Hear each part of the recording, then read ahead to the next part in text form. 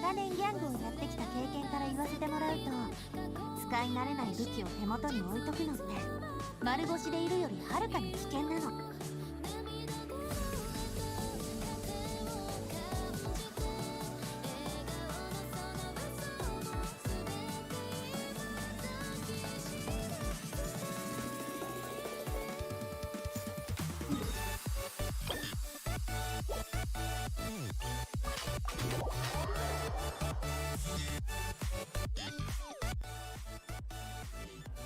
Hey Hannah, welcome back. Sorry I was muted. As I usually am.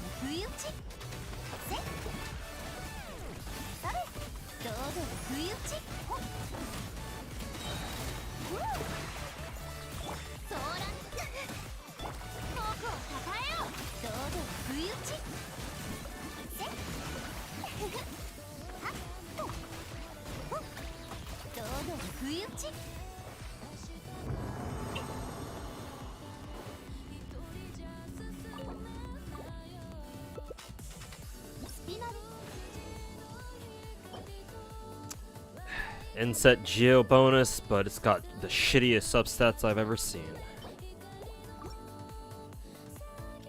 It's about to say, like, wow, did I actually get an inset goblet for Navia?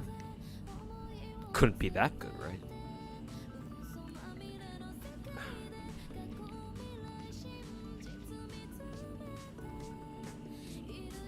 About to say.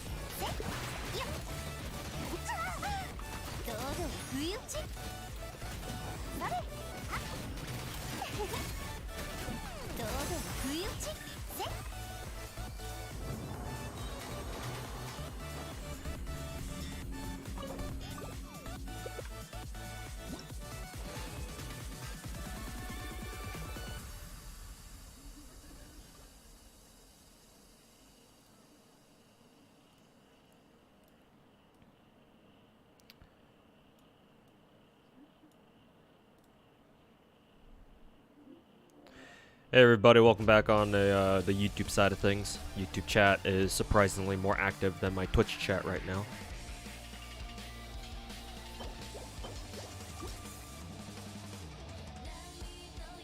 Are FGO raids fixed yet? I think the Surtur raids worked properly, I think. I was at work, so I couldn't verify. And obviously by the time I got back from work, the raids were probably already dead, so I didn't bother checking. But I think the Surtur raids were working properly. Apologies if they weren't.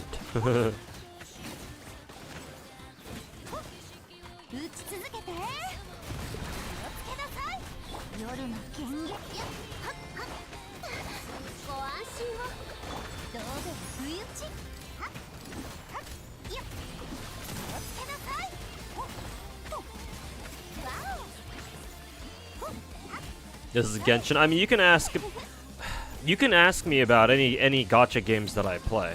I don't really mind. I know that normally most streamers don't like it when their viewers ask them about shit that they're about games that they're not currently playing. So I guess, in my opinion, that's kind of like indoctrinated like stream viewers. If you like watch streams, that's kind of like been like codified into like, ooh, this is inset. That's kind of been like codified into like, how should I say, like kind of like the unspoken rules that, oh, if you go into like a streamer's chat or something, you're not supposed to talk about this or that. But me, I don't mind. You can talk even if I'm playing Genshin or even if I'm playing one gacha game. I don't care if you ask me a question about another game entirely. I will answer it all the same. So at least with me, you don't have to worry about something dumb like that. That's pretty shitty.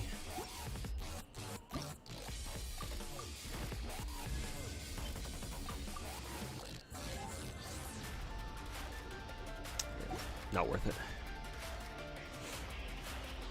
How long until the next raid starts? Assuming that we get a new raid every day, the next one should be up in 2.5 hours.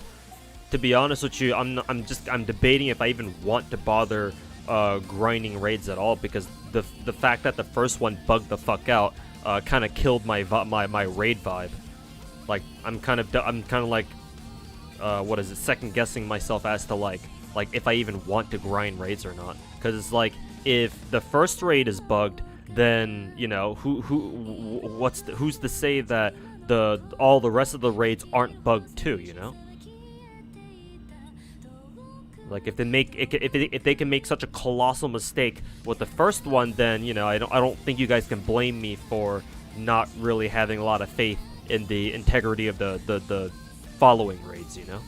So personally, I'm just kind of more in the mood to grind Navia artifacts for tonight rather than do, what is it, FGO raids, if I'm gonna be honest. And yeah, Merry Christmas to everybody. Hope y'all are enjoying your Christmases.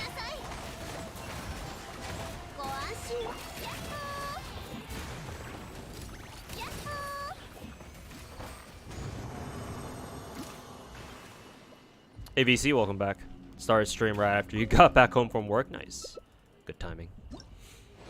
Final raid's the most valuable one anyway. Okay. Guess I'll keep that in mind then. HP double crit. We don't have a Geo character who scales with HP. No, we do. It's Zhongli. Kind of curious how much Zhongli benefits from an HP cup. Probably not too much if you're going for DPS. If you're going for DPS Zhongli, at least. How hard do you plan on farming new domain? At least hard enough to at least get Navia a really good artifact set. Just depends on if I actually put in the work or not. And I do actually want to. I think Navia is a sick character.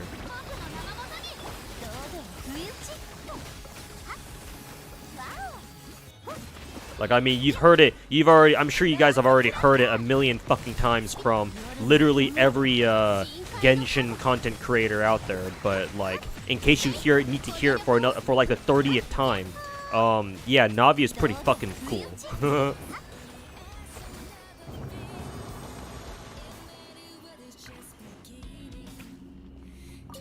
You got Navia? Yeah, I rolled her off stream. I knew that I was only like a single multi away, so I just grinded my my way up to like a full multi and.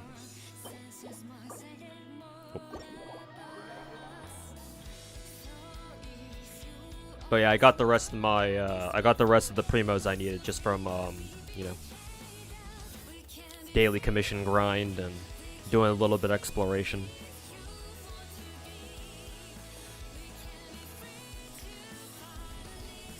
I am tempted to go roll for her weapon. I do feel like dropping a pack, even though I really shouldn't. I'm gonna have to check my bank balance to see if I can afford to do it. But I do really want to roll for Verdict. It does help that currently I do have. I don't know where to. Oh yeah, right here. It does help that I do have 4,300 Genesis crystals. This must have been from my last pack that I bought back when I rolled for Farina. So I could try to risk it, but you know, we all know how that's gonna end, I'm sure.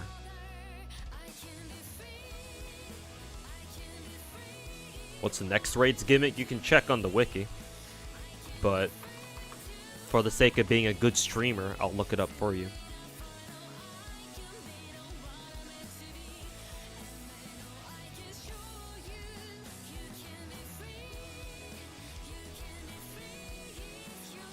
Our third raid should be... Actually, I don't know what our third raid is. I actually don't know how to read these, Yeah, I actually don't know how to read these raid bosses. Yeah, raid 3 Strange Retainer Swarm. I guess you have to fight against a whole bunch of enemies at once. Yeah, you have to fight against like three assassin enemies at once. Oh no, you only need to fight against a ruler. Okay, never mind. I was looking at the wrong one. Yeah, one ruler enemy with 610,000 HP. So bring an Avenger or a Berserker.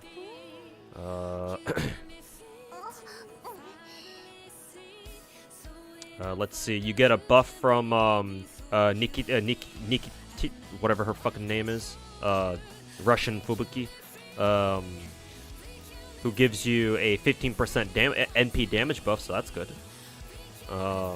Actually, you should be using a Gacha C, so actually that NP damage buff probably isn't gonna be that impactful, but at least it's something.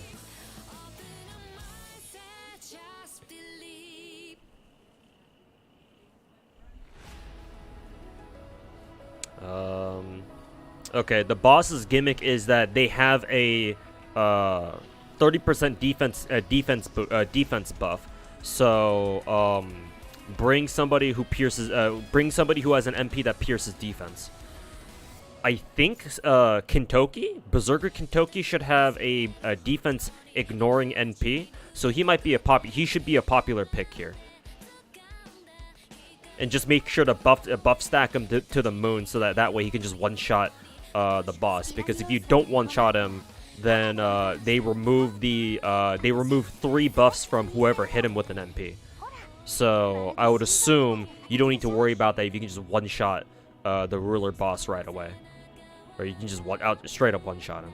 So one shot him, which most of you should be able to do anyway, and also bring a defense piercing NP, or God forbid bring like Sherlock or something and uses MP to give everybody defense pierce, I guess.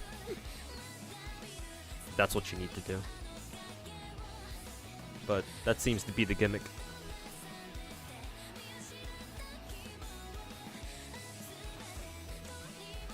You're early, yes you are. Welcome to the stream. We've been okay. You guys have been okay. Hope I've been okay. Yeah. More or less. Trying to enjoy the holidays as much as I can anyway. At least I've got... I went out with my friend to on a grocery run, so at least I'm stocked up on food for the holidays at least. And whatever I don't have, I can just go out to my local supermarket and grab whatever I need to supplement it. So, but yeah, I've got supplies at least for now. So at the very least, I don't need to worry about going hungry. But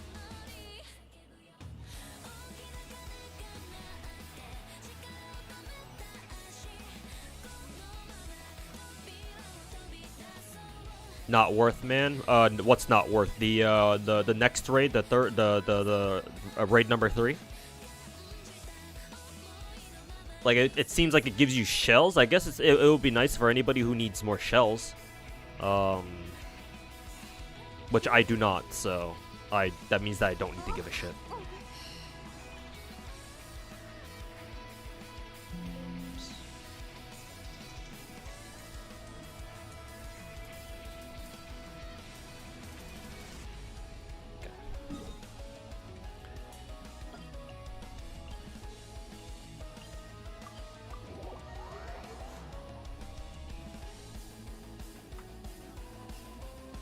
You got Navia, congrats. Yeah, I knew, like I said before, I knew that I was very close to a guaranteed Navia, so, yeah, for the last couple of days, I've been just grinding some, primos from, like, daily commissions and doing a little bit of exploration here and there, and yeah, I managed to get enough to, what is it? Roll this off pity. I think I got Navia, at least, I think the game, threw me a little bit of a bone. And I'm pretty sure I got her exactly on 75, so I guess that was nice of them, if I can even call that nice. But yeah, I do have Navia. I do want to roll for her weapon. I know that's going to be a terrible mistake, but I mean, her weapon is fucking sick. So I'm gonna have to see. I'm gonna have to make sure my finances can handle that, and see if I can go for it. If not, then oh well. I'll just be happy with the event 4-star.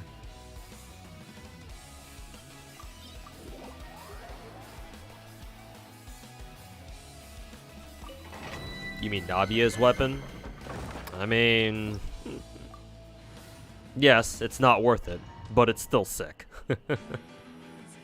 That halberd design is fucking godlike, dude. Hey, ladies, how's it going, man? Been a rough year, but I hope the next one's better for you. Same here, man. But yeah, Merry Christmas to you too. Hopefully you're spending your holidays well. And thanks for the kind words.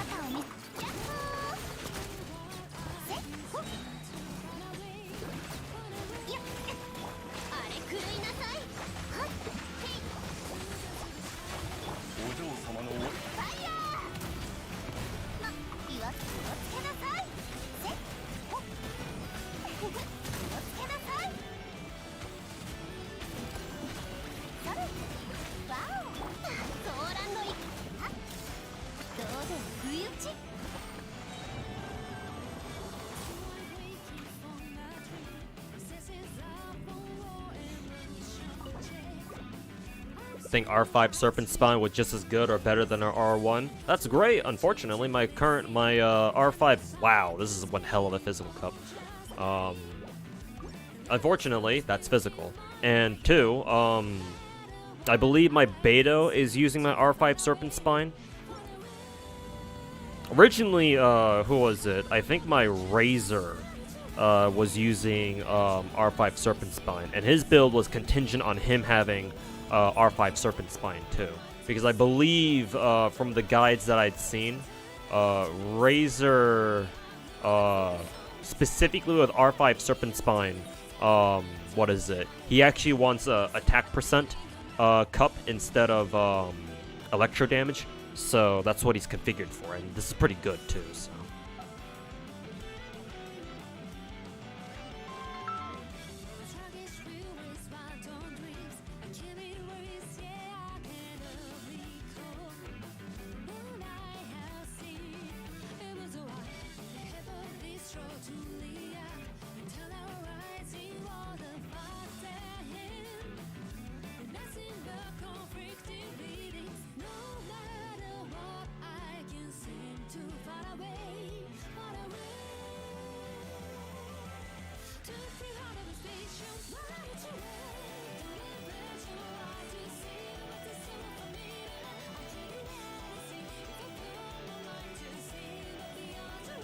Sorry about that, I had to take a really annoying call.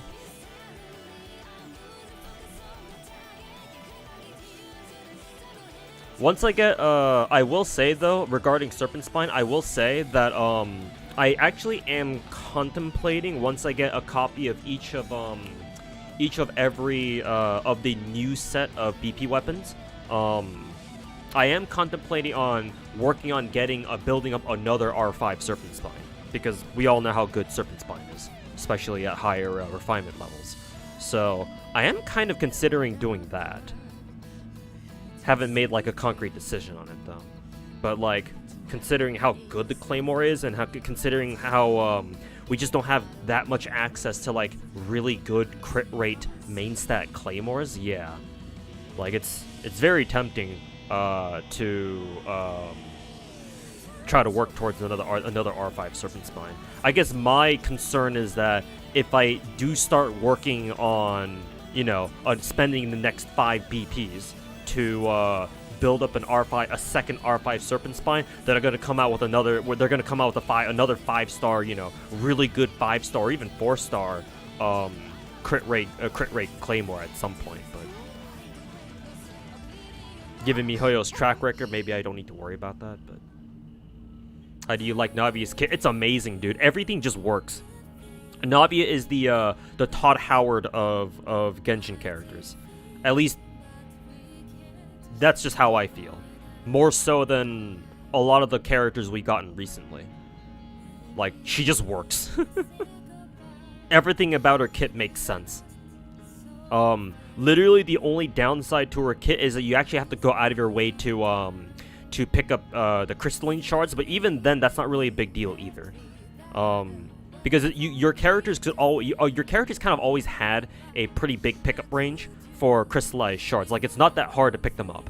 It's not like, you know, Xiangling's is a Guoba chili buff, where after Guoba's done, you know, spitting fire at people, like, he leaves behind that chili on the ground. That if you pick it up, it gives you like a 10% attack buff. Like, that chili thing is kind of tricky to pick up. Like, your characters don't pick it up very easily, but elemental shards, like when like, you know, the ones that pop out from geo reactions, like those, your characters pick those up pretty quickly. Like, you don't need to go out of your way. Like, you just need to run near them, like somewhat near them. You just grab them. So that's cool. That's good. So, like, even the one downside Navia has, I don't even feel like it's that much of a downside. It's like, oh, you just need to take like a split second to sprint in the direction, dash in the direction of a nearby shard, and that's it. I guess the other downside would be, like, you need to actually see where they are. And with Navia's bullshit, with her like using her ult and shotgunning people and all the other crap that you might have on, you know, on the field from your other characters, like, it might be hard to see like where the crystalline shards are.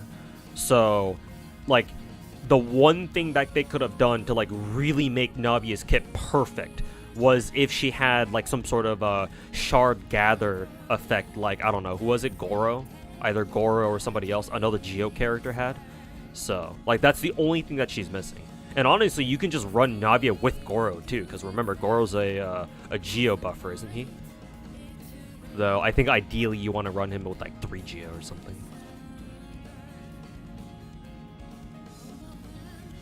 But yeah, Navia's kit is amazing, man.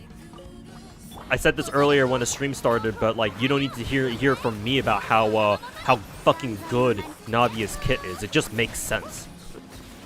It's intuitive. It works. It's fluid. Well, like, what more do you want? And it fucking hits hard. It's the best part, obviously, for most people. Dare I say, for the meta players. Maybe she missed her second shot.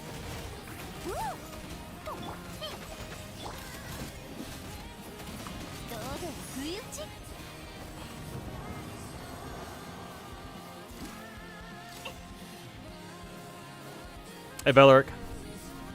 Happy holidays to you too, man. Hope you're enjoying yourself.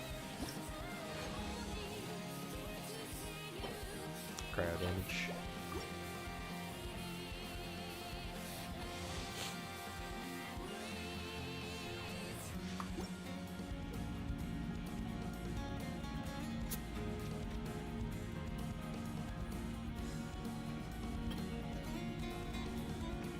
How many MP copies are gonna go for roll for Koi and Dark? Probably just one.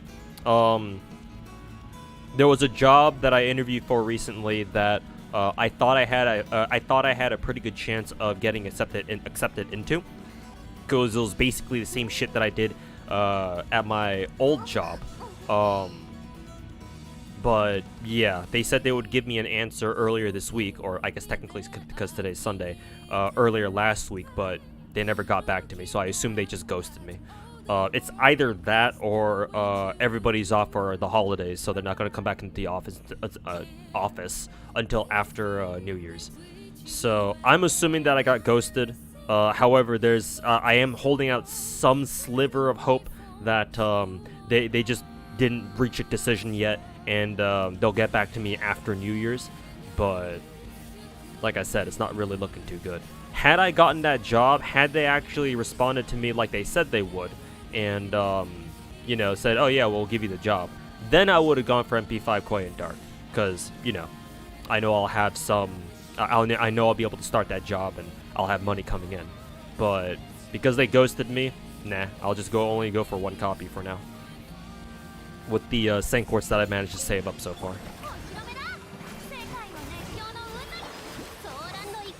Holding a skill will vacuum or shard. That's a good. I actually did not know that.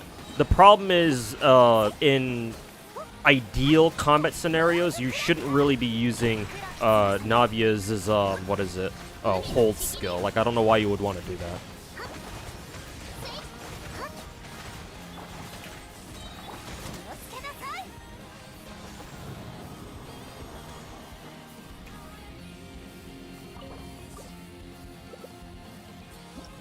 What's a good weapon for beta that you can currently get? Well, if you're a BP gamer, if you buy the battle pass, then Serpent Spine is probably her best one. Other than that,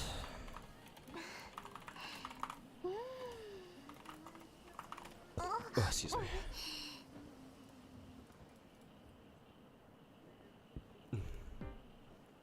Let me check real quick.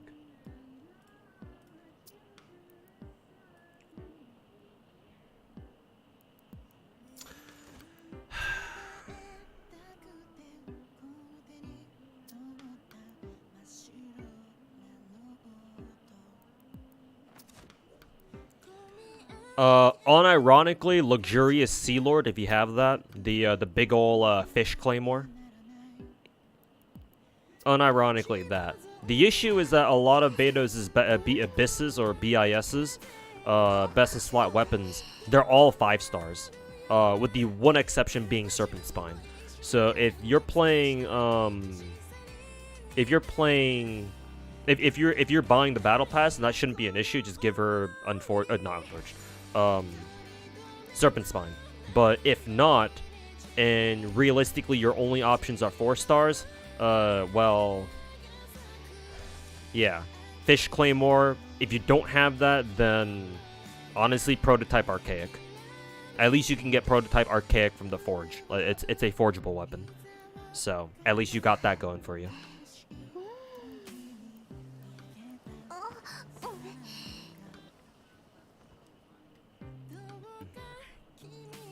So yeah, hopefully that helps.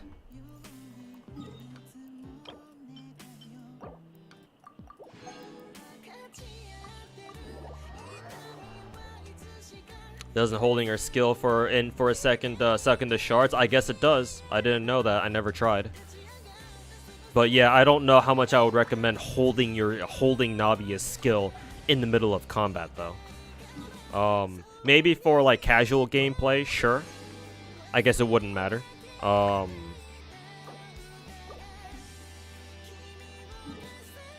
yeah, in somewhere like Abyss, in Abyss, like I think it's better off that you just tap E real quick and just keep your rotations going.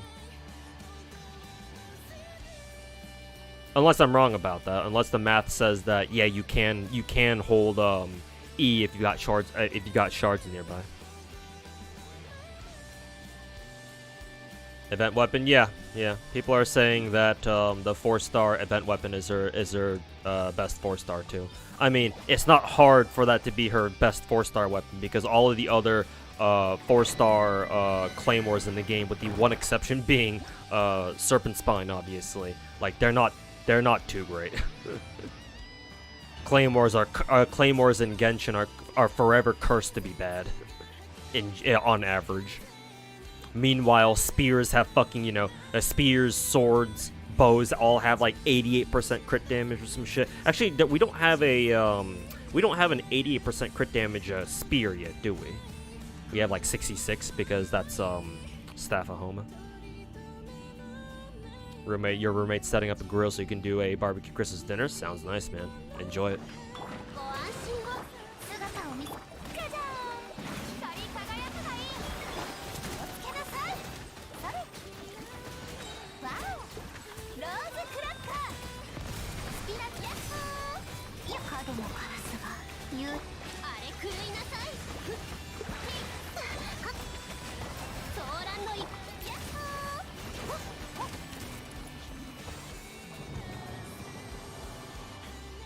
kind of funny, devs didn't add a second E to her cons, considering they do it for a lot of characters. I think they intentionally didn't do it because they knew how much damage output she had. Imagine if Navia had a third charge.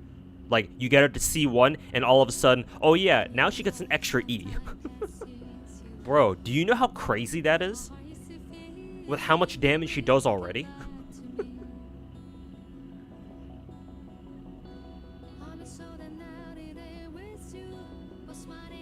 Like, never mind the fact that it wouldn't really synergize perfectly with, like for example, Verdix's passive, where I think it only buffs her skill for two uses. Her having a third shot on her shotgun would be insane. Just boom, boom, boom. It's like, sheesh. Have you tried EM Raise yet? No, not really. I haven't.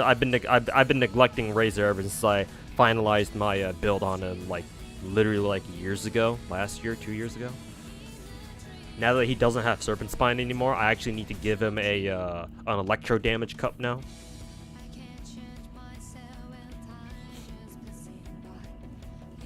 Probably just hiring freeze due to the holidays. Yeah, Mr. Try.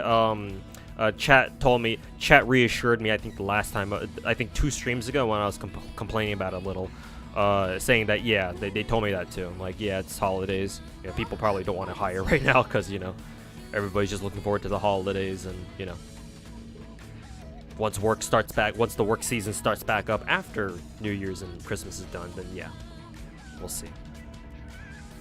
But I don't know. I'll see it. I'll believe it when I see it. Or 4 with Sack Greatsword. Yeah, exactly, bro. Imagine. Never mind that it's Sack Greatsword.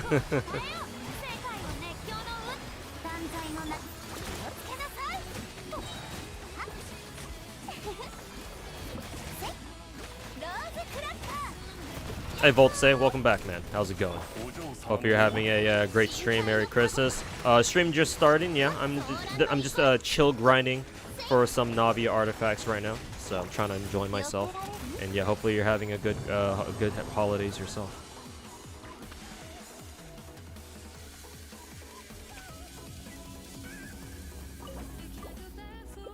Not even that. You think most companies had their end of year budget done soon? Okay, I see. Yeah, and they don't want to fuck it up by like adding more recruits like literally at the end of the year. But yeah, we'll see. Hopefully my luck holds. At least for that one job that I applied to that I thought I had a good chance at. But we'll see. Maybe I just need to wait until after New Year's.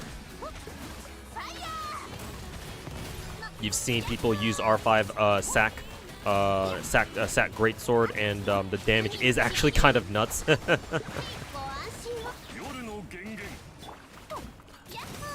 The only issue that I see with running Navia with Sack Greatsword is that she literally doesn't need that much energy recharge. Because like my Navia with our current build, even though it's subpar for now, like she only has 13% energy recharge. That's more than good enough for her. And Sack Greatsword gives you how much energy recharge? Like 60 something? If it's the same as like Sack Sword and Sack Bow. Let's see. Oh, not that much, but still 30%. Yeah. Honestly, I think 30% ER is way overkill for Navia. Like, that's literally the only issue.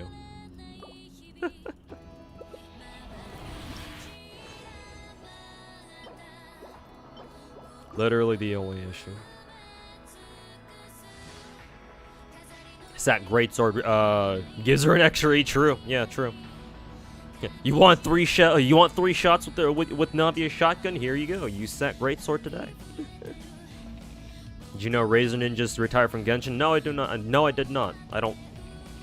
Despite my history with that guy, I don't bother, you know, I don't bother stalking him and you know, keeping an eye on everything that he does. Like I don't hate him that much. Well, it's kind of a stretch to say that I hate him either. I just don't care for the guy.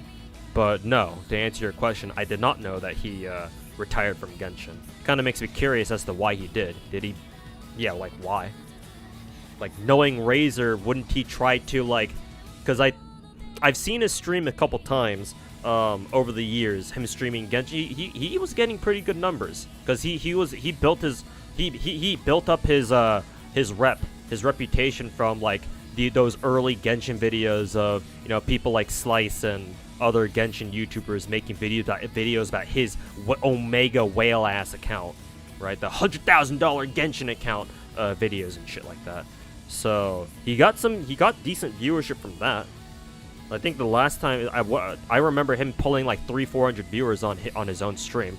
Why would he retire from Genshin? What happened there?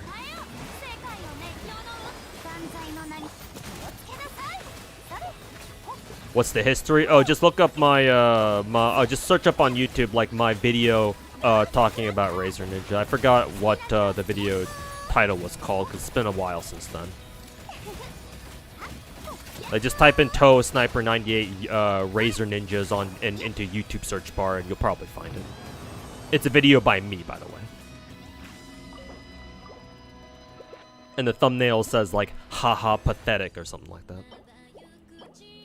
Yeah.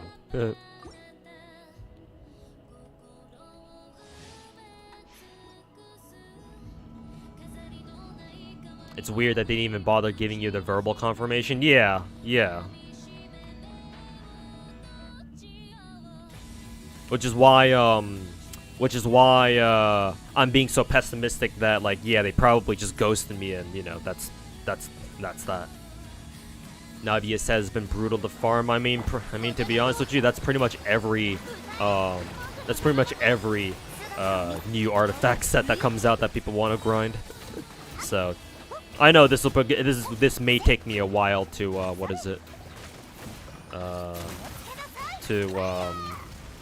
get Navia some good artifacts.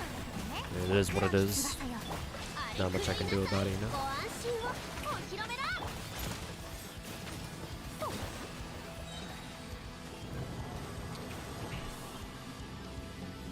Something Butters. Oh no, Butters was a different guy.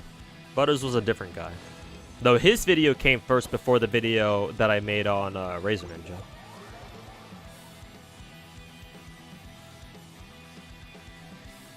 Ironically, he's playing Star Rail. He jumped ship to Star Rail? Why won't he just play both? Well, what's stopping him from playing both? It's not like keeping up with only Genshin and Star Rail is exactly hard. The fuck?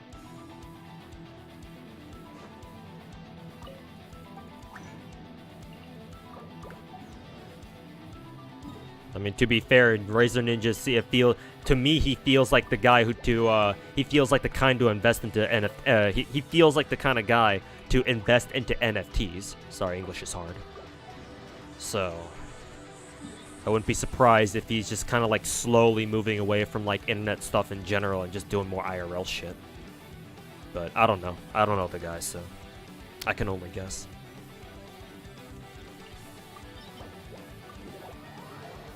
Barely playing, not whaling either as of now. Mostly just Star Rail and other stuff. Yeah, it's kind of surprising. Not sure what happened with him.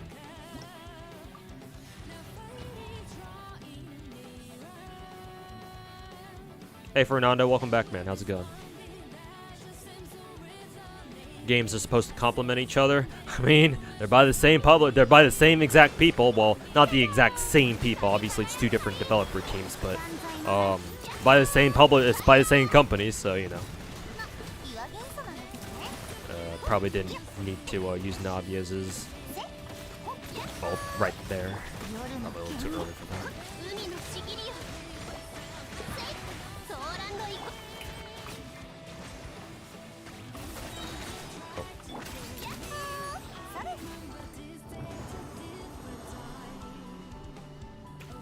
You really enjoy Star Rail's investment time and endgame? Yes. As you should, because it's obvious that they've invested into. It's obvious that they have invested into Star Rail's endgame.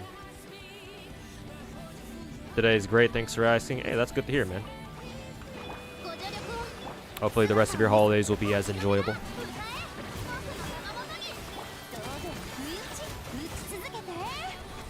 Oh yeah, there I go, using her ultimate a little bit prematurely.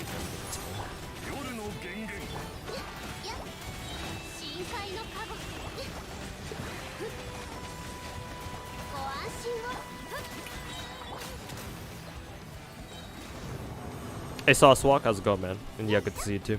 Welcome back.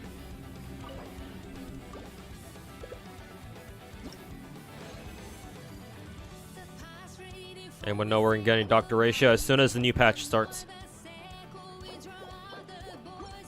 So in 2 days? Actually, are we getting him in 2 days, or are we getting him when his banner goes live? I actually don't know. Now that I think about it, I probably should have thought about that before answering.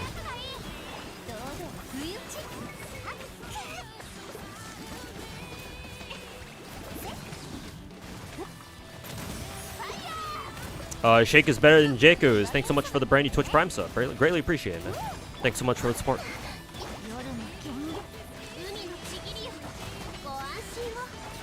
Will definitely go a long way into helping keep me afloat, especially these days. But yeah, thanks so much for the brand new sub. Yeah, the brand new sub. Shit. I might have to do a another artifact inventory deep clean again, and go strongbox all of my shitty 5-star artifacts.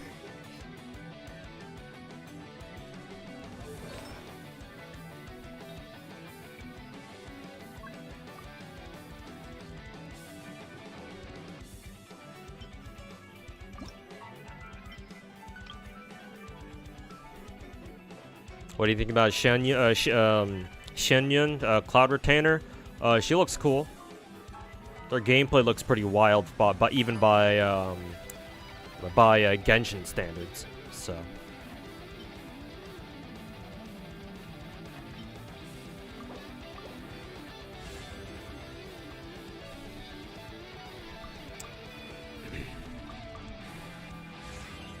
So yeah, looking forward to whenever she comes out.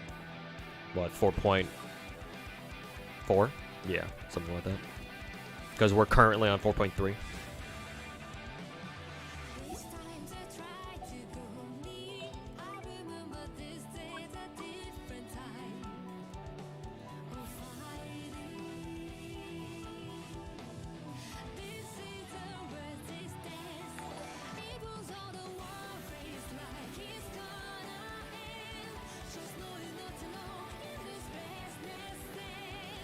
Master Tango, thanks so much for the 5-month resub. Welcome back. Finally caught you, you elusive bastard. Yeah, sorry about the no streams for like basically the past month. Been busy trying to adjusting to my new schedule, work schedule recently of night shifts. So that and trying to deal with, you know, all my other IRL bullshit. The Liyue character is broken. No way.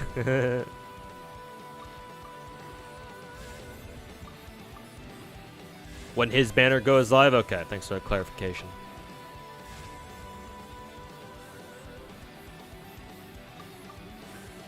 Hey, Merry Christmas to you too, Fade Echo. How's Navia so far? She's a great character, man. Would highly recommend rolling for her if you don't already need to roll for somebody like who was it? Somebody like Raiden, because Raiden Shogun is second half of 4.3. Well, the 2 artifacts that I just rolled will have absolutely god-awful substats, so honestly, I don't even know if I want to use them.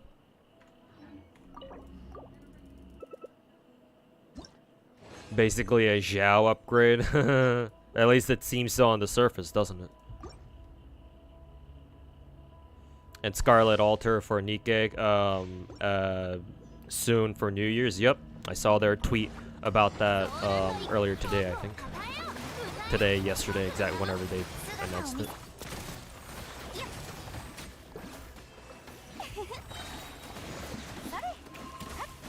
Finally got one. Do you mean Navia? Yeah, I rolled. I knew I was. I said. I already mentioned earlier that I knew that I was pretty close to getting her from Soft Pity, and yeah, she showed up at Soft Pity.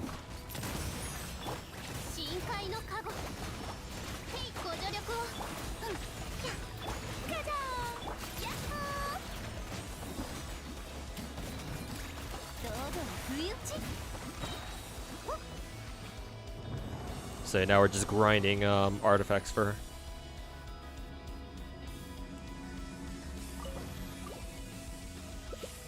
Scarlet reclaiming her SSS ranking in a tier list. I'm surprised you thought she ever lost it. How does Navia feel as the only Geo on the team? Not bad. I mean, honestly, I don't really like it. It's not really an obstacle. Yeah, I don't think you need Navia. I don't think you need to have a second Geo with Navia. I actually forget what the Geo resonance even is. God, it's been so long since I last looked up what Geo resonances even do. I don't even know where to go to fucking look at Geo resonances. So I guess I'll just go consult Google, I guess. Geo resonance, blah blah blah. What does the wiki say? Geo resonance increases shield strength by 15%. Additionally, characters protected by a shield will get 15% increased damage. Okay, that's good. And then dealing damage to enemies will decrease the Geo res by 20% for 15 seconds. Okay, so that's why you want to run double Geo. I knew it was really good running double Geo. I just forgot how. Forgot exactly how it was important.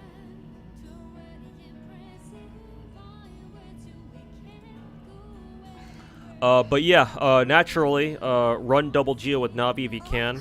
But I don't think it's like a must. Like if keep in mind though, who was the one who asked that question? Might be Booker. Keep in mind though that my team is pretty fucking good.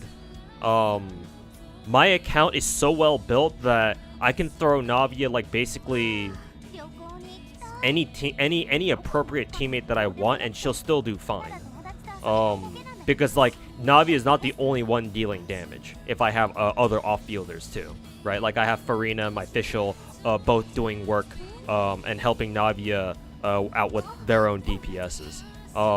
It's not like Navia is my biggest contributor of damage. So obviously, as my main DPS, she will be eventually. But the fact that I give her teammates that are also really, really fucking stacked in terms of, you know, gear and shit, so they can do a lot of damage themselves, means that Navia herself doesn't. It takes a lot of pressure off of Navia herself having to do that damage herself, if that makes any sense. So, in other words, for most players, for a lot of players, especially free-to-play players who have gotten Navia, then yeah, it's in their best interest to run double Geo, Navia and like Goro or somebody, so that way they can maximize Navia's own damage. Because I'm assuming that a lot of free-to-play players don't have, you know, absolutely cracked out off-fielders or support units.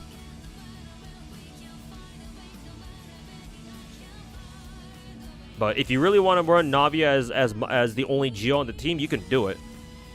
I just, you know, just for your sake though, I hope that your team overall is very, very well geared and statted out. Hopefully your new work is doing you well. It's keeping me afloat. So in that sense, it's kind of nice. I'm thankful that I have it, but I'd like to move on to something a little bit better. And I've been trying to look around. I've been working to try to do just that. But. Hey, pretty airhead, welcome to the stream. How's it going? Ow.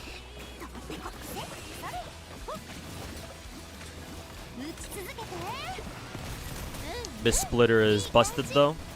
What are we talking about? But yes, Miss Splitter is very good. Is a very good sword, obviously.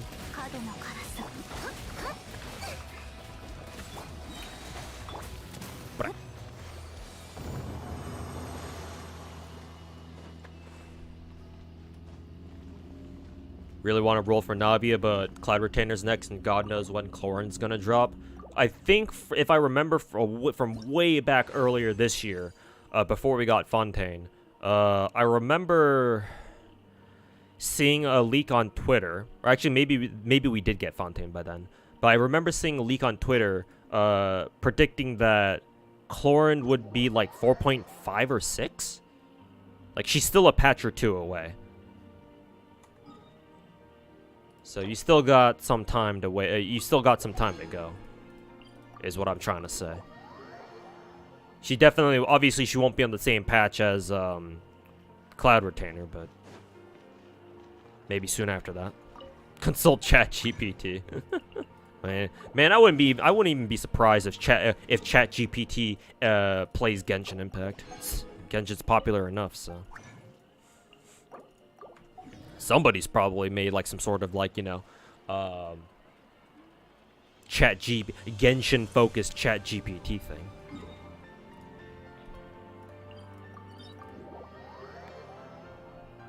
Georesonance Opedo, yeah, it's really, really good, I will say. So yeah, definitely run double Geo with Navia if you can help it. Like, I mean, hey, I'll try doing that right now. I'll run Goro with Navia, and we'll see how much faster I can clear the dungeon. What's your take on costumes and cosmetics? Hey, Dreadful, good to see you over on the YouTube side. What's your take on costumes and cosmetics giving stat buffs? Obviously, you don't want that. If you have cosmetics or costumes giving you stat buffs, then, well, you can't really call them cosmetics anymore now, can you? Then again, for a game like Genshin, where, like, they literally sell you 5-star weapons through Gacha, like, I'm actually not sure how to, like, what my opinion of it would be. I guess I would have to, I guess what I can say for now is I would have to see how they implement it and how good those stat boosts are exactly. Because yeah, like normally if for most other games, like, you know, the whole idea of, you know, devs selling you fucking, you know, costumes or whatever that give you stat boosts, and they're not just cosmetic changes. Yeah, obviously I have a problem with that, but like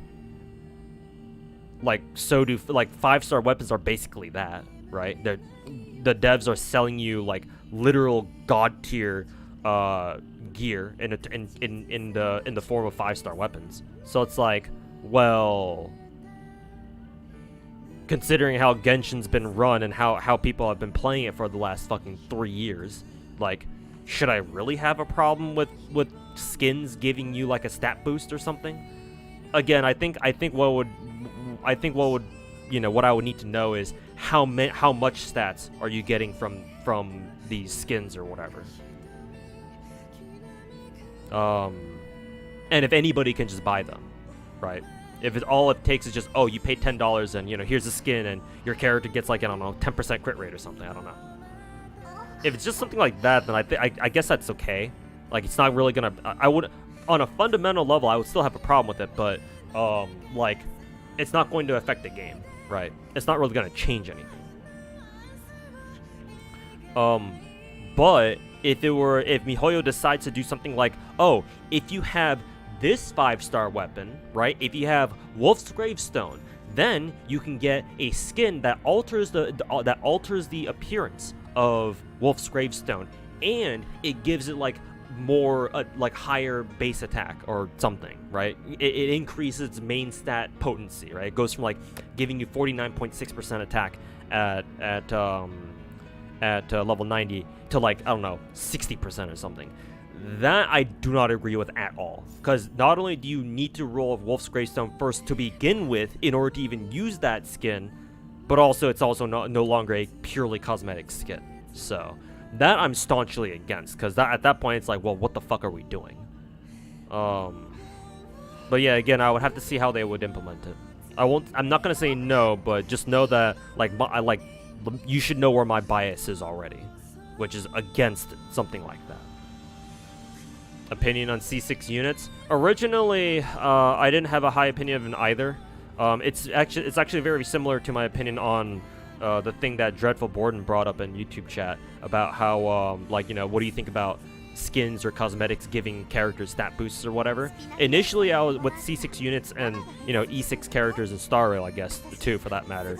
Initially, when Genshin first came out and we first started playing Genshin, I was like, I don't know how I feel about C6 characters. Like I don't like the idea of you paying money and that directly makes the character stronger. Now, me having played FGO, right? Like I shouldn't be any stranger to that. But at least in FGO, when you roll for more copies of a servant, all you're not really changing much about the character other than just increasing their damage directly, right? Whereas in a game like Genshin, Constellations can fundamentally change how a character is played, right? Like a lot of characters, C1s and C2s are like potential game changers, right? Where they either like change what kind of stats that you want to go for on the character, or like they make certain elements of the gameplay significantly easier, and don't make you have to deal with it. Like I know that's the case with Risley, with his C1, I think, something like that. Farina, I think, also has something like that too, I think, if I'm not mistaken. With their C2 or something, I don't know. Actually, I think it was before they flip-flopped her C6 and a C2 around, I think. Where I think before they changed it, I think Farina's C2 gave her the Hydro Infusion or whatever, so before they changed it. It's different now, but something like that, had it stayed at C2. So, nowadays, though, after having played Genshin for 3 years, now I don't really care too much about C6 characters. Because it's obvious to me, anyway, that MiHoYo designs characters, most characters anyway, to be perfectly functional at C0. And the Constellations are there mostly for convenience. Mostly. I'm sure there's a few exceptions.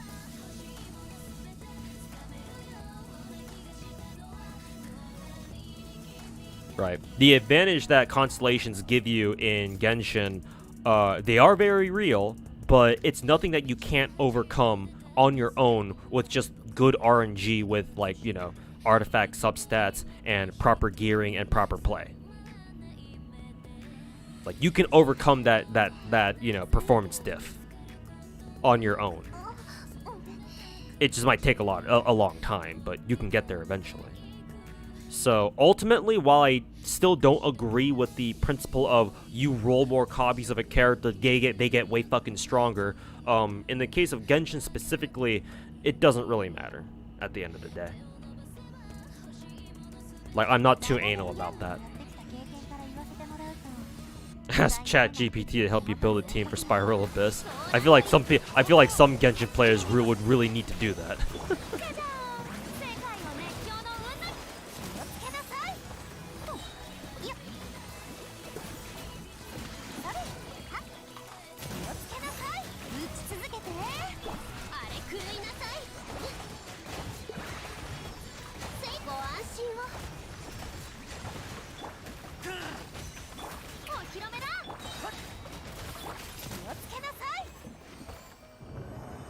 Seem about the same.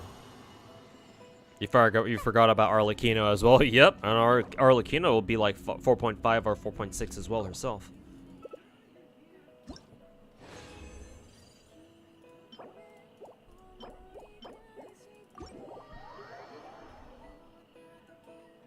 Let ChatGPT dictate, tell you what to run for Abyss. Oh no.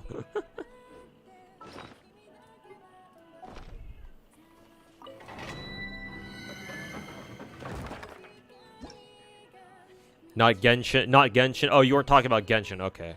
I was like, wait a minute. Are we talking about Genshin here? Underlying ill feeling from Echopocalypse just being recently released. Yeah, I heard about that game. I've been getting a lot of ads for it on my phone. I think it was like a 5 to 50% stat buff from on something. Used to you're already used to the skins just being skins. FGO, Azure, Nike make characters look chatter or more hot. Yeah, and that's how it should be. Skins should only just change the appearance of a character, not actually do anything more than that. So yeah, the fact that that Echopocalypse game is giving you skins that like actually make your characters better, like.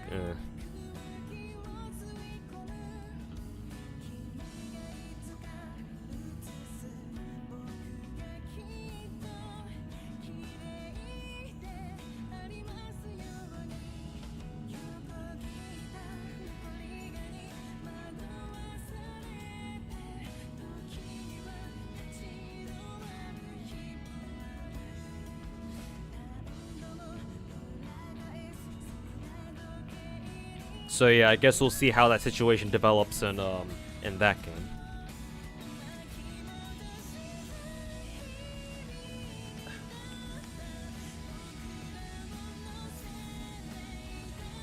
Playing since day one. Still no Wolf's Gravestone. Yep, that's how it goes. Welcome to Gacha. How do you want to get fucked today?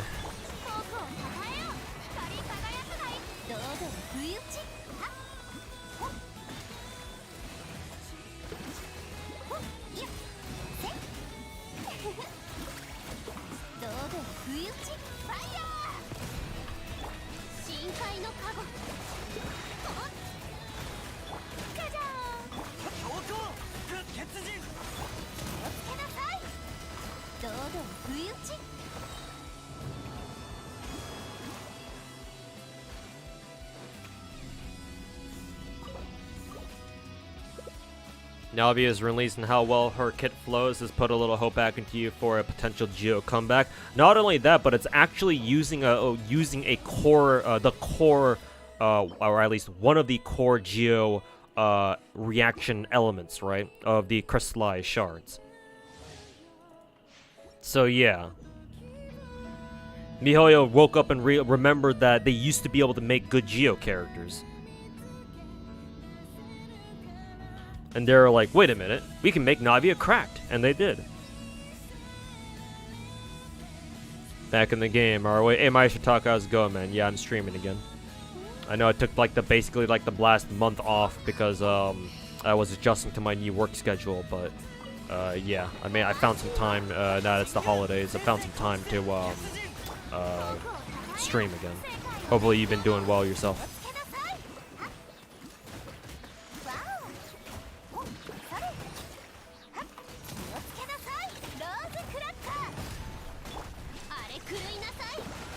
You want to ask ChatGPT where your MP2 Melusine is? In the depths of Gacha hell, unfortunately. I mean, if it'll make you feel any better, just know that there's a good chance that the Hamster Squad, once they wake up from their holidays hibernation, there's a good chance that they're just gonna roll back the server because our first raid was bugged as fuck. So who knows what would have happened to your MP2 Melusine, even if you did roll her, you know?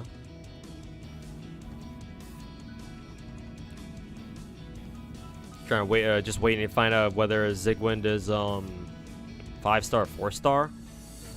Funnily enough, I don't know if Zigwind has ever been leaked as a playable character yet. Like, you would think that the leakers all the Genshin leaks would have like mentioned if Zigwind would be a playable character or not, but I haven't seen a leak that's come out and suggested that would be the case. I mean, we know she's got a whole like unique character model or whatever, but ready for DMC4 Nero, aka Young Dyer and Ether Gazer. Is he our next character? I know he's pretty fucking top tier. He's our next SSR. Cool. Hopefully I'll be able to get him. My shifted star stash, my free to play shifted star stash is not looking too hot. Because I rolled for after I was done rolling for, who is it, Thor. Like, if I had enough, I would go for double S rank Thor, but for the sake of future characters, I don't want to roll on anybody else. Or I feel like I'm refraining from going for double S rank Thor. To be fair, fucking my fucking single S rank Thor fucking dump trucks people. Christ, she's so strong. And she's only tier 1 too. Like, what the fuck? Like, I get the tier 0 characters are the best characters in the game, but Jesus. MiHoYo remember that there are good Geo characters. Yeah, they remember they could make good Geo characters again.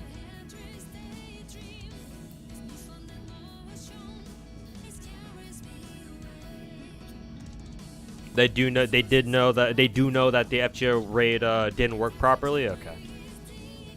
Only on the FGO website, not on Twitter for some reason. That kind of makes sense because the FGO accounts' Twitter tweets are scheduled. because it's an official account. So they always schedule all of the all of their tweets.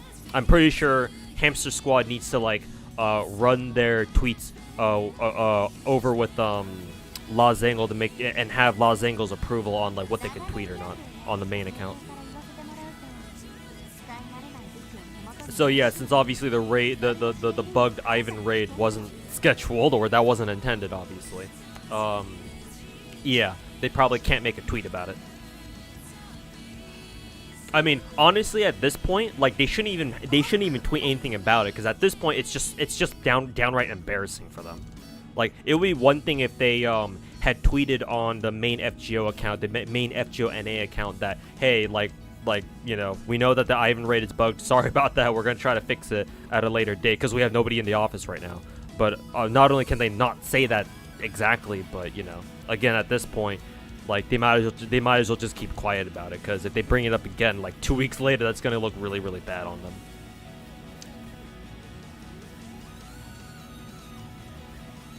Went out of the way to make give Zigwin a Hydra Vision. Surely they planned to make her playable. Yeah, people thought the same thing with the Signora. Look what happened to her. Yeah, 2 blue Rider gems this time. Nah, Kana Yoshiki won't do us that dirty. Kana Yoshiki's a bro. He wouldn't do us NA. He wouldn't do us NA bros that dirty.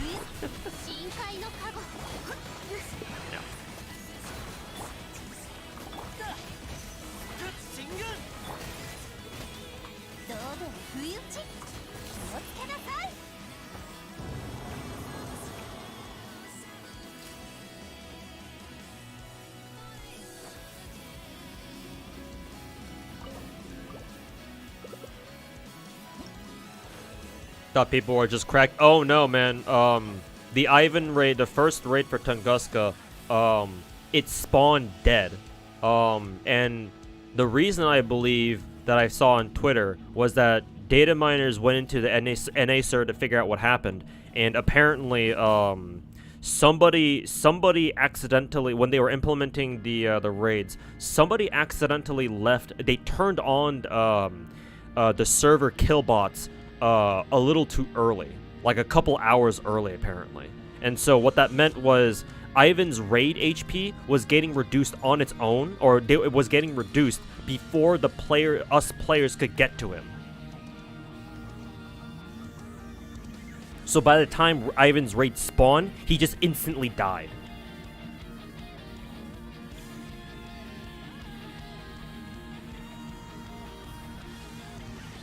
Crazy how Thor is a great teammate for Osiris, can do good damage playstyle is pretty fun.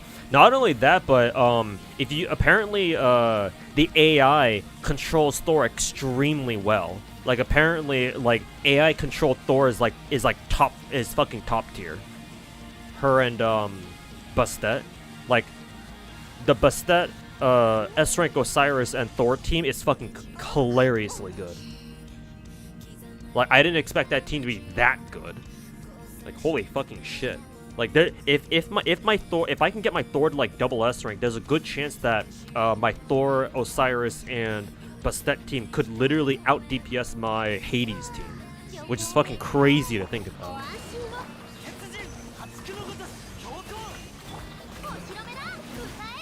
Signora will be playable, surely. Honestly, I do think that MiHoYo will resurrect Signora at some point. Like, they must know how popular of a character she is. Like, ain't no way they're just gonna let her fucking stay dead, you know?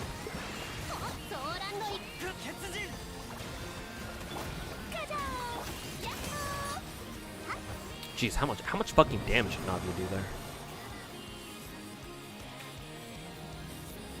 Thought it was just a time problem from like time zone issues from JP's code, so it's a lot worse. In a way, yeah. Ooh, this fire's pretty good. But yeah, in a way, yes. In a way. But like, I don't think it, from a coding issue, I don't think it was that serious. But like, just in terms of sheer like egregious negligence, yeah, it's a lot worse. It's like one of those, like, how the fuck do you make this kind of mistake moments.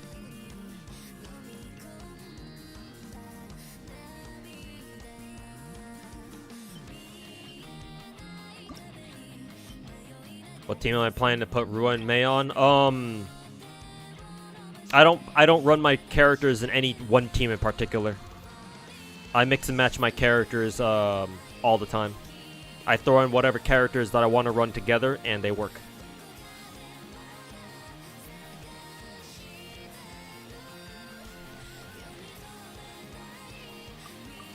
And remember, defense.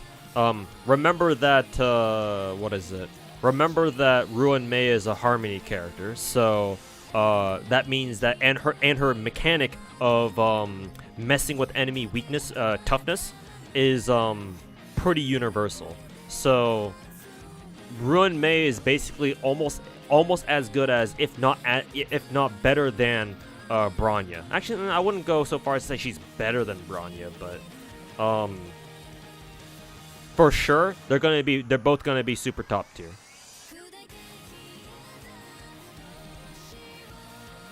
So Ruin Mei is just, you throw her into any team, she'll be good. I really don't think you need to worry about, like, she needs to be a part of this team or that team or whatever.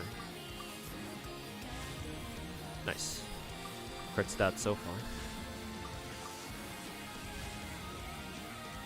Good to hear things are looking up. I wouldn't go that far, Maestro Taco. I'm not out of the woods yet, let's just say.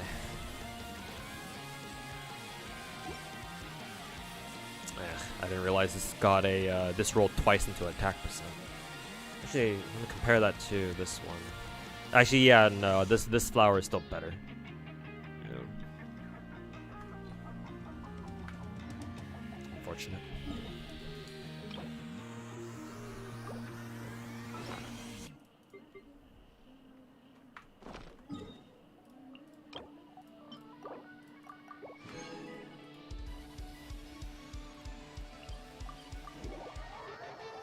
They're gonna retcon the story to bring Signora back surely. I don't think they need to retcon the story. No need to do that. They could just make a.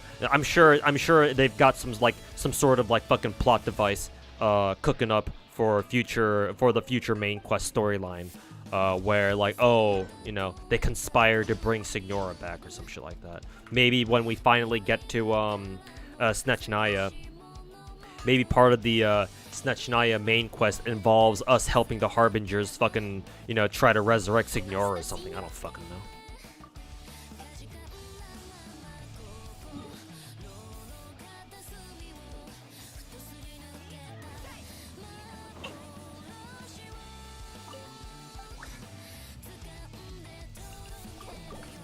Why using Goro with Navia? Isn't he a defense buffer? He might be, actually, yeah. It's been so long that I've used Goro that I forgot how he fucking plays.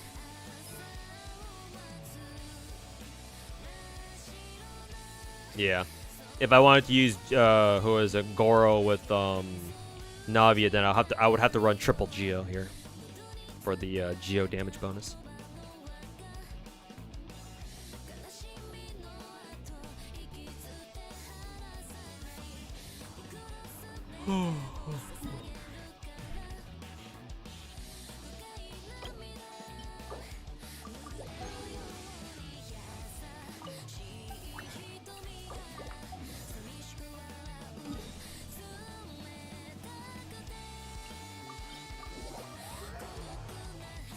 So actually, yeah, I could actually replace Kokomi with Zhongli, I guess, actually.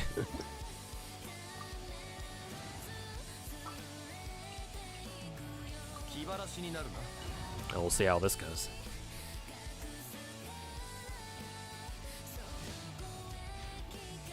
Might have dragged someone to hell, so is Koi and Sky a dark good for new players? She's good, but I wouldn't exactly say she should be their first pick.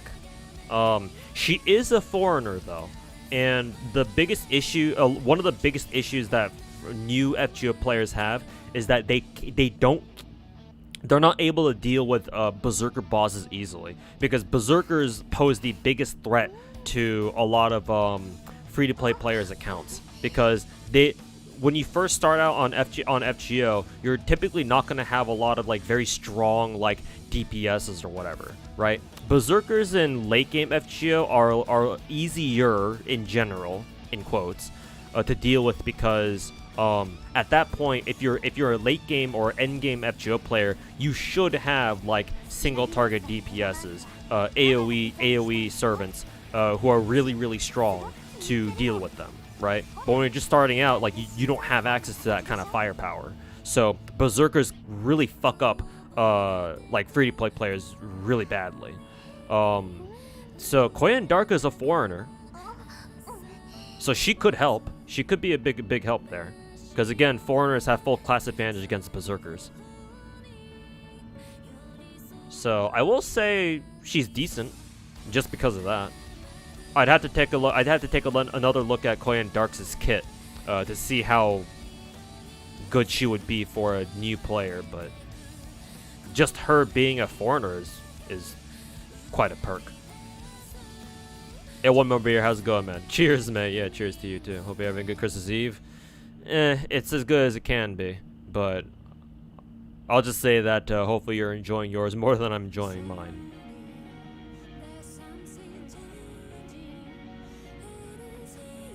Who is the Geo character to go with Navia? Zhongli.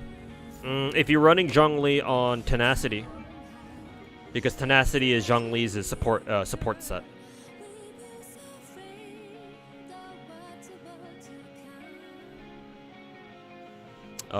You could also run, what was it? You could maybe also run Albedo, I guess, because Albedo is also another like off-field DPS or whatever.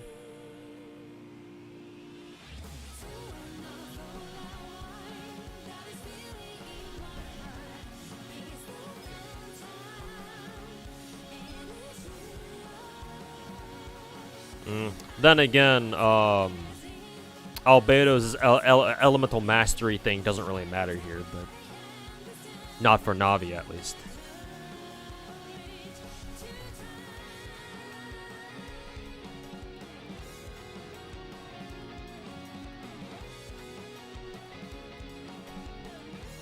But yeah, I guess Albedo if you have him.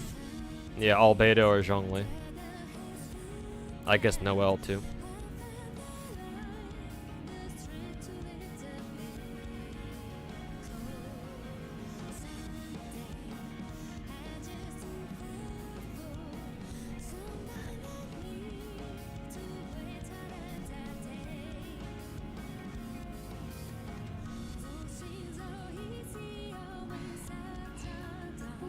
Tenacity Zhongli feels so fucking cooked, mainly because of the low cooldown. I've always been aware of the low cooldown. It was just never a problem for me. Then again, I haven't touched Zhongli's gear in quite a while. Like I would say in at least like 2 years, because we've had Tenacity for God knows how long.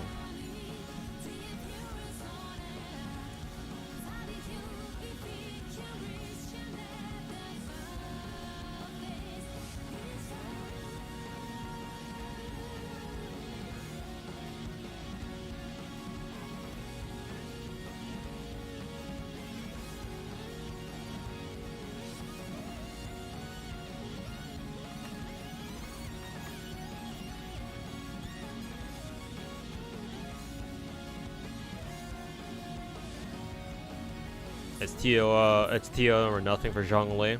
Like his other sets are either like DPS sets or like Emblem. And honestly, I think Emblem is like, why the fuck do you want to run Emblem on Zhongli? So, I suppose I could switch him off from Tenacity to like, I don't know, 4-piece Noblesse, I guess. For me though, 4-piece Noblesse, I don't know how well that would work, because usually I run Zhongli with another like healer slash support who already runs 4-piece Noblesse anyway. So I guess for me, running Zhongli with 4-piece Noblesse would kind of be redundant. So if I were to change, I guess I would move into something like, I don't know, 2-piece archaic, or yeah, 2-piece archaic, 2-piece Geo with 2-piece noblesse, I guess, something like that.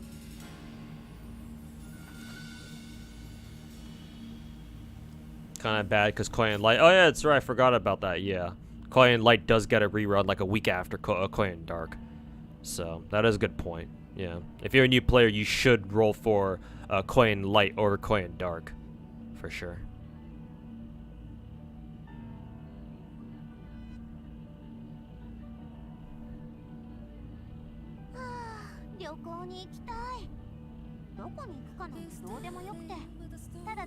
Constructs are made of tissue paper in Genshin. It's mainly a problem with the big bosses, because like the huge bosses, like I'm pretty sure all the constructs in the game are coded to like if they're obstructing like a like a big boss entity or whatever, they're just coded to just get destroyed immediately. Against like smaller enemies or like mid-sized enemies, they should be fine and they should stay there for a while, but yeah, I get where you're coming from with that.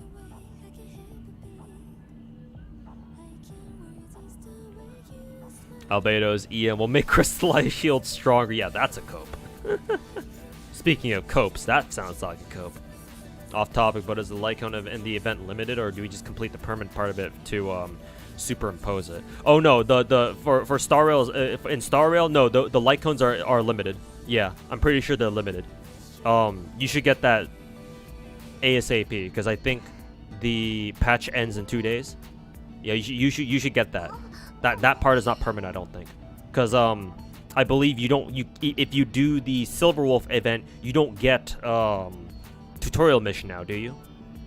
So yeah, if you don't, then that'll be the same for Gneifen's event light cone, or I guess it would be Huohuo's event light cone.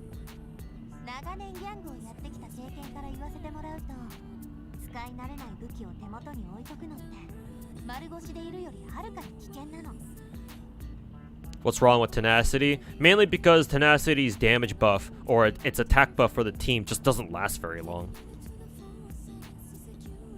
Like, it works much better on somebody like Layla, I would imagine, just because of how Layla's skill works.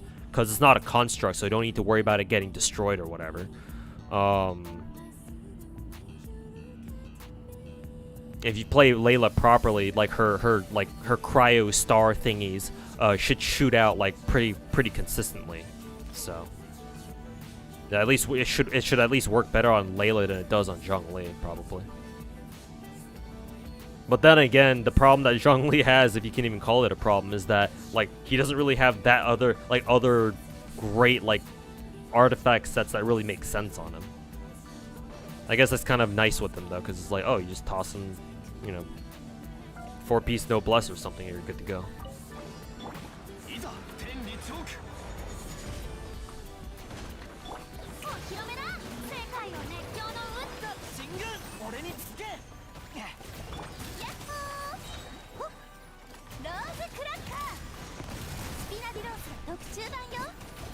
Lost all your gems in combat and Van Gogh pulls. You're sick. Oof.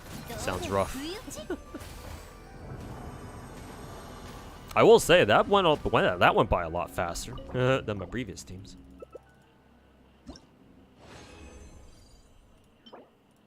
ER. Ew. Fucking attack percent circle with double crit. Fuck this game.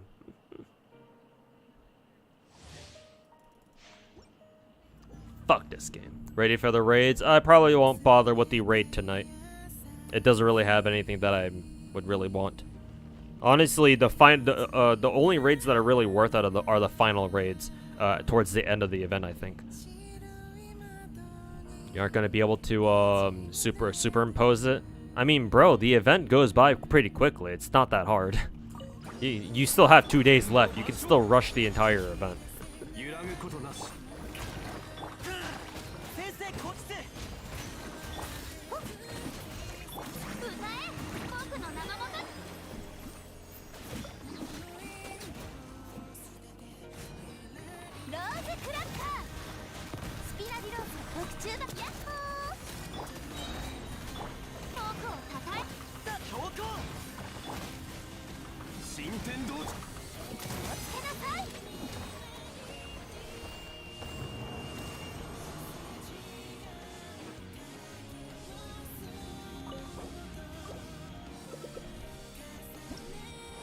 No, you only have 6 hours left. Oh, you only have we only have one more day on it. I thought we had at least 2 or less than a day on it. I thought we had like at least 2 days on it.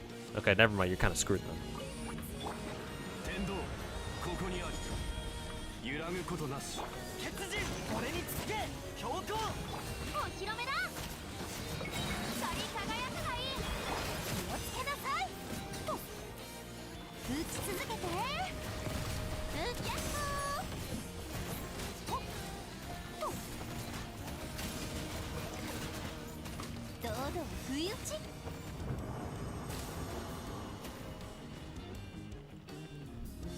Hey there, Stryazo. What's up, Mr. 2? It's the 25th here in New Zealand already, so stopping by to wish you a happy Christmas, dude. Hey, same to you too, man. Yeah, we still got about, here on the west coast of the US of A, we still got about 5 hours left here. So yeah, still Christmas Eve for us. But yeah, hopefully you've been enjoying your holidays and your Christmas, man. Alright, Master Tango, thanks for hanging out, man. And yeah, enjoy some games with the buddies, with the friends. We'll catch you next time. Have a good one, man.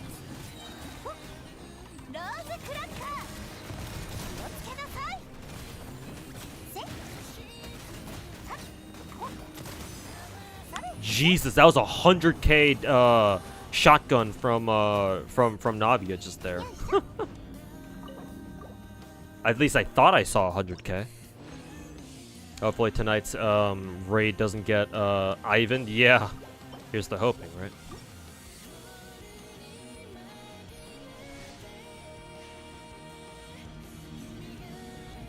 Is Unforged good on her? Currently, I do not have Verdict, the Gacha weapon for her own halberd. I also only have one copy of R5 Serpent Spine. I do have her event weapon, or the event weapon. I just haven't leveled it yet. Maybe I actually should, because it has a weapon XP. Yeah. Actually, might as well do it now before I forget, like an idiot.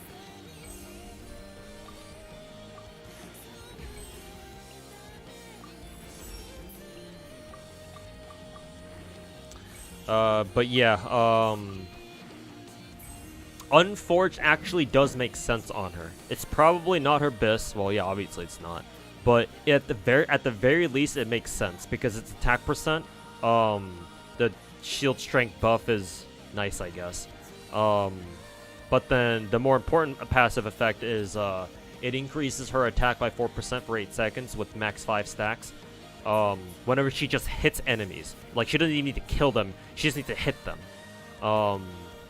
And while she's got a shield up, which she should, because she should always be picking up crystallized shards, the attack buff is increased by another 100%, is doubled. So, what, she should be getting a 40% attack buff, if Unforged passive is maxed out, and that's on top of, its base attack being basically 50%. So it makes sense. It's not her bis, but she can use it at least. Like, nothing about it doesn't make sense. So like, unironically, if you have a copy of the Unforged just lying around somewhere, and you don't have any other weapon for her, then yeah, you can just toss her Unforged and she can use it. Navia is real fun despite all the drama going on in Genshin. You're happy to have a cracked Geo 5-star waifu? Yeah. It's a nice refresher for a change, yeah. That and Cloud Retainer coming out right after all the Dr. Ratio drama was going down was quite convenient. Distracted a lot of the Genshin players pretty well. Star Rail players got a free 5-star character, And then Cloud Retainer comes out. Ooh, mommy Cloud Retainer. It's like that one meme template where it's like the two-panel meme where the first panel it shows like the stick figure dude like in the corner of his room, all dark and shit, right? With like those, with like you know, super creepy crossed out lines, like basically he's like shading out the entire corner of the room that he's in. And the bottom panel is basically the door opens and it's like insert character here, right? Insert, you know, whatever here. And then the stick figure dude in the corner of the dark room it turns out all of a sudden his room's no longer dark. And he's like, OMG, you know, name of character here. Genshin player base when Dr. Ratio was announced to be free, basically. Give me free Cloud Retainer now!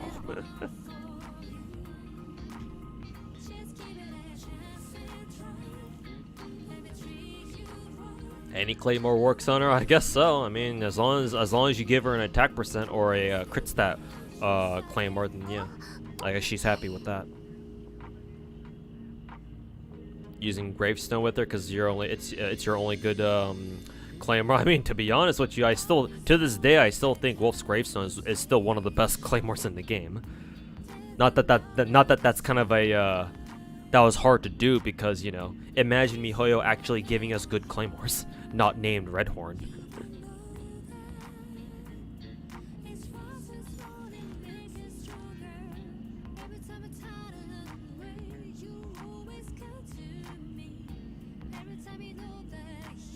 You got Navia on the soft pity. Hey, congrats.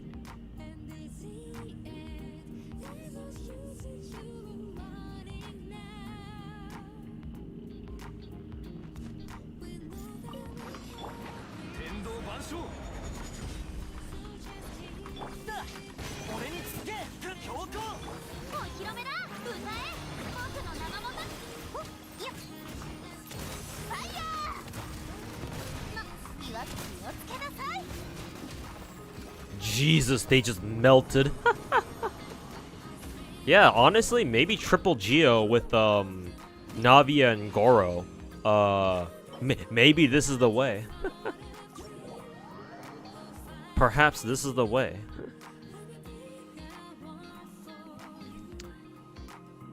Just barrel stuff everybody with triple Geo, I guess. This is that way.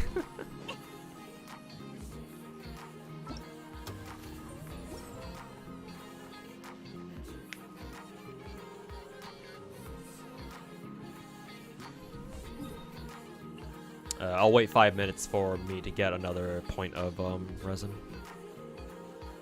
You love Zhongli's burst animation. It's super cool. Yeah, just a fucking giant ass meteor just falling down from the sky. Or just crashing from the fucking heavens. I demand order.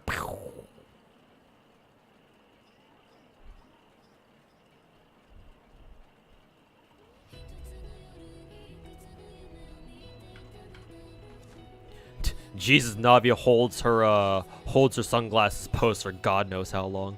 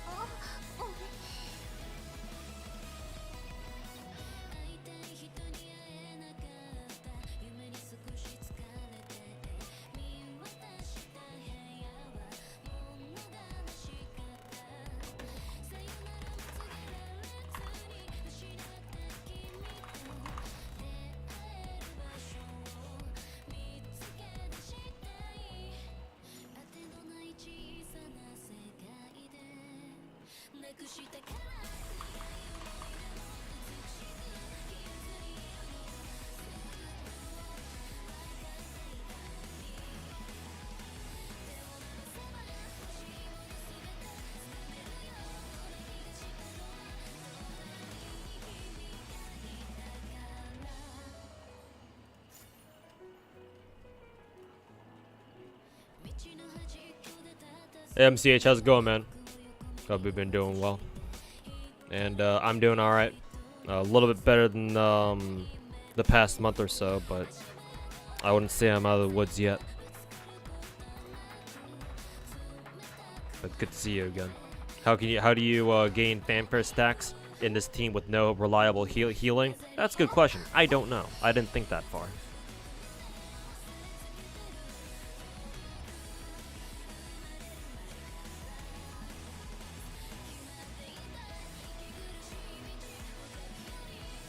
Her EN voice lines are a bit sus. 旅行に行きたい。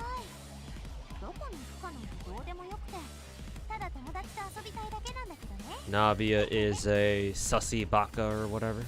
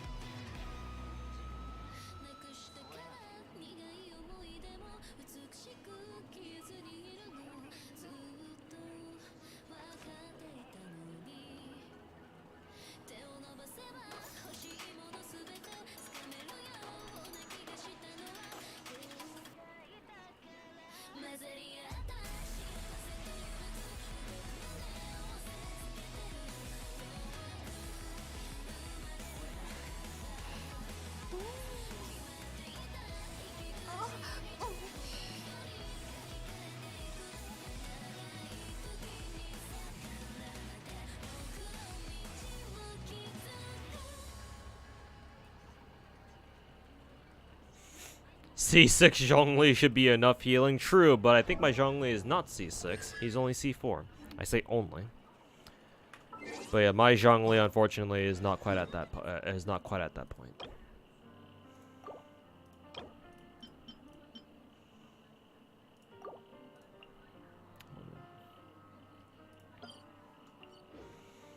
Doesn't Goro have like a healing mechanic at high constellations? He may.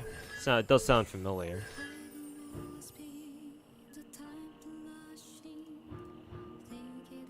Yeah, when General's Glory is in impregnable or crunch states, and also actively heal characters within his AoE by 50% of his own defense every 1.5 seconds. That would explain why my Navia isn't at half HP like the rest of my team is. Yeah, only, which is why I air quoted there. Only.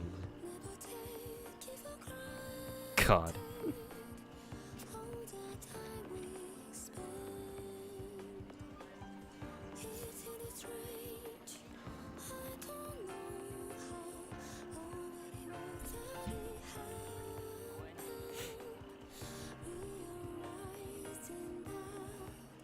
Noelle can heal at your place. Goro, true. And yeah, I do hear that Noelle is so back now that Farina's in the game.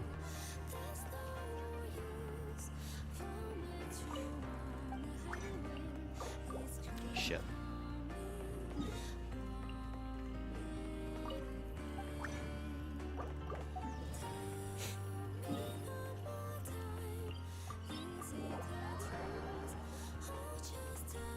Should I check my artifact inventory? Okay, we still got enough.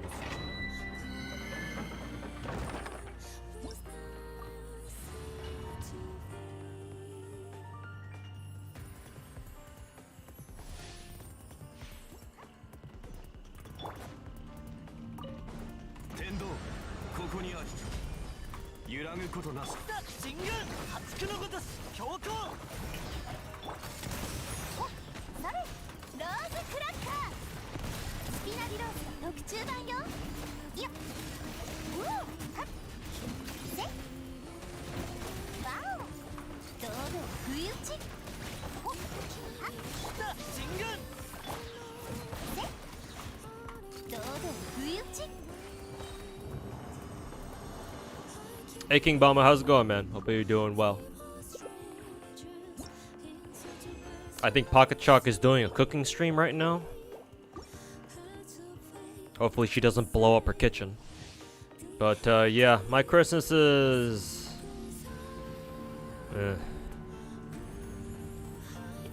I don't mean to sound dramatic, but this is probably the worst Christmas I've had ever since I turned 18, I guess. So yeah, again, oh god, that's not good. But yeah, I'm doing what I can to enjoy it. At least I have food, so I know I'm not gonna go hungry this holiday season, at least. So that's cool. But I'll just say I'm trying to enjoy it wherever, however I can. But yeah, I'm hoping that next year will be a little bit better in terms of you know, good news and whatnot. So just trying to survive until then, you know. I can actually double up on use Zhongli's ult twice there, I think. I'm pretty sure he'll get it back too. Oh yeah, almost. Not quite though. Not quite. Also, King Bama, thanks so much for the 10 gifted, man. Greatly appreciated. Thanks for gifting all these subs, man. I see that. I think Twitch is saying you've gifted like 382 subs so far. Yeah, that's fucking insane, dude.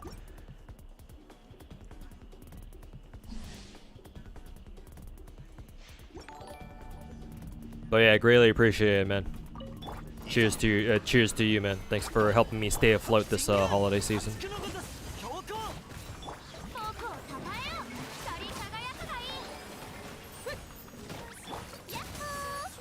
God, I love it when Navia, or I love it when enemies just group up like that and Navia just fucking shotguns all in at once.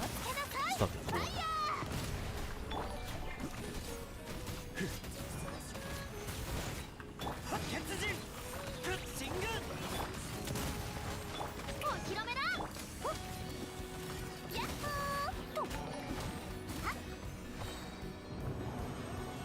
You wanted to like Ecopocalypse? Have you heard of that game too? Yeah, I've been getting constant ads for it on my phone. So I know about it whether I want to or not. I don't know like anything about it though. All I know is that it's a game that it's a gacha game that recently released. But yeah, and it seems to have pretty high production quality. But other than that, I don't really know too much about it.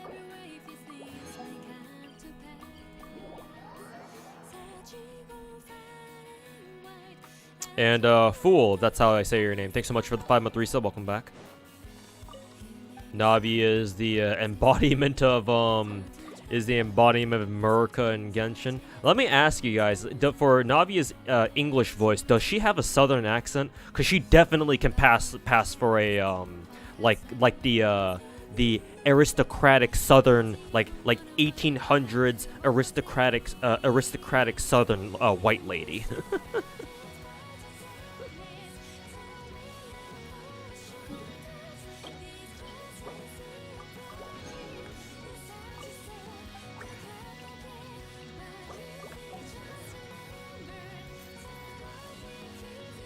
Vote Navia for as our next American president.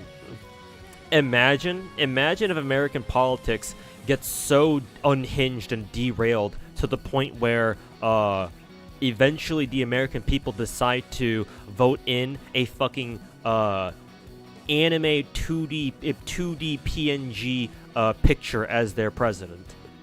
Because that is better than all the alternatives we have. Maybe one day we won't have to imagine. No Southern girl, but it's definitely like a Valley girl. I'll take Valley girl. That's good enough.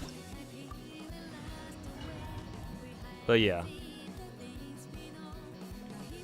Don't you watch character trailers in English? I don't really watch character trailers, to be honest. I don't watch. I don't need a trailer for me to get excited about a character. Then again, before. I would wail for all the characters anyway, so me watching the trailers wouldn't really have an impact on whether or not I roll for characters to begin with. But even now when my financial situation is not very great, so I can't wail for everybody like I used to, like I see a character and I know I'm gonna be excited for them. So.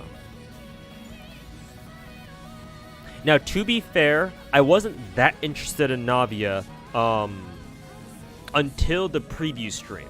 When they officially showed off Navia's gameplay or whatever.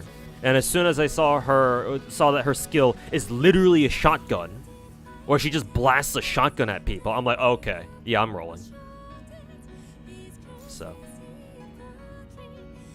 I guess technically, you can consider the live stream, the preview stream, to be like a trailer of sorts. But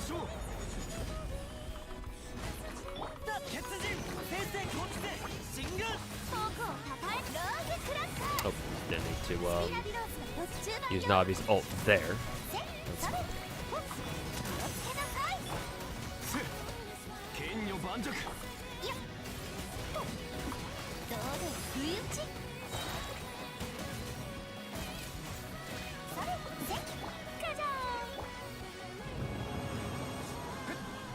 Our dicks do that job for us. True. Ecopocalypse has great art, but it's an auto battler, does everything for you. Tutorial is like 2 chapters long, Jesus. And everything is gated by doing story. It has a VIP system which gates you from quality of life stuff, so it's boring and pay to win. Ew. I mean, I don't mind the auto battler part. Like, I play a couple games. Some of my gachas are essentially auto battlers, so you know, I don't have a problem with that, obviously. But like a VIP system that gates you from quality of life stuff, ew. Yeah, I don't. That already sounds like I don't want to fuck with that game.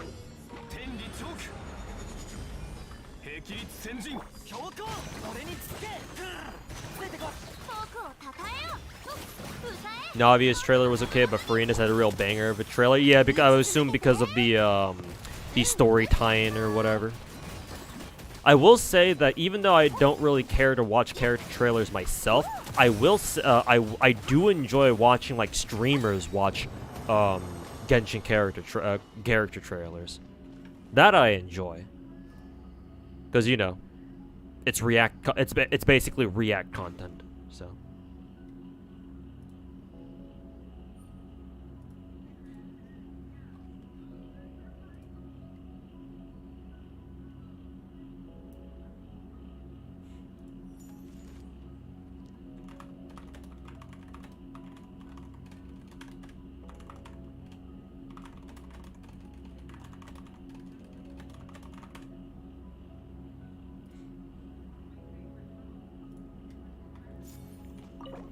You excited for anybody in Honkai? Ruin May, obviously.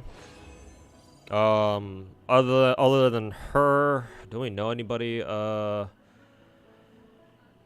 like the distant future? Oh, they did tease Acheron and the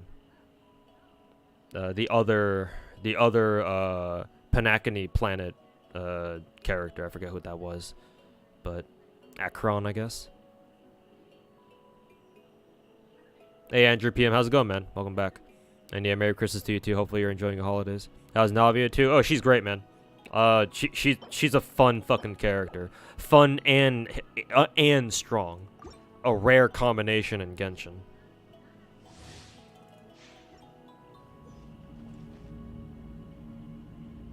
Yeah, like if you don't need to roll for Raiden,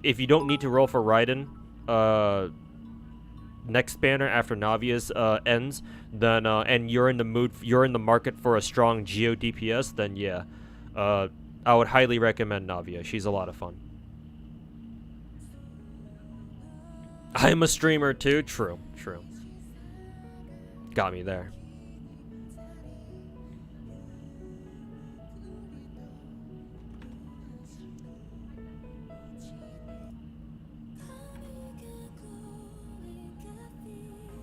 Black Swan. Oh yeah, that's right. Yeah, they teased Black Swan first.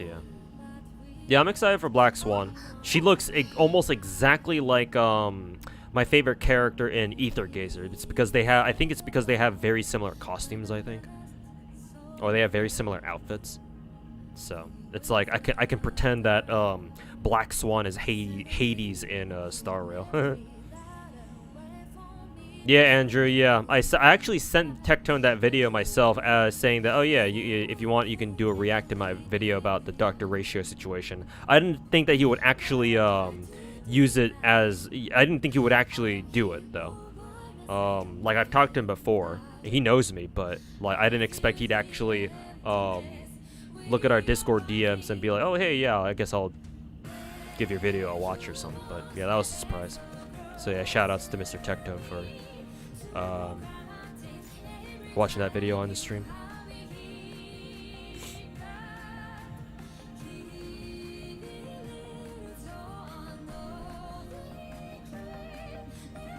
Also, Dreadful Boredom, thanks so much for the 1,000 bits, man. Greatly appreciated. Merry Christmas, get some rest and good meals. May fortune smile upon you. Thanks for all the supportive words. I'll definitely yell of it. So, but yeah, cheers to you too, man. Hopefully you enjoy your holidays. A character who's strong, cute, and funny. I don't know. Me playing Blue Archive has forever corrupted the phrase "cute and funny" for me. But yes, strangely enough, a character that's all four. I mean, technically speaking, Farina was like that too, I guess.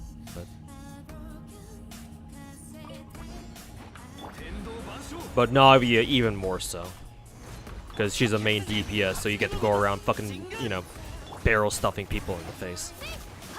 And who doesn't enjoy that?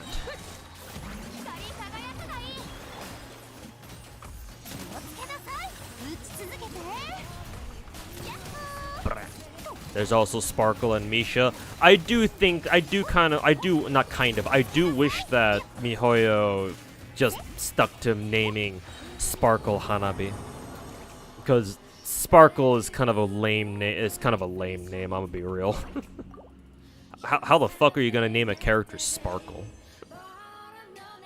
But whatever. Her name is Sparkle, for better or worse.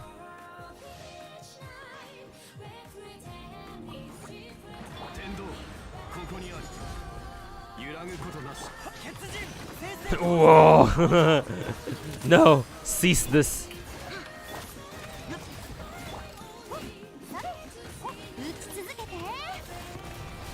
Cease.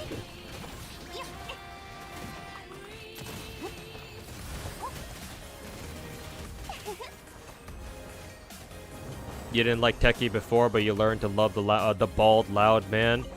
Underneath his loudness and perhaps his brashness, I think Tectona is a cool dude.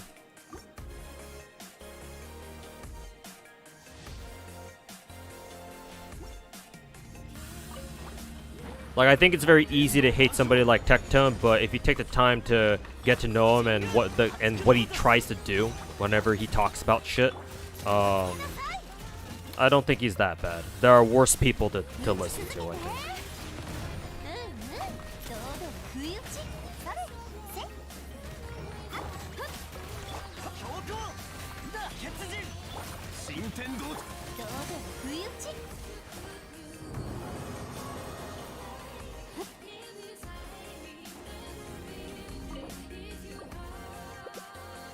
Hope Jinglu gets a rerun, not too distant future.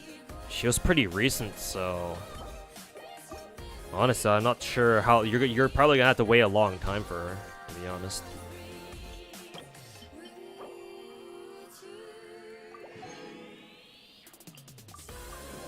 Cause Jinglu was what, 1.4, I think. So yeah.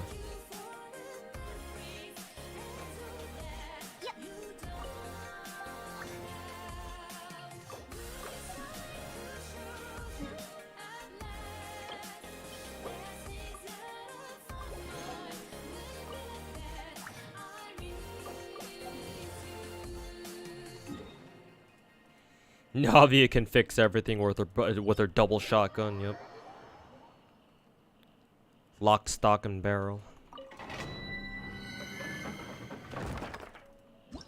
Hopefully they keep the quality of life coming. I wouldn't rely on that. Like, having played Genshin for the past 3 years, I would say that MiHoYo puts in like 1 or 2 like significant quality of life changes every year. So for this year, one of them is definitely the artifact quality of life, where like leveling artifacts now is super easy. It's very nice compared to what it used to be. Like this was a solid quality of life buff. that I'm sure all hardcore players really appreciate. So big W for even if that was like the only like major highlight. I'm sure there's a couple other things that they added with this patch that people will also appreciate. But for me personally, the biggest one by far is the whole like, oh yeah, just one click and you add 15 artifacts to feed into like a 5-star artifact, and boom, they just go. So like that's a huge quality of life change. That alone makes this whole patch. Even if Navia wasn't in here, that alone makes this whole patch. So that and Navia together in the same patch makes 4.3 so far just a huge W. That and of course Raiden with the next banner too. That I'm sure a lot of people will try to roll on because it's Raiden.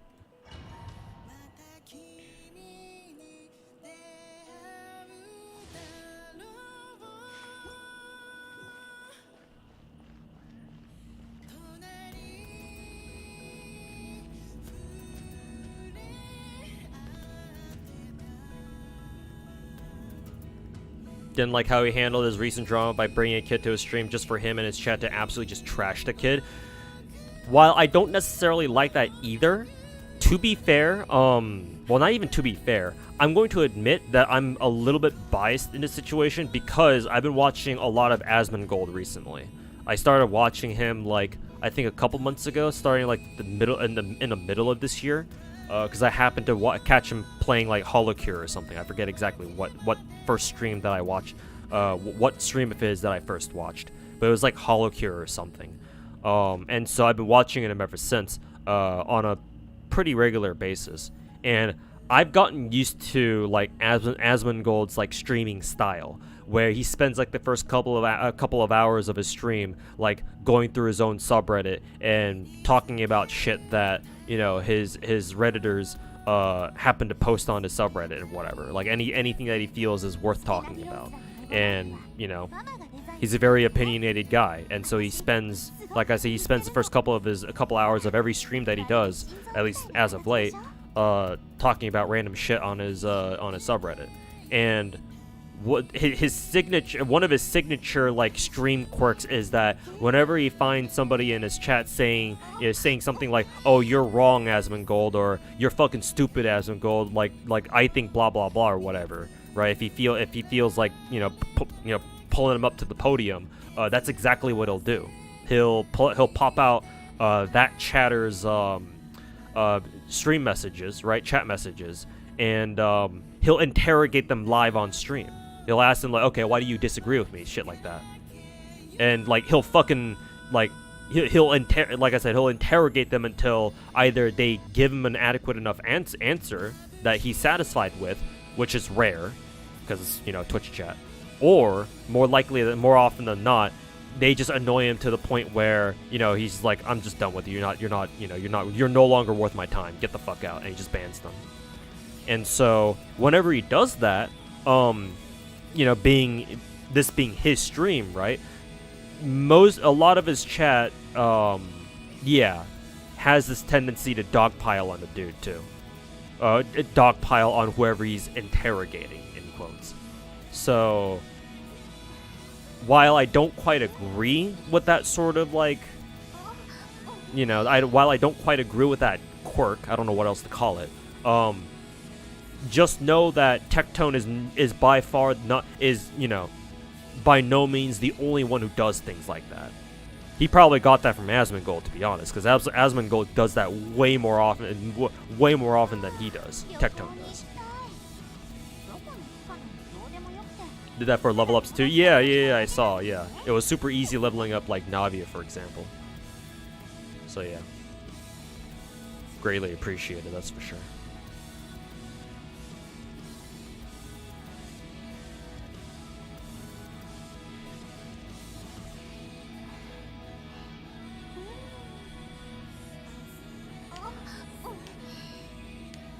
But I guess I can accept Asmongold doing that because at the very least, Asmongold makes an effort to try to understand where the detractors in his chat are coming from, or he at least gives them a chance to explain themselves. I don't know how a Tectone does it because I don't really watch Tectone stream because he streams at kind of like inconvenient times for me. Well, I say that, but then again, Asmongold streams at like fucking 12 p.m. for me, or like, God, Asmongold's stream schedule changes like by the season, so it's like you know, during the summer he starts his stream up at like fucking 2, 3, 4 a.m. or something. Now he starts to stream at like 10 a.m., 11 a.m. or something.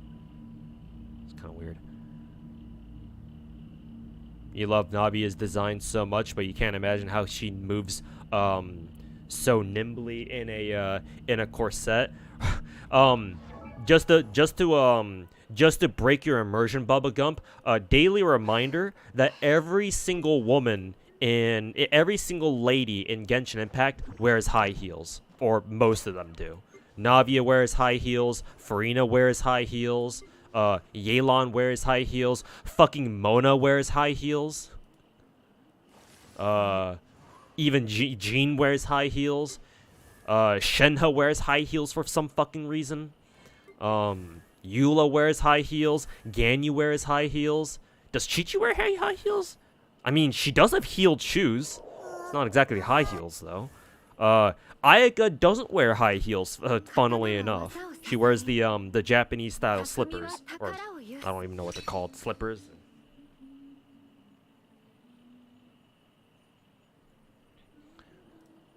Going down the list even further, Miko wears high heels.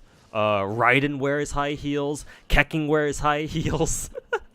Need I go further? Nahida doesn't wear shoes at all. Holy shit. She's back. She's actually, well, she's not barefoot, but she doesn't wear shoes. She doesn't wear shoes, that's for sure. So she's the one rare exception. What?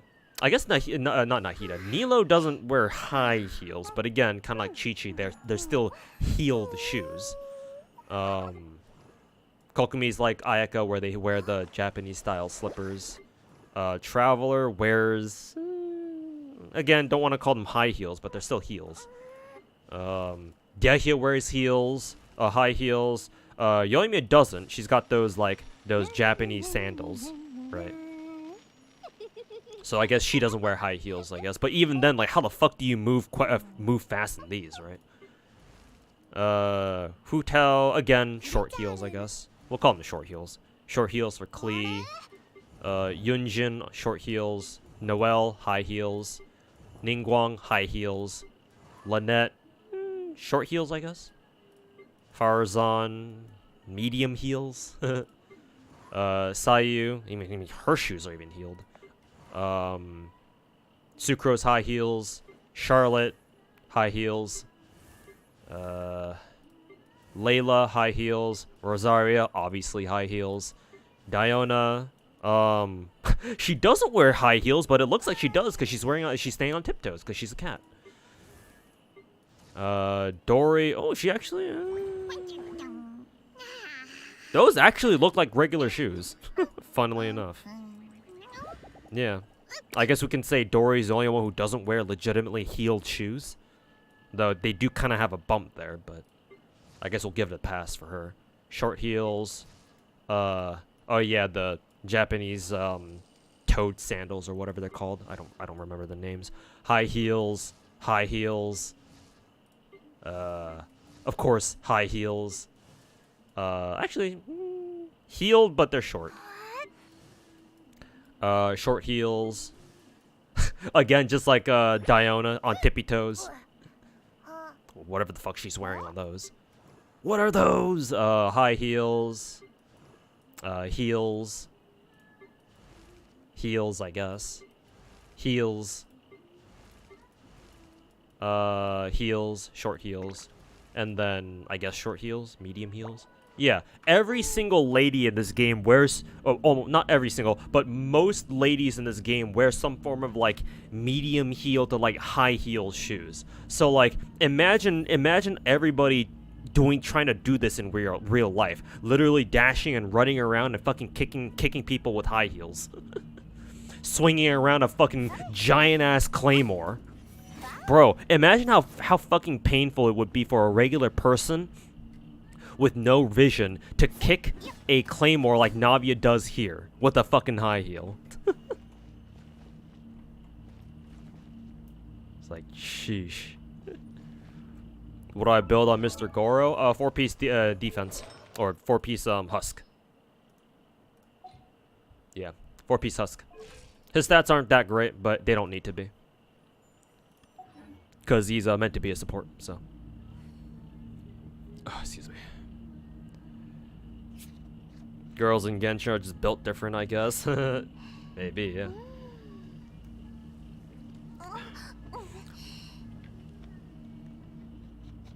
Mona would be even shorter without her heels, probably, yeah.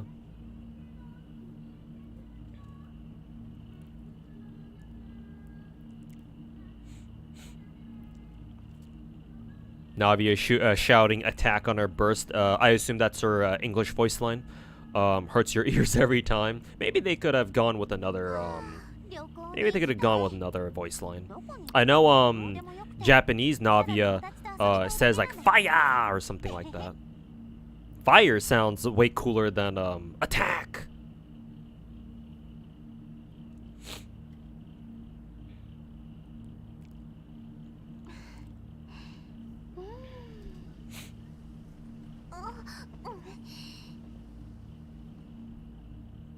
Shincho has heals too. Somehow that doesn't surprise me. Is Goro really useful since he's more of a defense buff, or are you missing something? Goro specifically, when you have 3 Geo characters, it does give you a Geo damage bonus. And it is 15%. And remember that elemental damage bonuses are very important in Genshin Impact. It's the reason why Kazuha is so good. That being said, I believe this is a flat scaling. Yeah, it only scales with his level. It doesn't scale with like how much defense he has, I'm pretty sure. So it's just a flat 15% geo damage bonus at level 12. But it is still useful.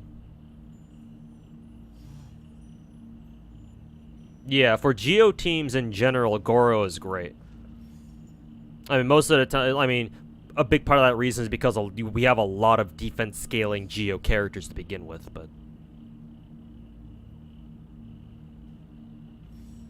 but yeah, Goro is kind of like that support glue that that keeps Geo, that really puts Geo teams together. So your Taylor Swift can't be this cute.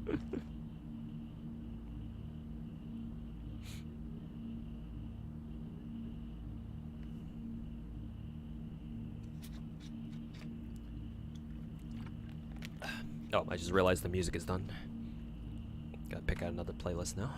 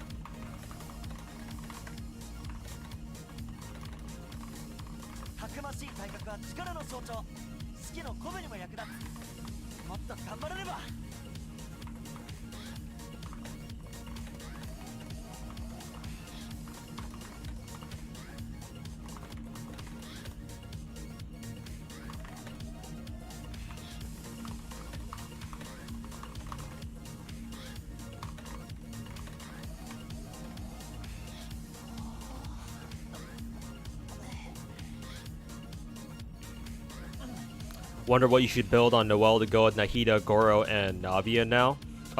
Ideally, you should pair her with Farina, because I hear Farina kind of redeems Noelle really, really hard.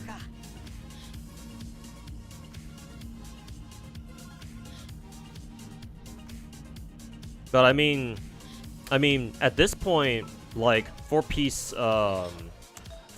Husk should be like every defense scaling character's best set, no? Because it's like, you know, additional defense and whatever the fuck the 4-piece effect is. A character equipped with this artifact set will obtain Curiosity. When on the field, they gain a stack after hitting an opponent with a Geo attack, and then triggering a maximum once every 0.3 seconds. When off field, gains another stack. Curiosity and stack up to 4 times, each providing defense and Geo damage bonus. But then when 6 seconds pass without gaining another stack, 1 stack is lost. Yeah, so yeah, you build Noelle with 4-piece Husk and go to town with Farina.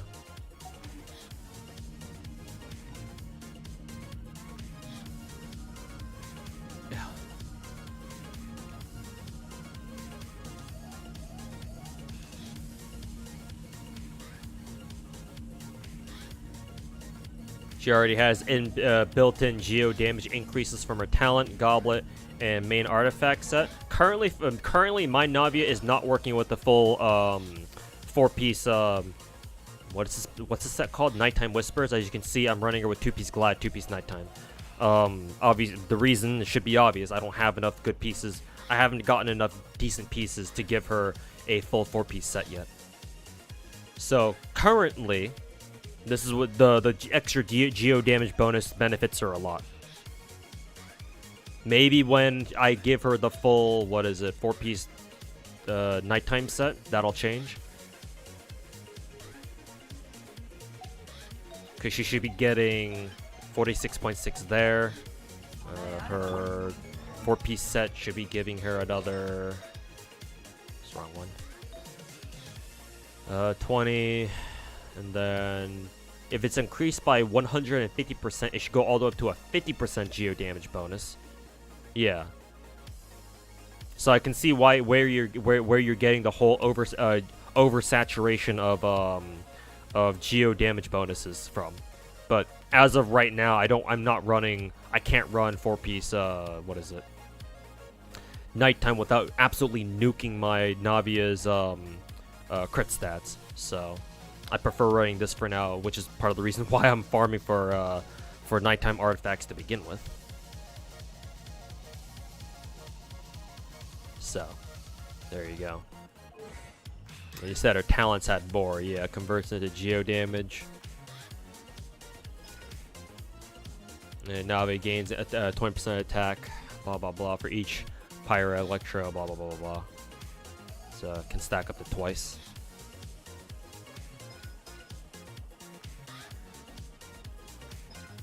Jesus, why are Navia's numbers just so goddamn high?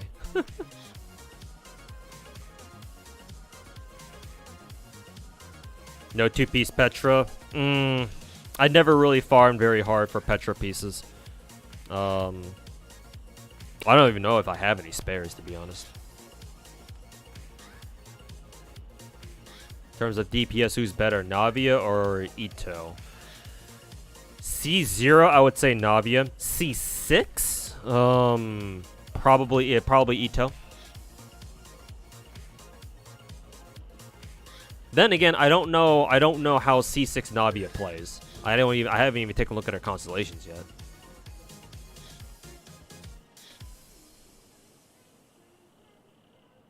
C1's okay. Stack of crystal shrapnel, increase this crit rate of Serpent crystal shot. What the fuck is that? Is that her skill? Yes, it is. By 12%, crit rate can be increased up to 36% this way. Shrapnel. Wow, just by loading up on crystal shards, you can increase her crit rate, her skill's crit rate up to 36%. That is busted. What the fuck?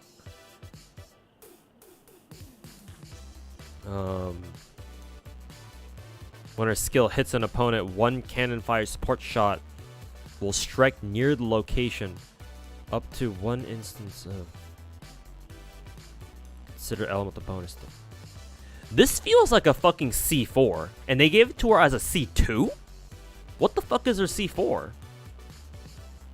When her ult hits an opponent, Geo res will be decreased by 20%. This feels like a C2. I feel like her C2 and her C4 should be swapped. How the fuck is this a C2?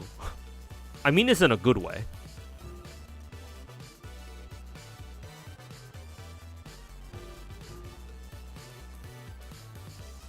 This is obviously still really good. And then that's that. And then more than 3 stacks of crystal shrapnel are consumed when at max ammo. First, each stack consumed beyond the first 3 increases. Each shot beyond consume. You can gain more than 3 stacks of shrapnel? I thought she could only hold 3.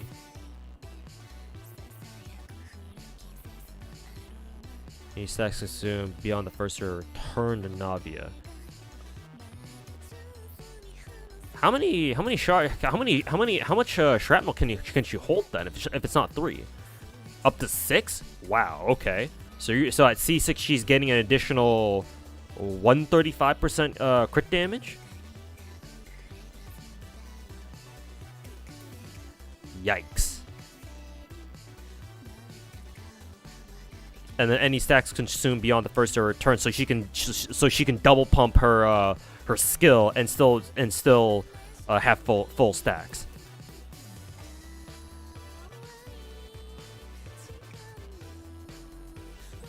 Because Ito gets a flat 70% crit damage buff just for having C6. But his ultimate does last for a long time.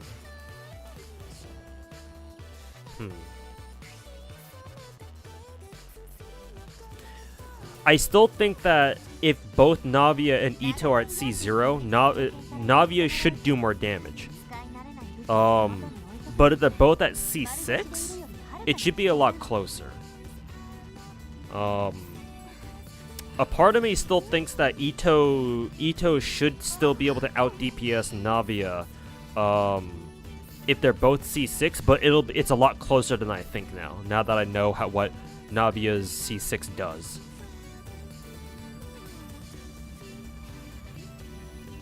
Don't you run Hunter set if you go Noelle and Farina? Maybe. I'm not sure. I'm not a Noelle main, so I don't know how the numbers add up.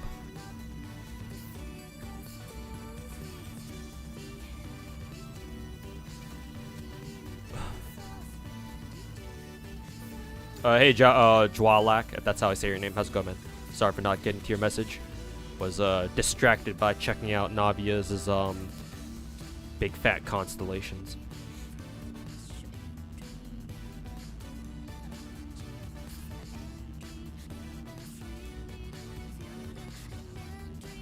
If she were to have a crit weapon, yeah. You would just stick Bennett with her there, yeah.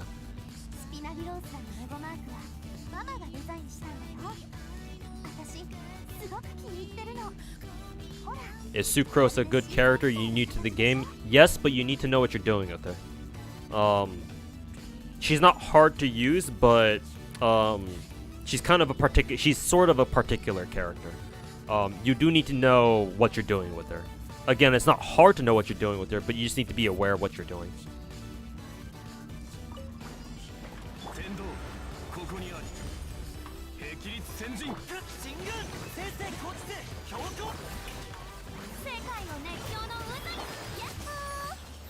$150,000 damage, by the way. No big deal.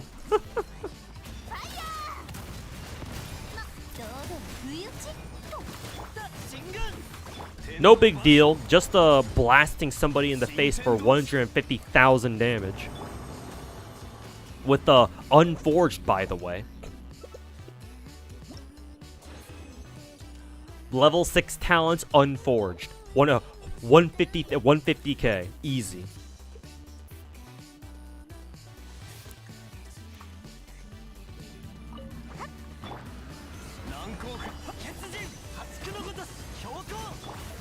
No big fucking deal.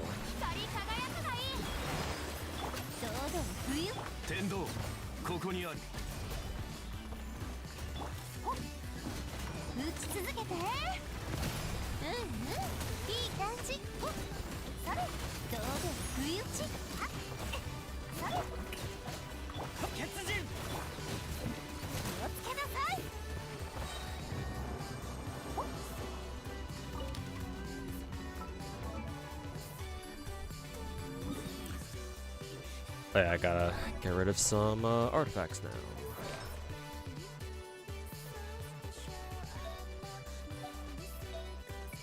So attack percent.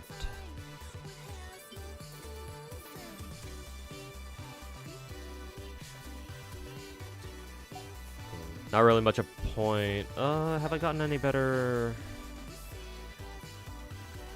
Maybe I've gotten some better feathers, maybe. Compare.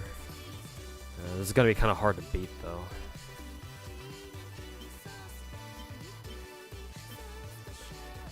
Because what this is... 18.6. This is 31 CV. So 31 CV. This would have to roll like 4 times into crit damage for it to be more worth it, more worth over this. So that's kind of a tall order.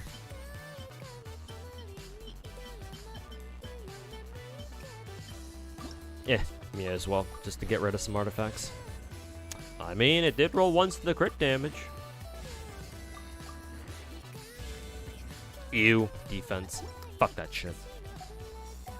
Navia is such a satisfying unit. That she is, man. That she is. Ooh, crit damage? Crit damage with crit rate? Ooh, you shouldn't have.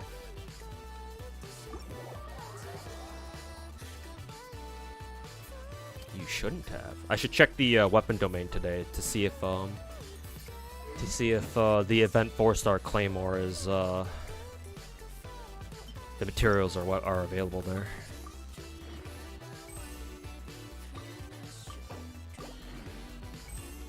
But yes, highly agree. I don't think anybody disagrees, to be honest. Oh, it is available today. Shit, okay. Should probably be farming some of these then. What did they need again? Oh, the cup things.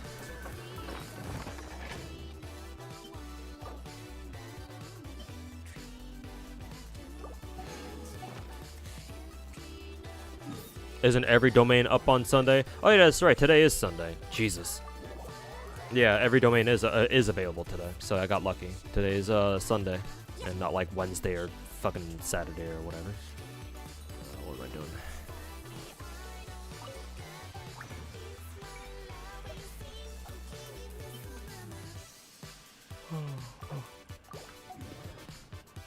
But yes, you are right. I forgot that today's Sunday.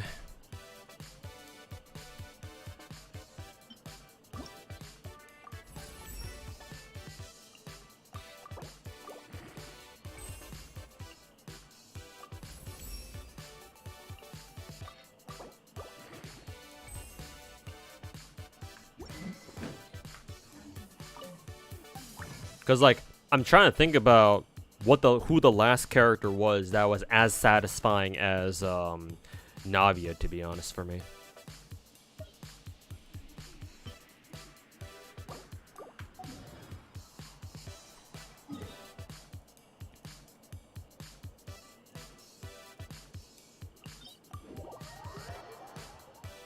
Yeah, it's me, Shiki. What timing for all domains is up on Sundays? For if it's Sunday, then all domains are available, so you can farm whatever you want.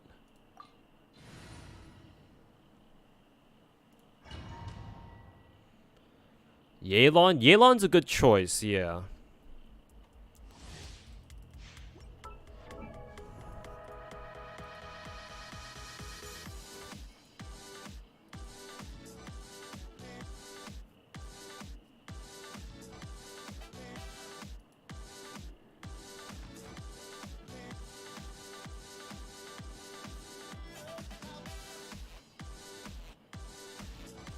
Like, to be honest, I don't know. Maybe it was Yelan.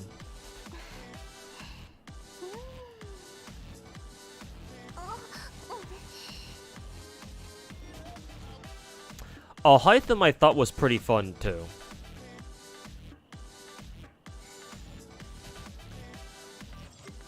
I guess Novelette, actually. If you main Novelette, like him just fucking, you know, charge rifling people with this fucking I'ma fire my laser thing.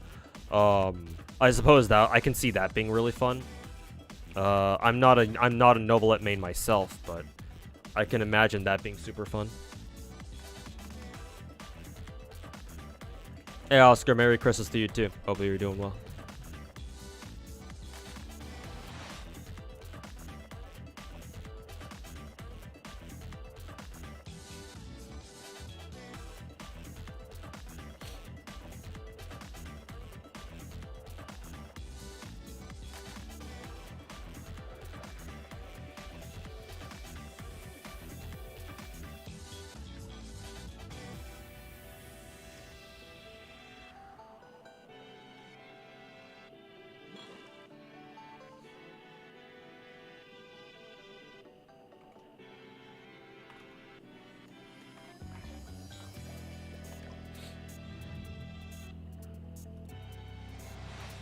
Have a good night, Mr. Streamer. Hey, AJP. Thanks for hanging out, man. We'll see you next time. Have a good one.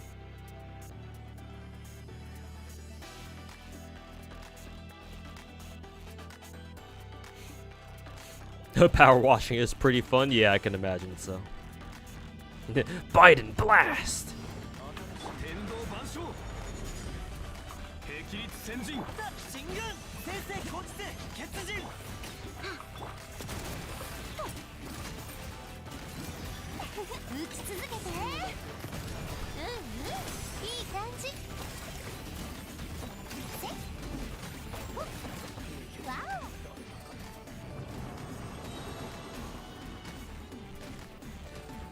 Biden blast.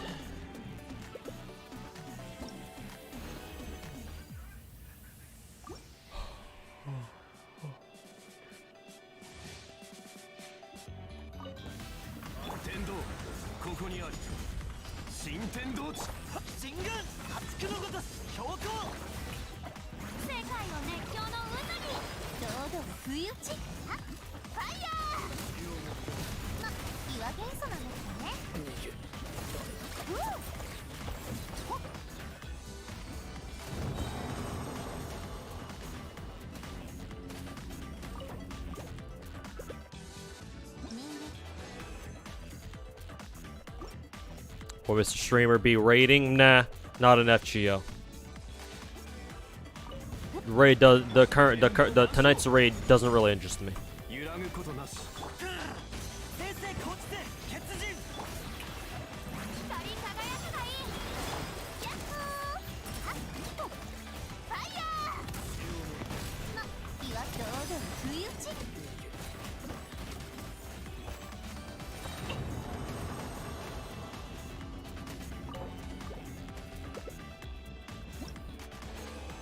So yeah, I will only be playing Genshin for today.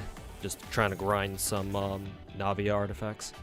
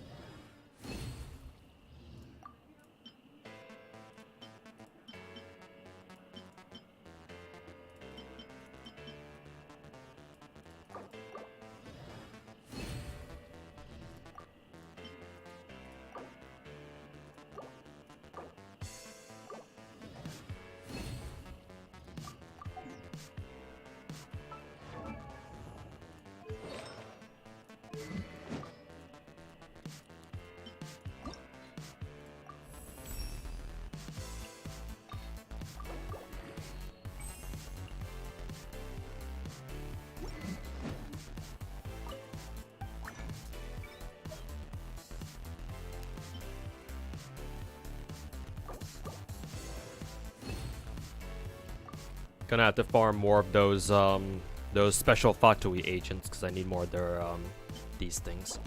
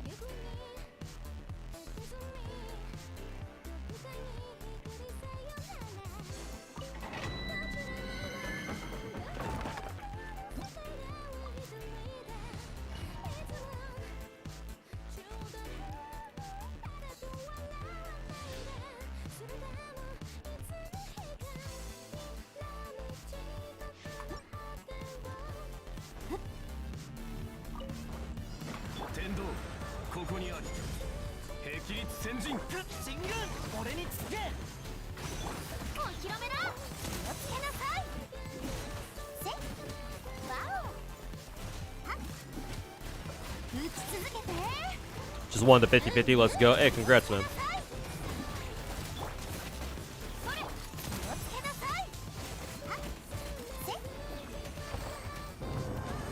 I assume for Navia.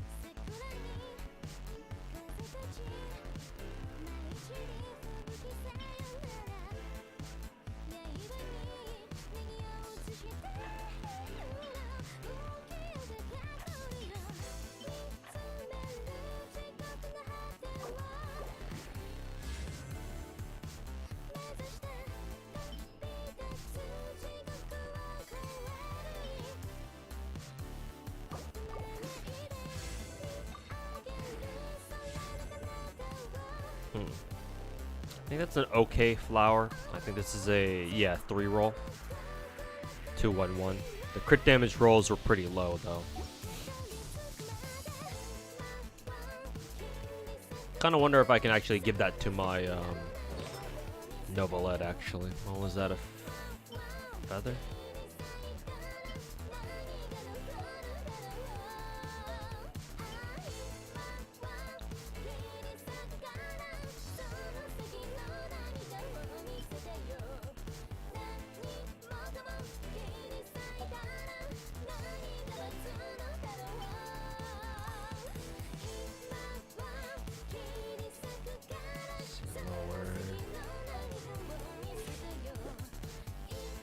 Lowers his energy recharge by quite a bit though.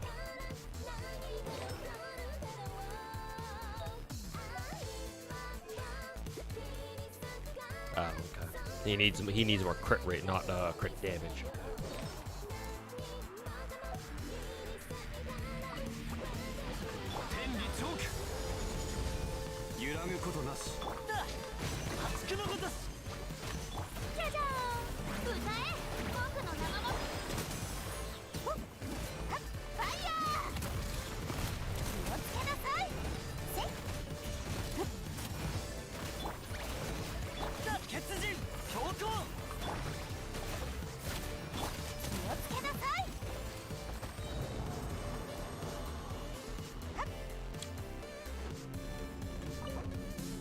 You already have Ayaka? Okay, yeah, I see.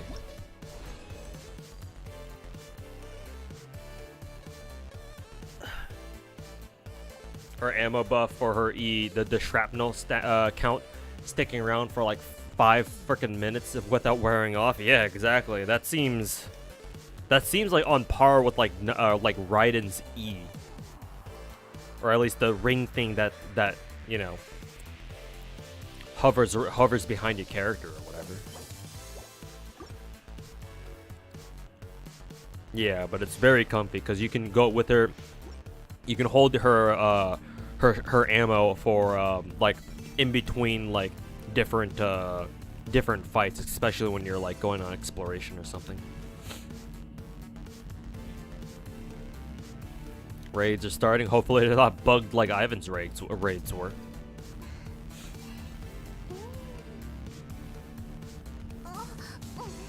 You just now notice Navia just gets 20% attack for free for each Pyro, Hydra, Cryo, Electric character. Yeah, they obviously meant for you to throw a Geo character in there. So double Geo with you know 2 from Pyro, Hydra, Electro, Cryo. Take your pick, basically.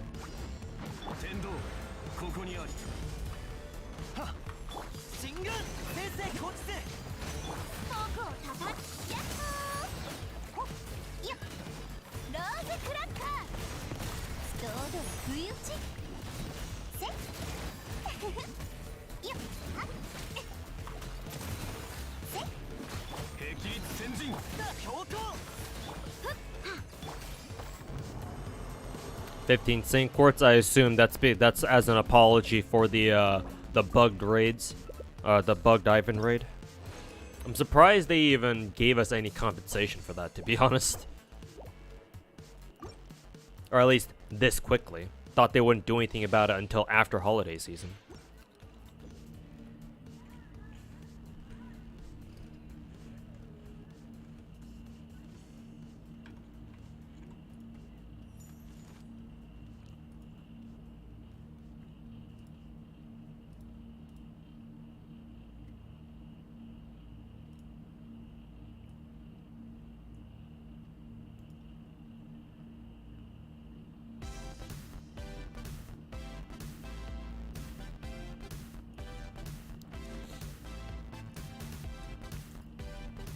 Not as compensation, just for the advent calendar thing. Oh, okay, I see. Gotcha.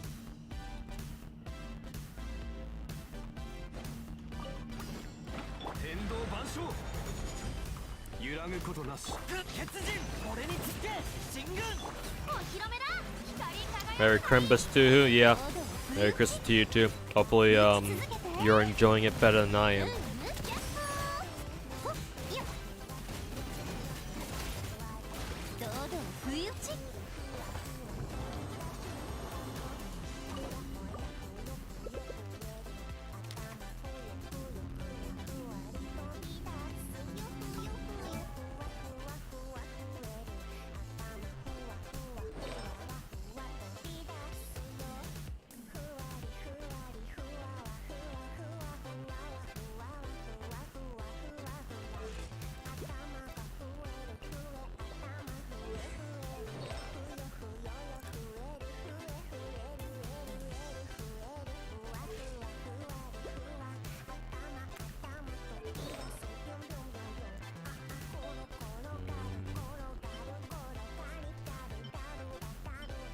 Actually, technically speaking, this flower should actually be better than this. Yeah, I'm actually gonna put him on that then. I just kind of worry for his energy recharge. Just feels kind of low.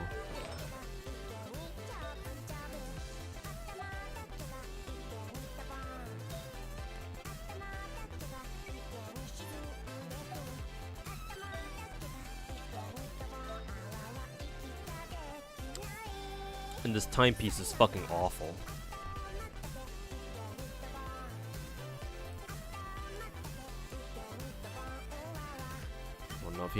I don't know if I have like a better timepiece to replace that though.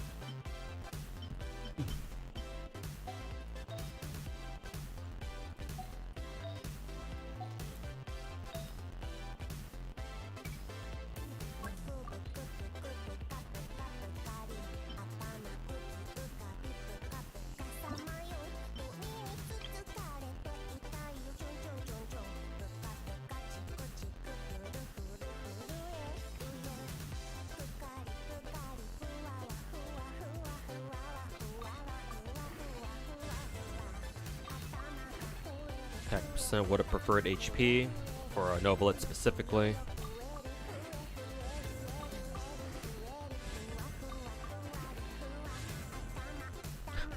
Double min roll crit damage. You love to see it.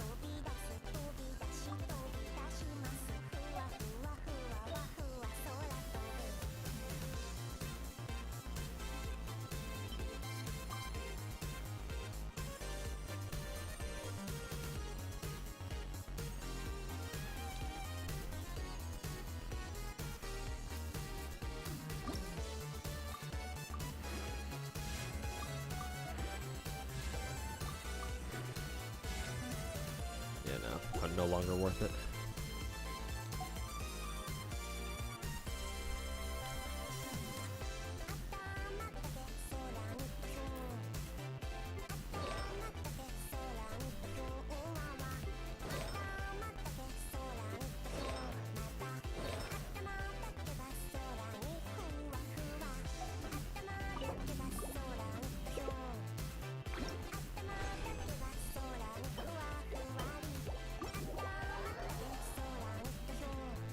The lighter raids tonight? No, very lazy devil, I will not.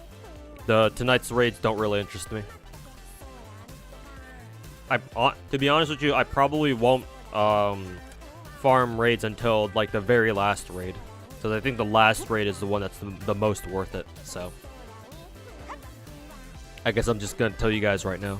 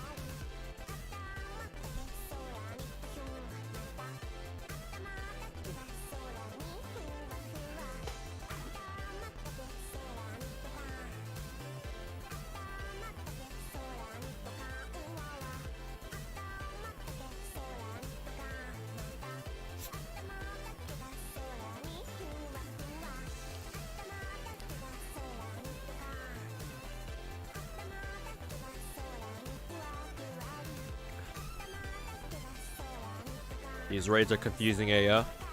Have to wait like 10 minutes for the other raids. And I guess it's good that I'm not, it's a good thing that I'm not taking them seriously right now.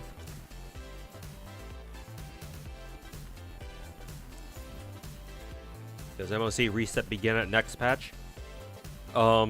Maybe? MOC, when MOC resets, it's always on Monday. Usually Star Rail patches aren't until like Tuesday or Wednesday.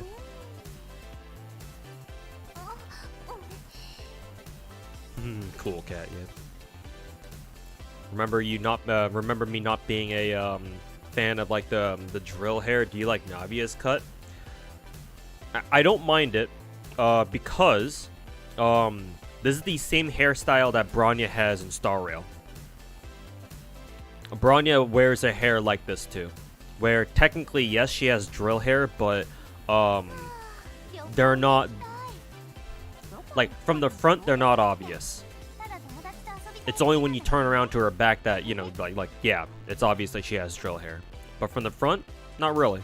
Because the drill hair only starts from below her shoulders. There she goes, cool catting again. So yeah, I don't like it when characters who have drill hair start their drill hair like really high up near their head. Because at that point that's super obvious. But if it's something like this, where their drill hair starts below their shoulders, right, and everything above it, if you were to like block the lower half of their hair, which is, you know, the drill hair thing, and you just look at the top half, then you can kind of pretend that they don't have drill hair.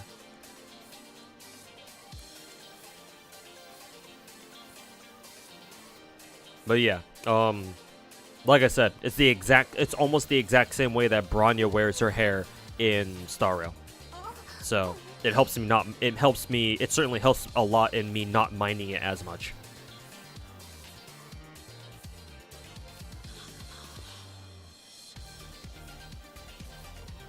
She does have drills in front. Guess those are just curls. Yeah, those are small enough where my brain can just automatically tune them out. So I don't even notice them.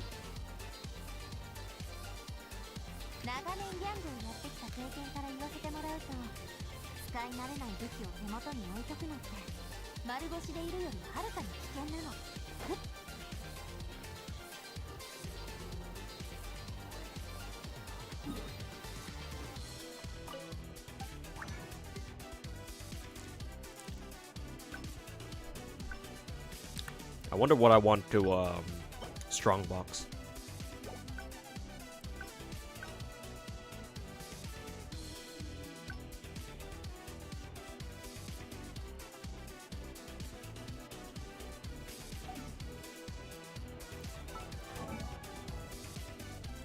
Bronny's hair looks really goofy when you sprint with her.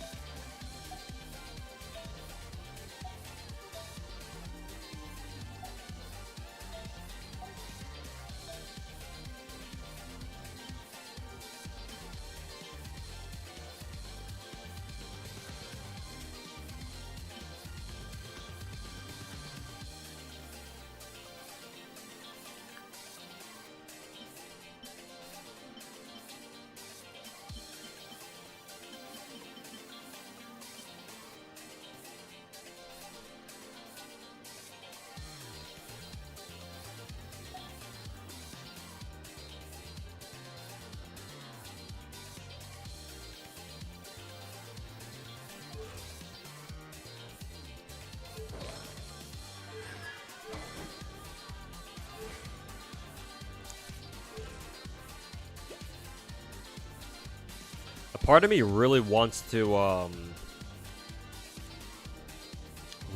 get Hu Tao to 70% crit rate with a 250% crit damage, but I don't know if it's worth trying to fucking do that for a character that I barely use.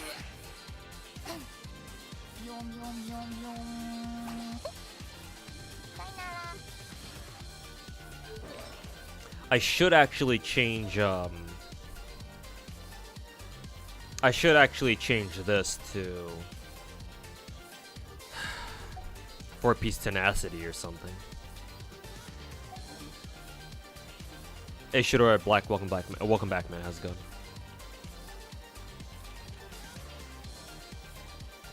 If only Navia did the Ojo-sama laugh, it would really complete her character. Yeah.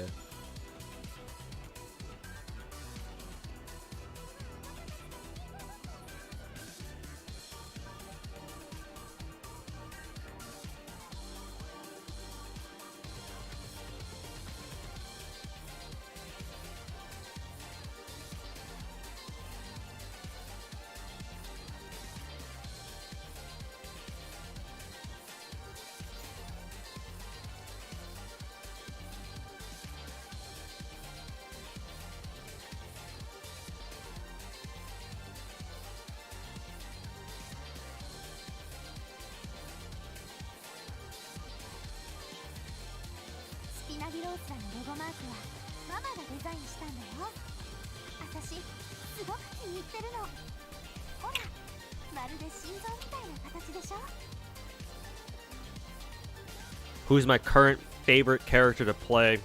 DPS to play? DPS?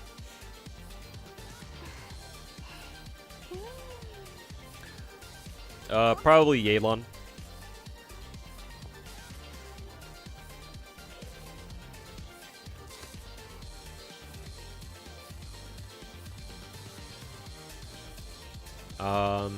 Actually, no.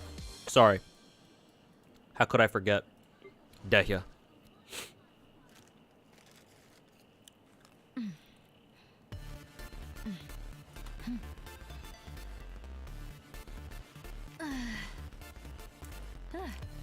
Dehya main to the day I die.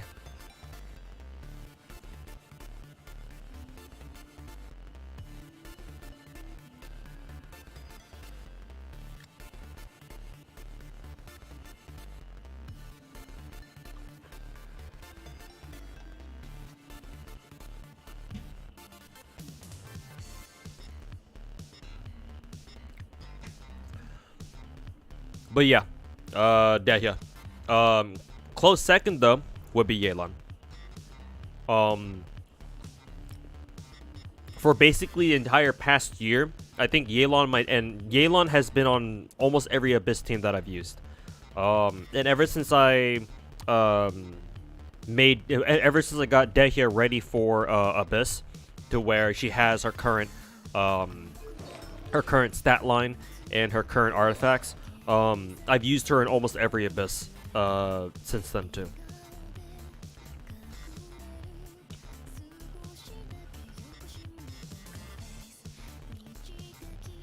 Lost your Navia 50-50 for C1 Dehya, and you were really hyped. You still got Navia afterwards. Nice. Good to hear that, dude.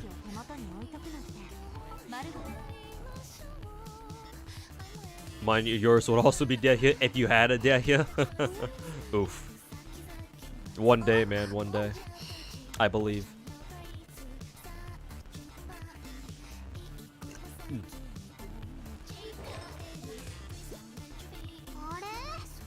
I'm still really surprised that I managed to get Klee to a fucking 71 crit rate, 200 crit damage stat line. I'm like, how the hell did that happen?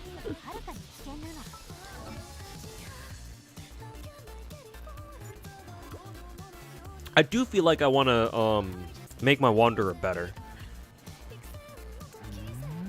And I've been meaning to make my Wanderer... I've been meaning to buff out my Wanderer for some time now, because the artifacts are not that great. So yeah, his crit stats are not the best. I mean, even with those, even with these shitty stats, he still actually does pretty well. Then again, I don't even remember the last time I used them though. But I do think that his these artifacts are on what is it? These artifacts are in strongbox now, right?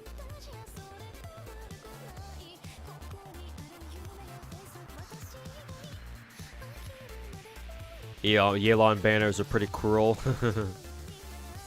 Gotcha, man. The gacha giveth and the gacha taketh away. Yeah, we'll just watch the world burn. Who do you usually pair with Dehya? for your Abyss runs. My primary Dehya team is Dehya, Kazuha, Xiangling, and Bennett. I run Mono Pyro for Dehya.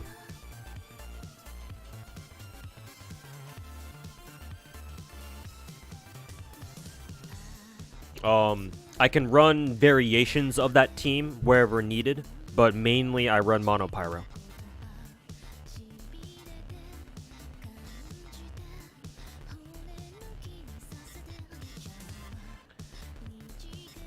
Let's see, so I could revise his artifacts.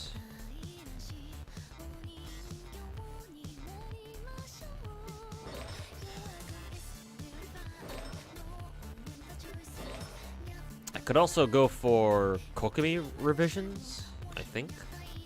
But I'm still waiting to hear if the new artifact set with Navia's set is actually her Bist now. Kind of curious to know if it is. I should also honestly switch Albedo's set over to over to 4-piece Dusk too, or 4-piece defense set.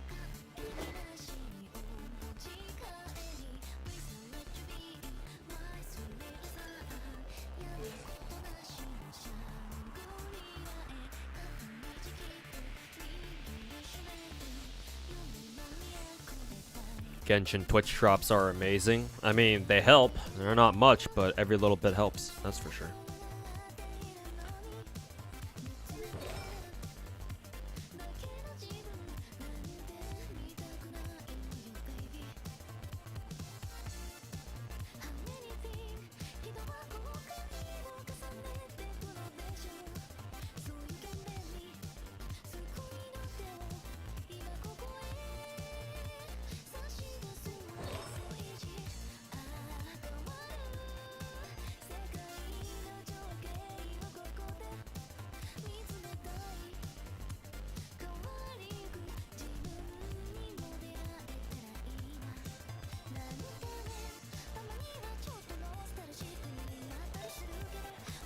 You know what? I think I will. I think I'll work on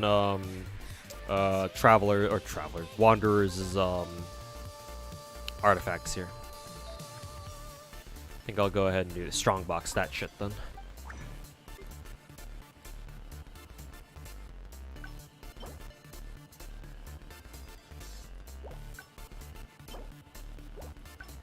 I think it's Echoes of an Offering, I think.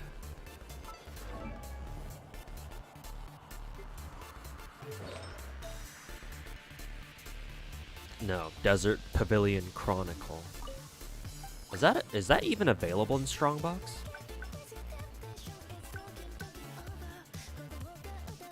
It's not. Huh, okay. They didn't add that one yet? Oh, right, because it's a fucking Sumeru set. Yeah, of course it's not. Yeah. They've only added up to Inazuma. It's been so long since I last fucking farmed Wanderer's pieces that I thought it was part of Inazuma for some reason. God damn.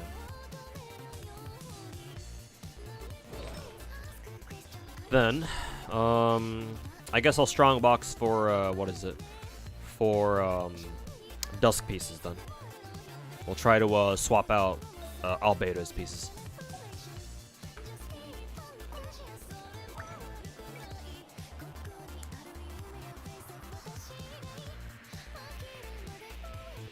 Let's see, strongbox.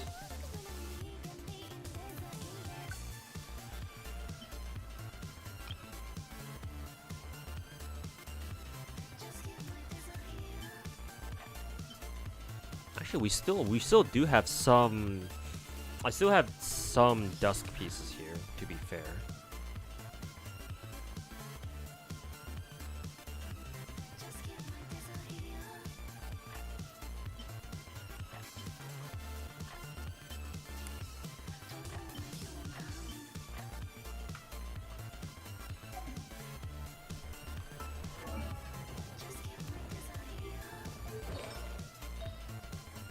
I think his timepiece is decent. I'll keep that for now. Wow, this is a Geo damage bonus cup? Wow, it's fucking trash.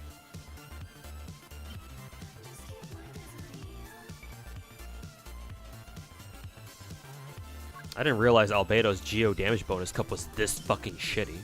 Christ.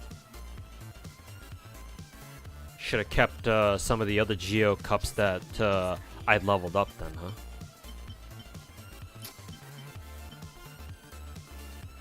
Let's try to level up this one then. This one seems this one feels decent. Defense percent. Crit damage, good.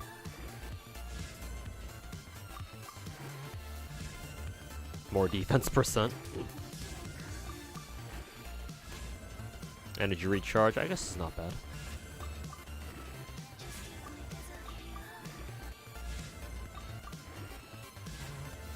Even more defense. That's funny. What's his current stat line? He does have 200 plus crit rate, or crit damage, sorry, 200 plus crit rate, imagine.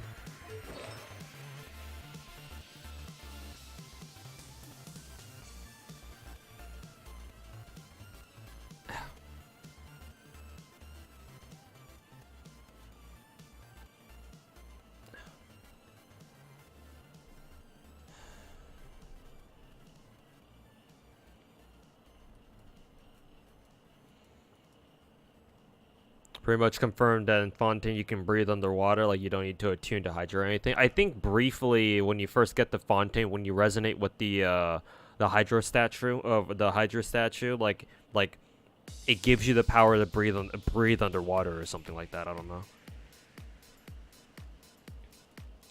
I forget exactly how they justify it.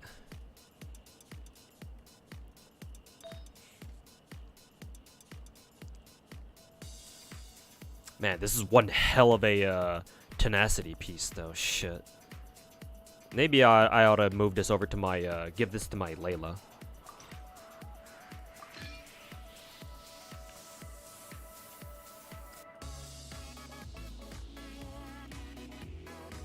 Yeah, DCC, if you want, you can drop your UID in chat. I may take a look at it later.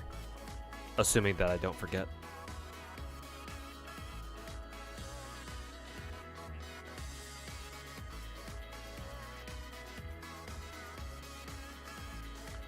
Where are all my dusk feathers? Do I really have no dusk feathers? Or husk, I should say. No, here they are, yeah. I guess I was just looking in the wrong place. Ooh, double crit.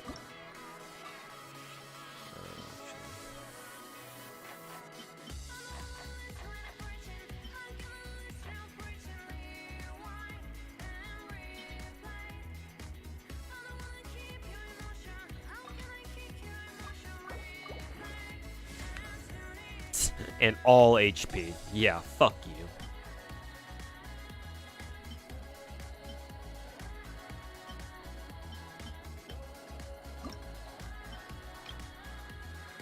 How to ruin a potentially great piece. All flat HP.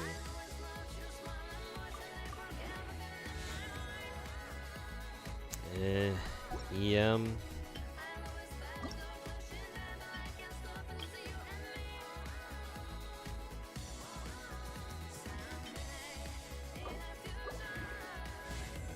Alright, double crit, we got another chance.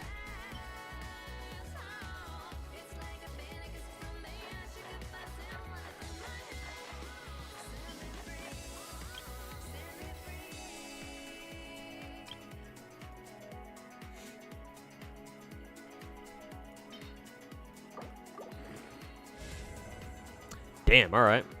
I think it like would low roll like 2 of the rolls, but still the crit damage. Crit rate, okay. Now we're talking. Now we're cooking something here.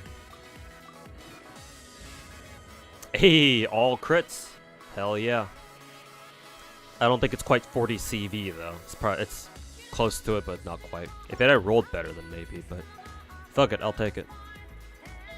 That'll be Albedo's new feather there. have to look for a new flower for him.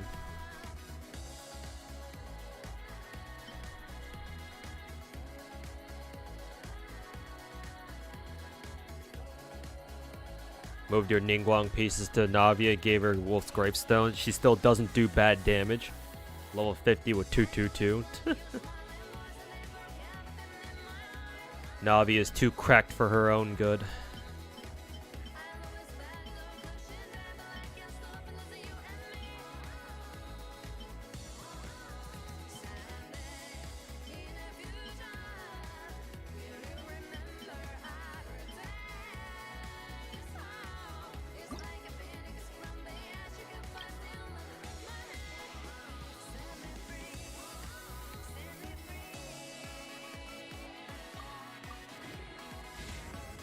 Damn, this is a perfect flower. Holy fuck.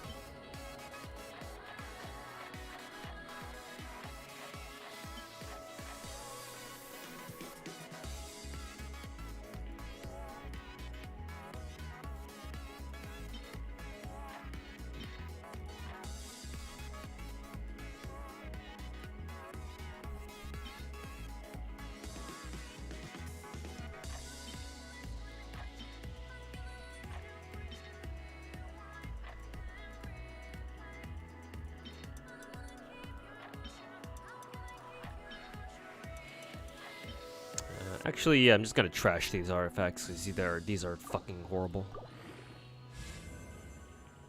Okay, I can take. I'll accept this. Hey, that's good. Why are my strongbox artifacts like rolling godlike right now? Christ, dude. What is going on? Let's see.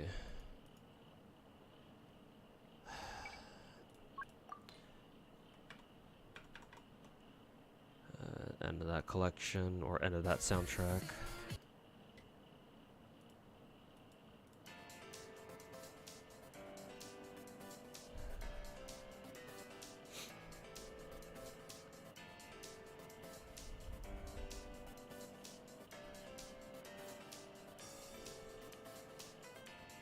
Saw Shen Yun's kit and decided, yeah, you're just gonna C6 R on Navia because you're not gonna roll for Cloud Retainer. Ah, you didn't like what you saw? So if I were to switch to that, this is a decent timepiece actually, but I guess I'm gonna have to look for an inset dusk timepiece then.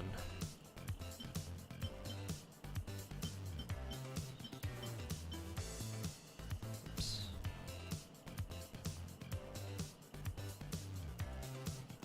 Let's see. I think I would prioritize crit rate stats. Yeah, let's go with that.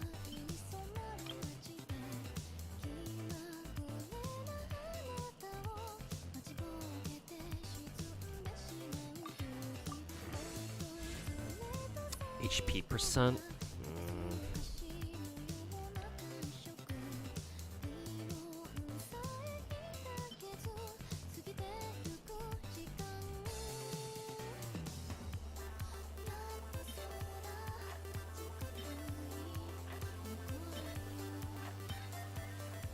We'll see how much it rolls in the crit rate here. It did roll twice? What is that? 112? Yeah.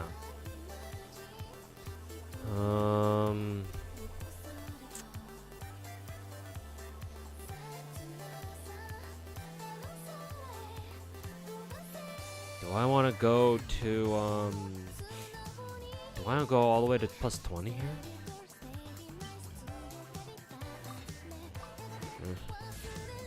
Eesh. Whiff and a miss. See if one of these rolls crit rate then.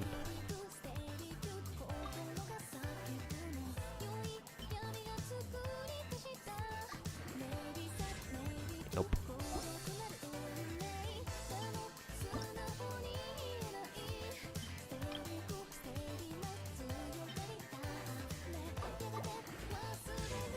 Nope. Right. So I have for Albedo a Geo Cup, Feather, Flower. We just need to find for him Inset, Timepiece, and then Circlet.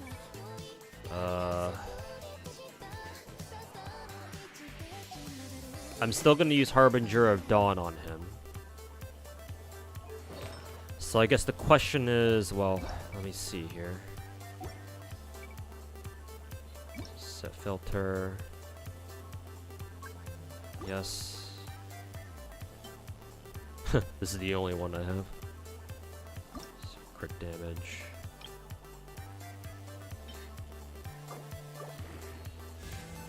It's not crit rate.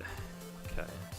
So I need to look for a better a replacement timepiece, defense percent timepiece, and then circlet, or maybe even a an inset cup then.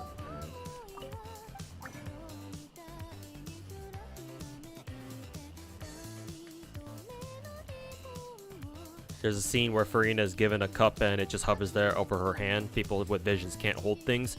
Well, I'm sure that's just a joke. I'm sure you're just memeing, but yeah, they can't have character models do unique things, like holding something.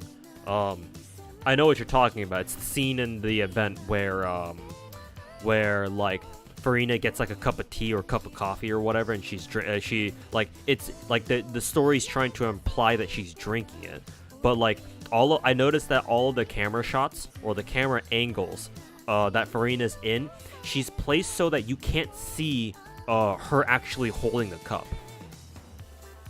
Most likely because you know, Genshin stock animations don't allow that. Or even if they were to finagle something, it would look really awkward. So yeah, they just used camera angles to hide the fact that it would look really, really weird. And by the time you see Farina again, like, she doesn't have the cup anymore. So.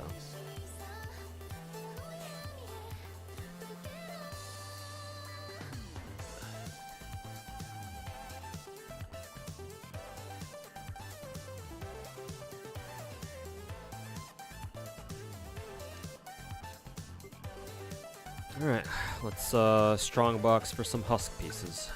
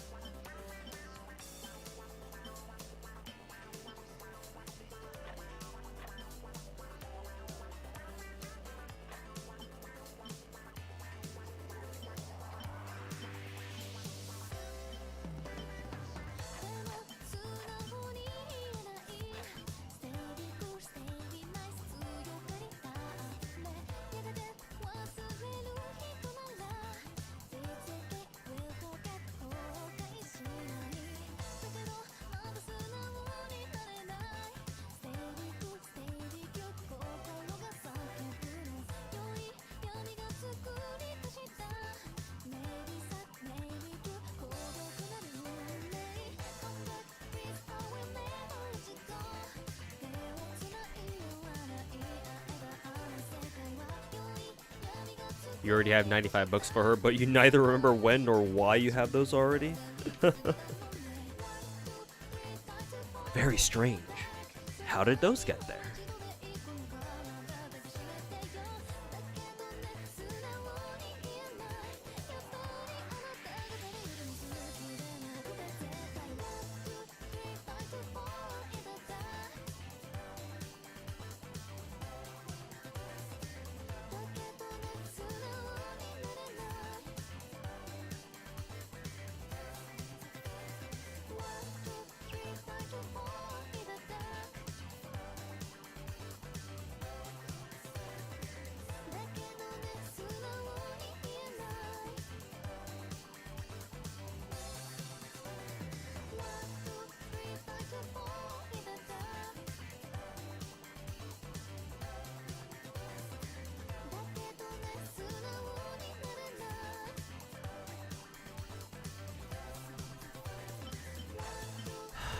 I want to keep Elemental Mastery timepieces with crit stats in them. And I think if I'm gonna go for crit stats on Elemental Mastery pieces, I think I'd only really do that for like Gilded Set or something. Not sure how much I would go for them on like a Pyro piece. Guess I'll just get rid of it from now. If it has something like this, then I think that's fine. Energy double crit. That's nice to see.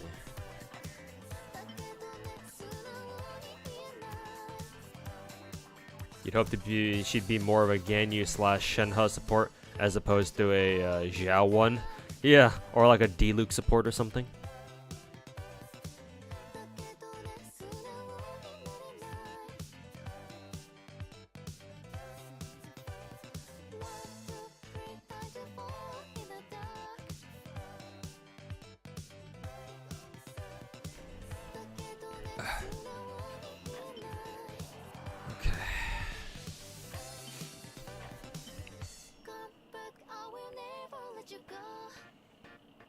Which makes it even weirder that she's a Xiao support, not the two she raised. Actually, I don't think I've ever seen it, like, confirmed. Like, do we know for sure that Xinyun is supposed to be Cloud Retainer's human form?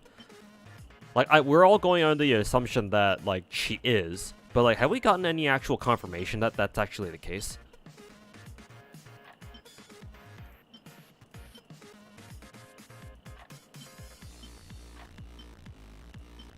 That's a double crit.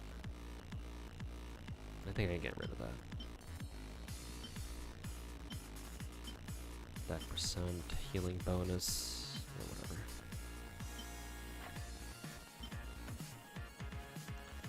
Elemental Mastery. I mean, it does have attack percentage recharge, so attack double crit, HP double crit. That's crit damage, crit rate. Oh, it's implied from the official description? Okay, that's good enough. We literally saw her in a cutscene. I do vaguely remember that cutscene, but like... that was so long ago that it's enough time where, like, if MiHoYo really wanted to, they could, like, finagle something where it's like, oh no, that wasn't actually Cloud Retainer.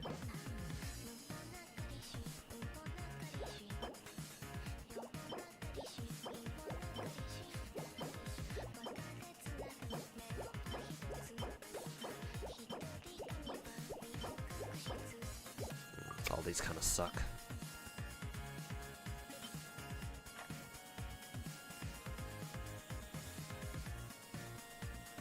Hey Hazzy, welcome back.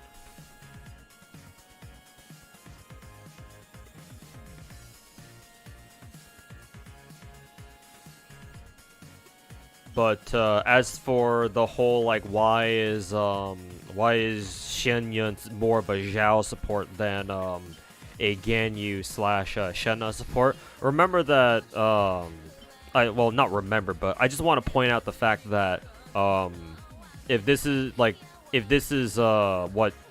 Cloud Retainers, if this is the form that Cloud Retainer used to appear human like a long time ago, then this is, I would assume that kind of predates the time when she, like, you know, started teaching or guiding, or whatever the proper term is for those two, Ganyu and Shenhe, right? Because whenever we've seen Cloud Retainer with Ganyu and Shenhe, like, she's in her bird form, right? And the one time we saw her, like Kiria mentioned, that brought up, the one time we saw her in her human form in like that one cutscene or whatever, like she was with the other Adepti or whatever, the other ancient Adepti. So it's like, I would assume that Cloud Retainer in her human form, her powers were before she mentored Ganyu and Shenhe. That would be my train of thought, personally. So yeah, to me, it's not out of left field that, oh yeah, her students are Ganyu and Shenhe, but she doesn't, you know, she's not cryo at all, and she doesn't support them at all. Like, to me, it's not too far-fetched. I don't know about you guys or what you guys feel about that, but... HP double crit. Another HP double crit.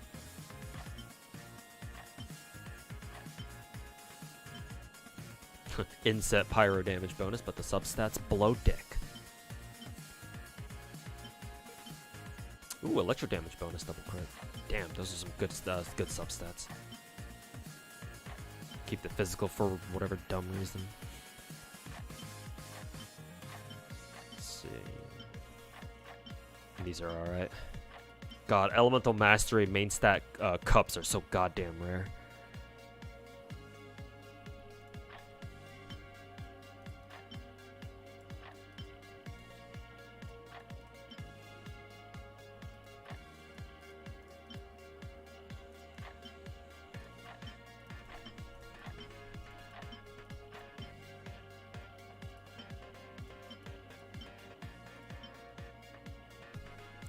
Mastery. I guess we'll keep that.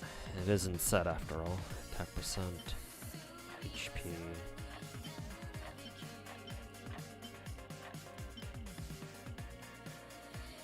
I'm looking for double crit.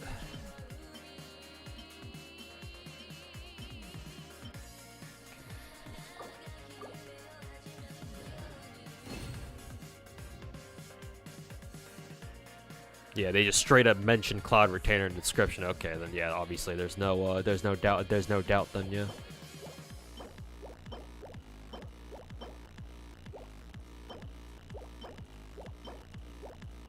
This is no, that's a cup. All the timepieces are on the right side. Defense percent circling. Oh, I wonder if I can use that.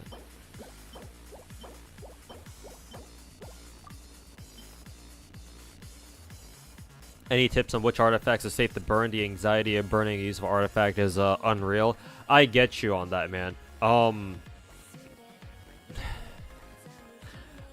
First and foremost, what I can say is knowing which artifacts you can safely burn really depends on how well you know your own account. Are you not doing FGO raids? Not tonight, no. Matter of fact, I'll probably ditch every raid until the very last one, because I think the very last raids that we get for Tunguska are the ones that are really worth it. So, and especially now that we've gotten our first raid to be bugged, like my faith in the rest of the raids, like operating as normal or as intended is it's kind of broken. I don't trust the rest of the raids to work properly, you know? If like our very first raid is fucking bugged beyond measure, and shit like that, then yeah, I'm a little bit hesitant to farm this event. So I'll just cross my fingers that the very last raids for Tunguska work normally or work properly, and I'll grind that. But until then, I guess I'm just gonna skip everything else. But yeah, Zelpad, going back to your question, as a rule of thumb, I would delete any artifact that has double flat stats. Anything you see with double flat stats, you can just burn. The exception to that is if you have artifacts from like certain sets that you know you're gonna need later, like sets that are in very high demand from your characters. Then double flat stats are acceptable, because you know you're going to need every chance you can get to get like a good artifact. Because you can still have a double flat stat artifact as long as they roll double crit or something. And if all the rolls go into double crit, then, you know, those artifacts having flat stats is kind of like whatever. Like, they're negligible, so.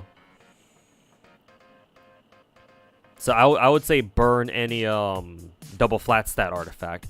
You can get rid of most of your physical damage cups, unless you know you're going to be running a physical character, like you're a Eula main or something. You can just get rid of all your physical cups. Like, there's no real reason to run physical in Genshin, other than if you're a Eula main. Yeah. So you can just get rid of all your physical cups. Hey, Mr. Walks, how's it going, man? You don't need to farm any of them till the last one. Third day is fucking cringe anyway. Okay, then yeah. Some people told me, yeah, farming today's raids are fucking absurd. So yeah, I was like, oh, good thing I'm not doing any. Does this rule also apply to Star Rail? Mostly, but not exactly.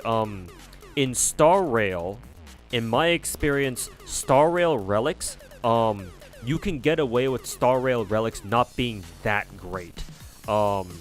Because stats matter a lot more in Star Rail. Not only that, but Star Rail characters can equip 6 relics instead of just 5. Because remember in Genshin Impact, Genshin characters can equip up to 5 relics, but Star Rail characters can 5 artifacts, but Star Rail characters can equip up to 6. Not only that, but Star Rail characters can are intended to equip 2 different sets of relics, right? You got your orbital relics, and you got your inner ornament set. So most Star Rail characters are designed to work with 2 different relic sets at the same time. Whereas for Genshin characters, most of them operate off of a single, a single artifact set. And some of them might run double 2-piece sets, but you know, double 2-piece sets typically are not as good as like a full 4-piece set.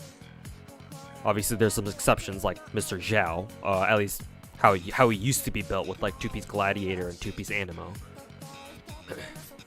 But because Star Rail characters have an additional relic that they can pull stats from, and they're typically working with 2 completely different relic set bonuses,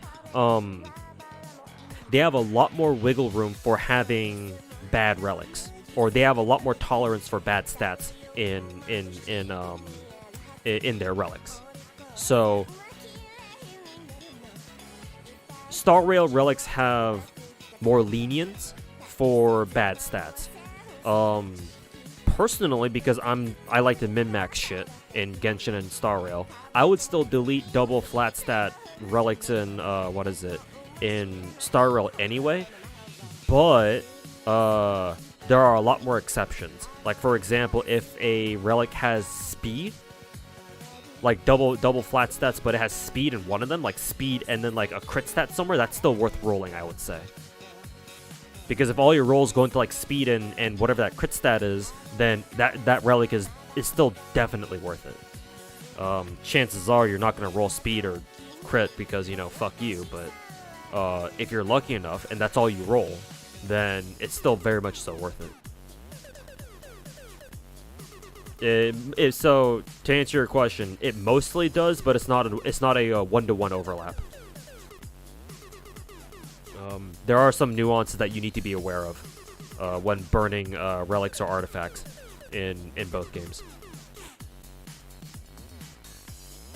You have a 50 CV physical cup, but you don't have anybody to give it to? Oh no. It's always on the cups that we have no use for, huh?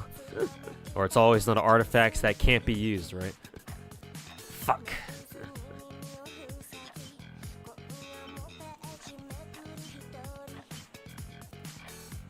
God damn it. Actually, do I even need to keep these attack percent timepieces? I say that now, and then, you know, fucking no. I need an attack percent time off piece somewhere. Where do I get one?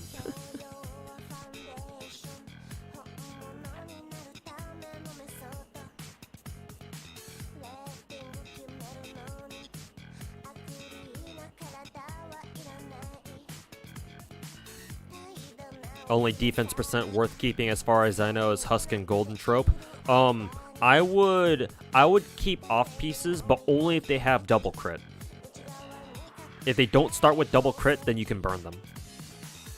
But if they do start with double crit, you can keep them because, you know, you never know if a character wants like it just happens to want like an off piece or somewhere. I've had a couple of instances where I'm building a character in Genshin, and it turns out that I need, for example, like an off piece timepiece or something like that, right? And so, but for some reason I don't have a good timepiece for their proper set, so I have to go look for off pieces.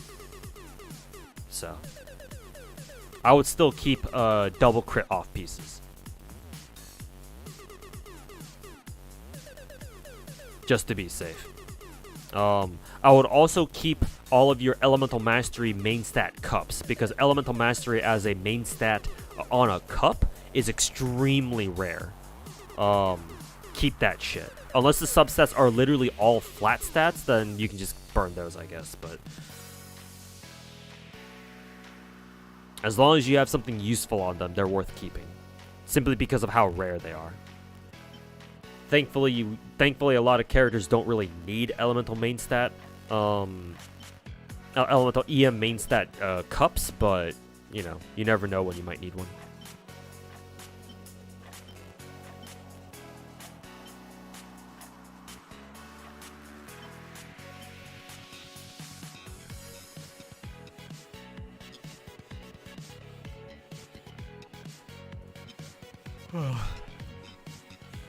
Ooh, double crit.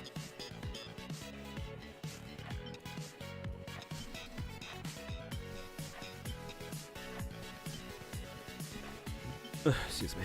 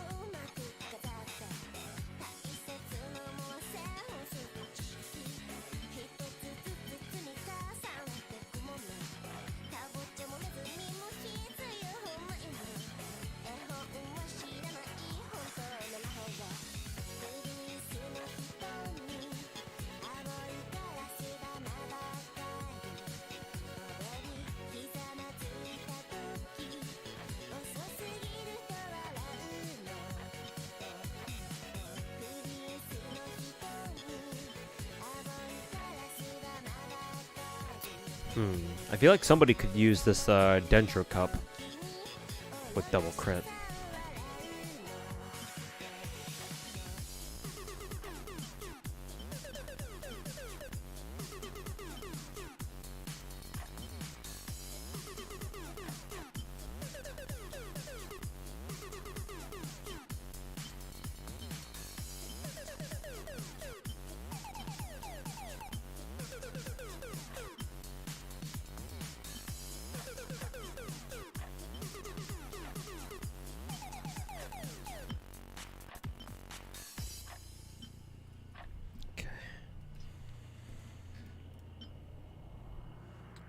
Mastery. This has ER attack.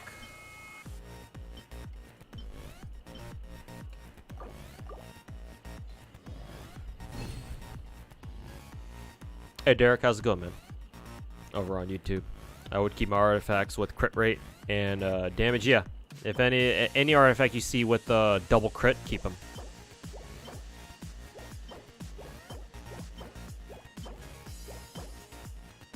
Crit rate, but it kind of blows. Defense percent, but it blows.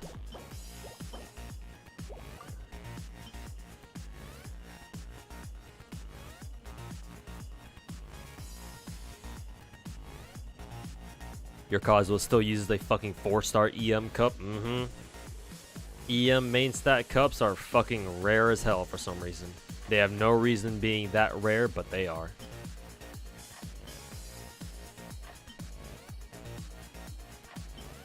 I mean, I guess that's just kind of what happens when you fucking shove, you know, 10 or 11 different stats into one fucking stat pool. Like, Jesus Christ.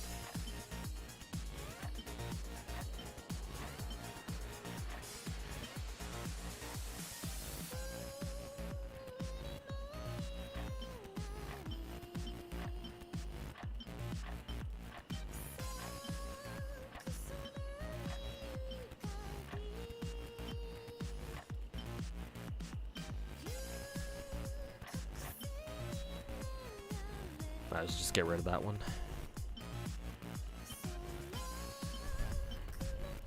crit.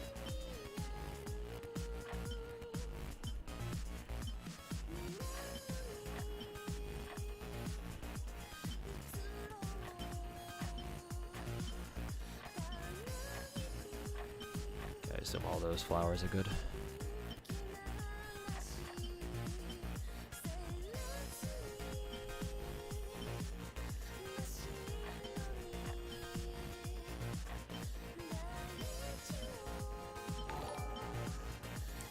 Crit. Hey, Mr. Walks, thanks so much for getting a sub to Young Juvenile. Hey, cheers, man. And yeah, Merry Christmas to you too. Thanks so much, man.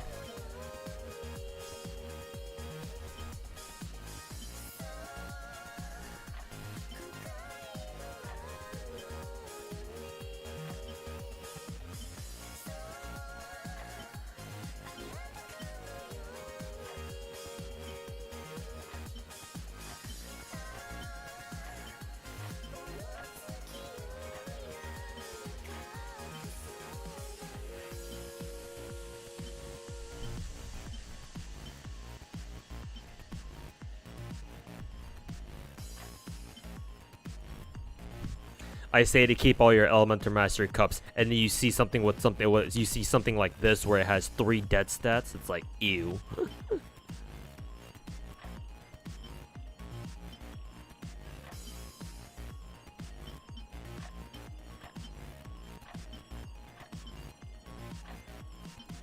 It's like fucking no, thank you, bro.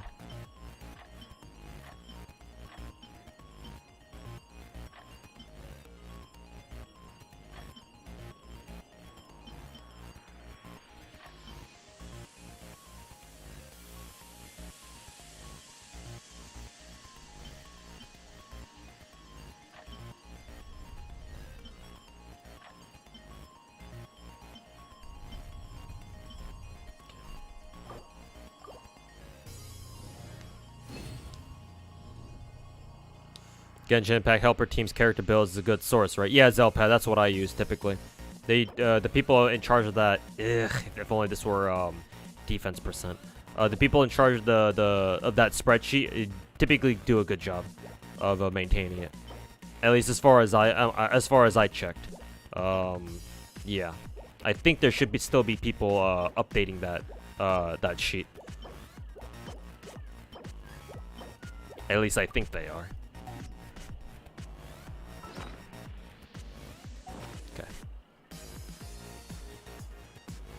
These raids suck ass. Yeah, and that's probably a reason why I'm not doing them right now.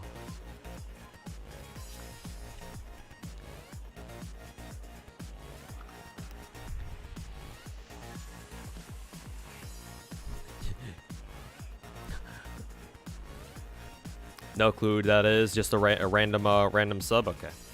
Yeah, that's fine. Yeah. Truly gacha based player.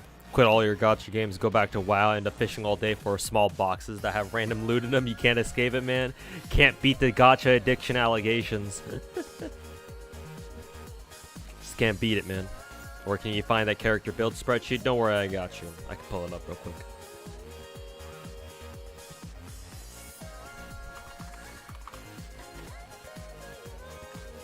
I got that shit on lock.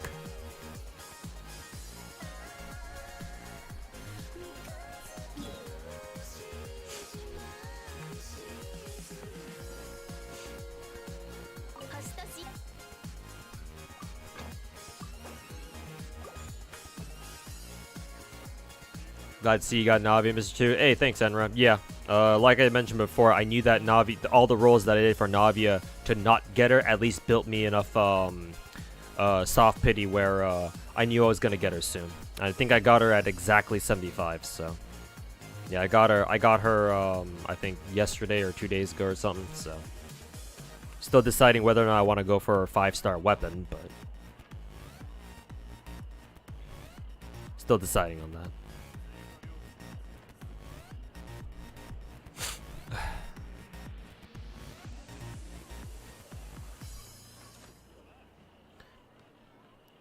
Can't wait for Star Rail update rolling for Ruin May. Hey man, you and me both.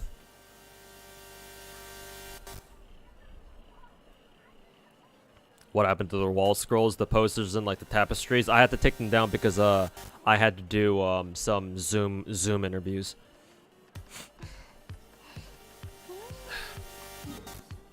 So I'll put them back up eventually, but I just don't know when. Oops.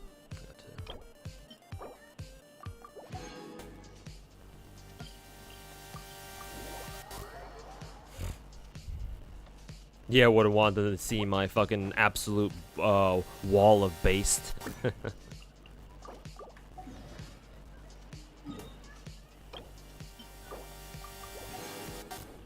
Interview with them up as a power move. True, true.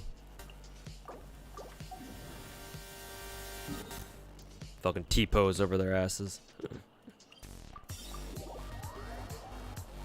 And yeah, Merry Christmas to you too, stupid Jace.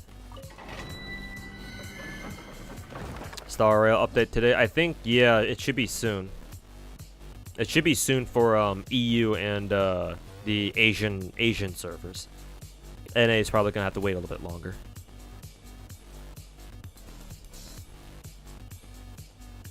So fucking glad Dr. Ratio is free. Yeah. Real thankful Mihoyo pulled through on that one, huh? Didn't care about it until she found out she had a battle axe and became feral. Hey man, I wish that they would diversify the weapons in Genshin. And so while, you know, the battle axe is only different just cosmetically, I mean, hey, it's still sick that they added in an actual battle axe weapon. A battle axe claymore.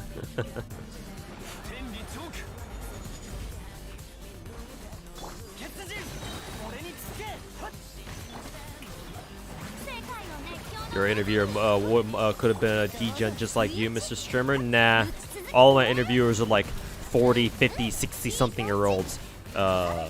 So they wouldn't really get the appeal of, you know, cute anime girl doing cute anime girl bullshit. So somehow I doubt that, but you know, maybe one day in the future, you know, boomer job interviewers will understand the appeal of cute anime girl. Did you hear about China banning Gacha? So I know Tectone has put out a video about it, a video slash like has discussed it on stream, and just clipped out that part, put it on his YouTube channel. I saw Asmongold talking about it too. I need to watch those videos again because I know both of them have made YouTube videos out of them and then put them up on their YouTube channels. So I'll go find them and watch them over so I can understand exactly what's going on, because I only watched like bits and pieces of it. But from what I understand is that China is trying to put through, or is tentatively is posturing to put through some legislation, like basically getting rid of things like the more like predatory aspects of gacha games, right? Something like that, like eliminating like daily login things or whatever the fuck. Hey Fertile Dirt, how's it going, man? Now we just need a gun catalyst. I mean, we know what they're gonna do with gun users, with Cheverus or whatever her name is.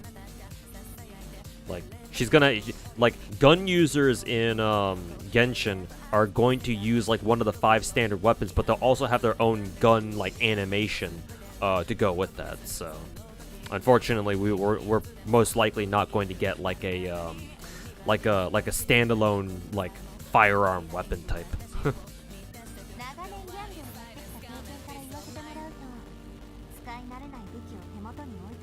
The patch is simultaneous release for like the mid banners, yes, but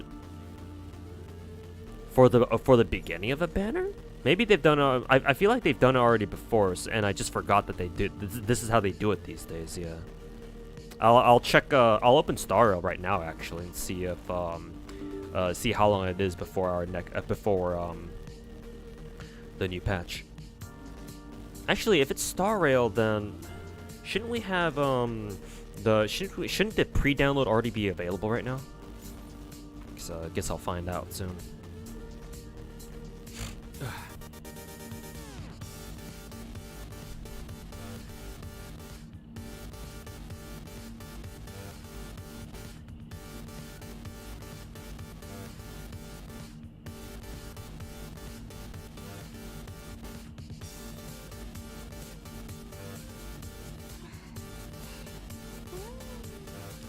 That's like that 4-star Animo Fist Catalyst user, Hazo, yeah.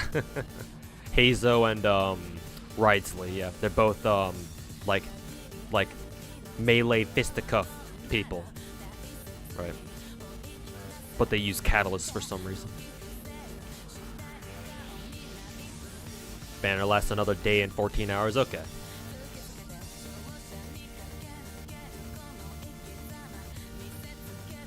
Thank God for Hoyoverse going to Singapore then. My initial reaction to the whole China banning gacha thing, which is not banning gachas, they're just trying to do away with like the more like the daily login shit and like the FOMO stuff, is that like brutally with brutal honesty here, I don't think it's gonna change much. Like, I know for a fact that Asmongold thinks that this is gonna change everything about gacha games. And I think Tectone had a similar reaction. But realistically, I don't think much is going to change. At least not for us foreigners. For the Chinese players, sure. Right? Their gacha experience will most likely change, except to what extent, to what extent, I don't know. But the more I think about it, the more I'm not convinced that anything is going to really change with us foreigners playing Chinese gacha games. Asmongold is not the best source of good takes. He's got good takes about some things, but others, it's hit or miss. In the case of gacha games, like, Asmongold can be right about some things, but not about others. Am I skipping FGO raid? Yeah, I'm probably just gonna only farm the final raid of Tunguska and just skip everything else. Yeah, Asmon is 50-50, yeah. He's got good takes, but he's also got bad ones too. There are some things I agree with him on, and other places where I'm like, I'm not sure about that. Top 5 waifu sister 2 in which game, Asa? Or are you just saying just overall? Hey, Omni Stuff, how's it going, man? Thanks so much for the 13 months. Yeah, he's mainly an MMO player, yeah. Anything he says about MMOs, I usually, trust him on that, because yeah, he's been playing fucking WoW for 15 years, so I sure hope he knows what he's talking about. But yeah, as far as anything gacha related, it's hit or miss. Nice to have those disagreements. Yeah, of course. The important part about Asmongold is that he instigates kind of a weird word to use there, but I don't know what else to use. He produces conversation, and that's the important part. You want to get people to talk about things, right? Because only when you talk about them, is where you can have a chance to like improve things or change things for the better. So yeah, that part of him, that's why he's there, or that's what you should take away from his streams. Not that half his takes are bad, but like, listen to what he has to say. Even if he's wrong, just consider what he has to say, and then reconsider what your own thoughts on whatever the subject matter is, to either reinforce it or adjust it accordingly with whatever the fuck Asmongold has inputted with Asmongold's input, whatever it happens to be. I mean, it's not just Asmongold, it can be anybody else, but given how big Asmongold's audience is, obviously he's got more influence over a lot more people, so.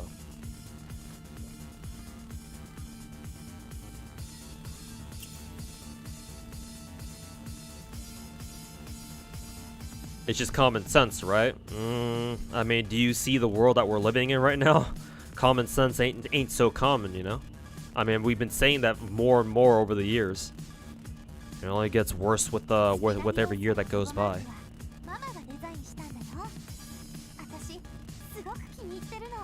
Never letting yourself leave a Hoyoverse event till the last day again. Not for the major events, no, man. For the smaller events, Metal Deer, yeah, you should absolutely not. For the smaller events, you can afford to leave them alone until the last day, right? Like the minor combat events or whatever.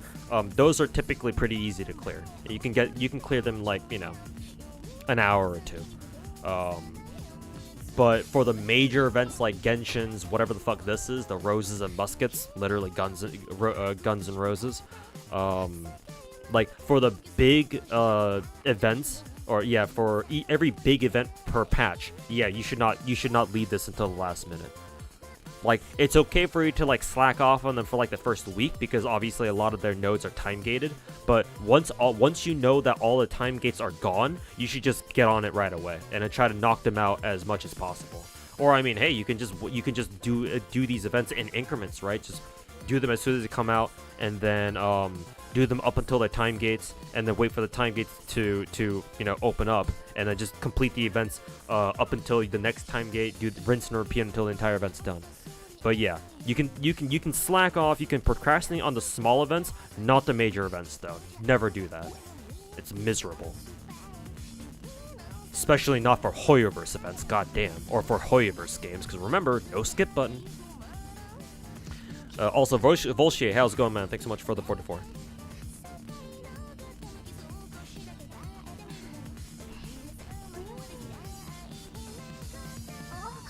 What is the best way to reach level 80? Ascension bosses are kicking your ass. If you're fighting bosses under level, there's not really a good way to do it. For some elite bosses, I'm sure some elite bosses are easier to deal with than others, but I believe for Navia specifically, the boss you need to fight are these guys, right? The Capellian robots at the Icewind Suite. They're kind of annoying, I'm gonna be honest. From like a new player perspective or like a returning player perspective, yeah, these bosses are fucking annoying. There's not really a good way to deal with them. Just bring shields and bring Bennett. Bring a shielder, bring Bennett, and just fucking pound at them until they die. Try to bring a friend, I guess. If you got a friend with you that you can co-op with, have them carry you. So the only other easy way that's the only easy way that I can think of, to be honest. It's what I would suggest. Surely they'll add the skip button one day. They'll do it for Stario, but not for Genshin. I mean, I'll see it until I'll see it when I'll believe it when I see it. But yeah. If one of the games are going to add a skip button, it's probably going to be Star Rail first.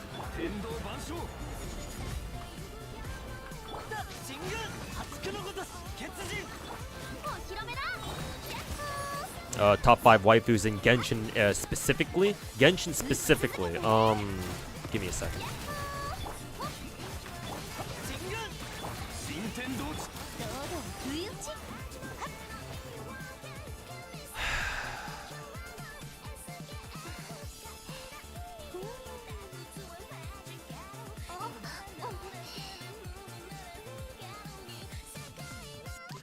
Mona, Ganyu. Mona, Ganyu are my top 2. With no question. So, Mona, Ganyu. Yelan. That's 3. Miko is 4. And then I'll go with Dehya as 5.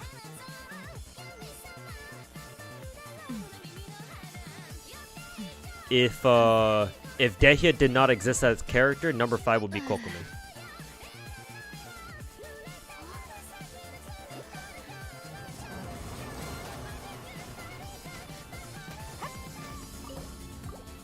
As a Genshin player, Star Rail, our FGO arcade. No, not Spadio, because at least with Star Rail, you know for a fact that MiHoYo will continue supporting it. We can't really say the same thing about FG Arcade now, can we?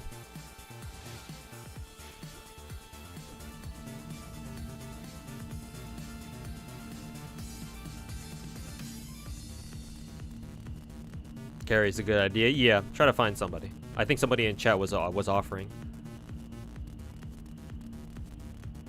Review bombing Google Classroom is still one of the most evil things you've ever seen. What, back when the Genshin players review bombed everything they could get their hands on because of first anniversary.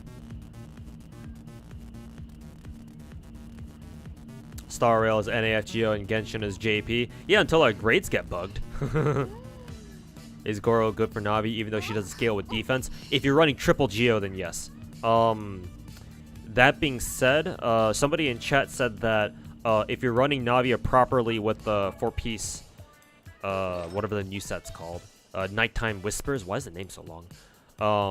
If you're running her with 4-piece Nighttime Whispers, then the Geo damage buff that Goro gives for you having 3 Geo characters on the same team doesn't really matter as much because the 4-piece effect is already giving you like a 50% Geo damage buff. So the extra 15 that he's giving you doesn't really matter that much. I'm only running Goro because currently my Navia does not have 4-piece Nighttime Whispers. She can only run 2-piece Glad and 2-piece Nighttime right now for the time being. Though these are the only pieces that I can afford for her at the moment. Trying to farm for some better ones, but strictly speaking, no, Goro is not really that good for Navia. Not on the surface, anyway.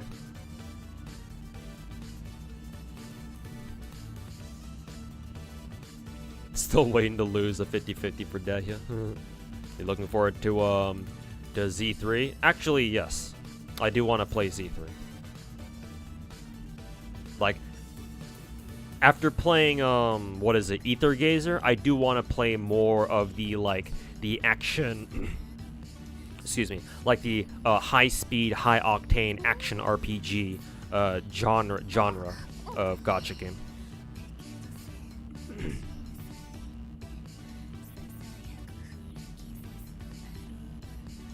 How cynical do you have to be about a Gacha game to be like, fuck education? It's not even, it doesn't even have anything to do with like being cynical or not. These people are just fucking retards. Will you pull Ruin Mei? Yes. I've got a guarantee lined up for her, because I couldn't pull Huo Huo from a couple weeks ago, so. Yeah, it's not even about, you know, how cynical you are. It's just, no, these people have no fucking brains. It's literally, that shit was literally mob mentality. Like, remember the if you're American, remember all of the fucking riots we had back when in the wake of that I forget the name of the guy who the black guy who died because of that one police officer fucking putting his knee on his fucking neck. George something, I forget his last name. Remember those fucking riots? Yeah, George Floyd, there we go. Yeah, like, bro, the first anniversary, those were literally online riots. That's what it was. No getting around it. Or no trying, like, that's what it was. Can't be anything else. Literally just mob, like mob or riot mentality. Just fucking running around vandalizing anything they can get their hands on.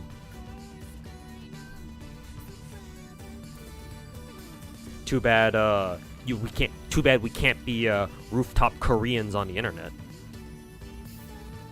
Really like how Z3 gives you Persona 5 vibes. Z3's animation quality is something else. Like, holy crap, I have not seen... Z3 might take the cake for how well a gacha game's characters can be animated. Like, holy shit, Z3's characters have so much fucking personality in them. Like, Z3 just oozes style. The only problem with Z3 is I feel like the colors are a little bit washed out. I would like them to increase the saturation on the colors in Z3 a little bit, but other than that, hey Taika, how's it going, man? I'm doing okay. Could be doing better though.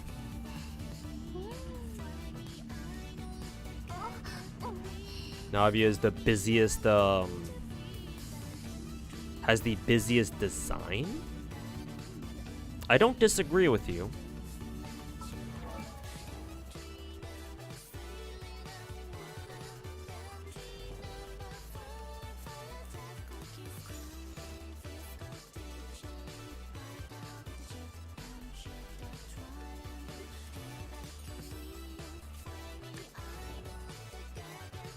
I mean, Ningguang's got a lot going on in her default outfit. But I think this is easier to look at because it's a giant white, basically, region right smack in the middle, right smack in front of her, so it helps,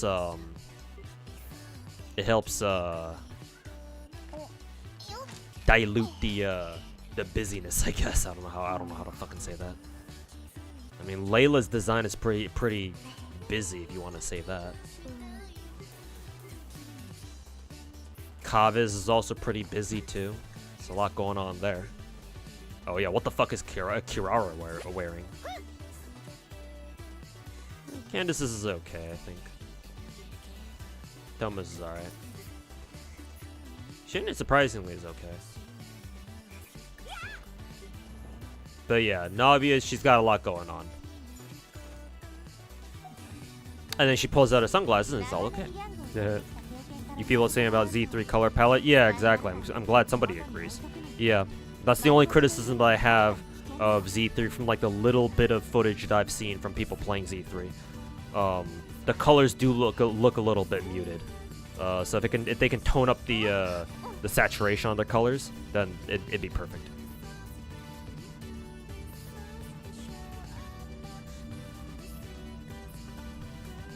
You were heated when you didn't get into Z3 beta. I just kind of assume I don't get into any beta.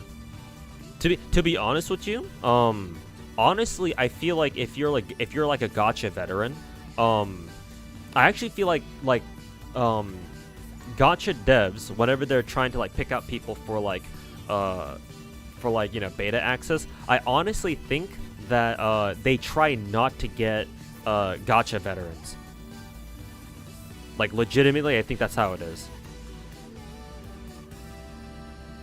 Because, like, if you invite Gacha veterans, like me, for example, to come play your game as part of like the closed beta, as part of like a beta or something, then they're going to pick up on everything that's wrong with your Gacha super quickly, and they're going to spread that on the internet, and they're just gonna tell everybody about it, and they don't want that. At least not for a beta, right? Because it can, no matter how small the chance is, there's still going to be a chance that if you let that happen, if you do something like that, there's going to be a chance that like these Gacha veterans can potentially ruin your game's chances of doing well even before it even ever gets released. Worry for my wallet whenever Z3 and Enfield gets released. I'm more worried about getting a fucking job before the two games come out.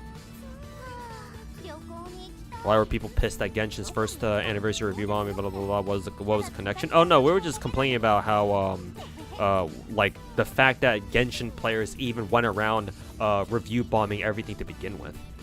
And the reason why they did that is because it turned out that MiHoYo didn't do anything for first anniversary when they were expecting something to happen, but nothing did, and so they were pissed. Navia has pretty great fucking thighs. I mean, Mr. Walks, if you haven't noticed yet, Navia actually has legitimate. I don't know if you can see it, but she has legit thigh squish thanks to her. I don't know what these are supposed to be called. Thigh gauntlets. Like they modeled the squish on her thighs.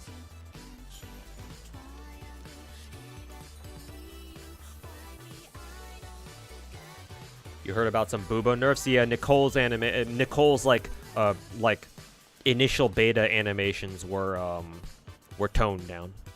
so they're not as provocative, let's say.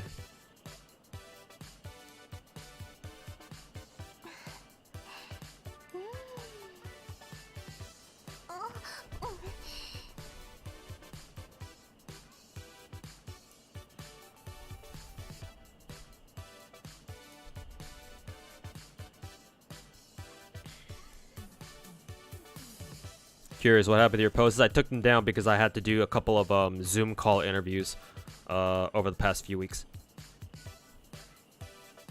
So obviously having, you know, a tapestry depicting two half-naked anime women probably wasn't the most appropriate thing to have.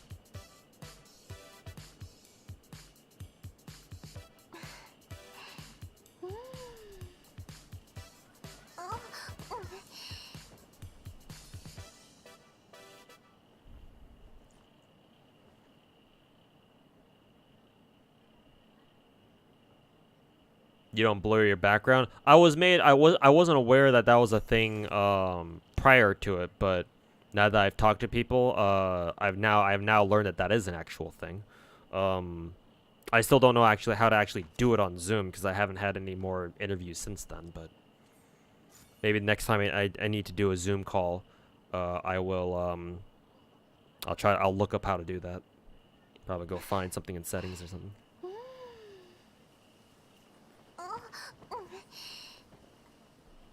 Wish you well with the job hunting. Hey, thanks, man.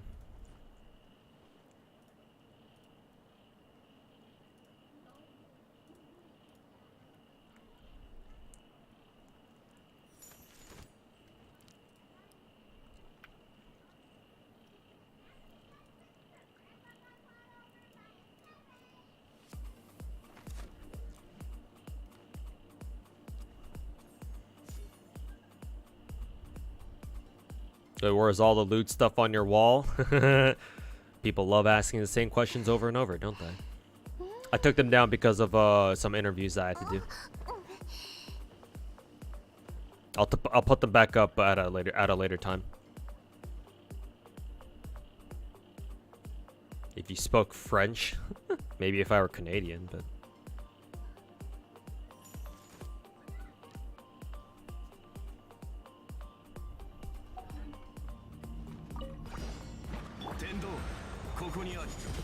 Kind of missed all your multi-gacha screens. I'll do more multi-gacha screens in the future, don't worry.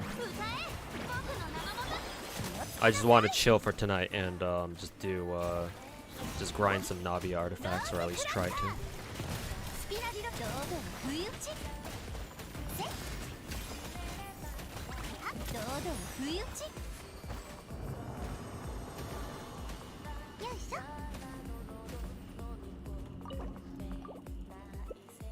You're glad Hoyo has gotten characters crying, makes the sad moments hit harder now. Messed up as that sounds. Oh no, like no, that's perfectly normal. That's perfectly reasonable. Attack percent timepiece. Ugh, shit though. But yeah,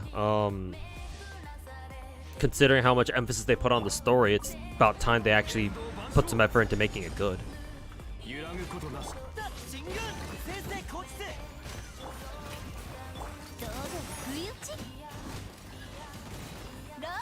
Just got Tai and MP5 Nikki. What team should you use for them? You have Scotty, Taigong Wang, and then Nikita. What team should you use for them? You have Scotty and Koi and Skya, but no Oberon. Are you asking in general or for the raids in particular?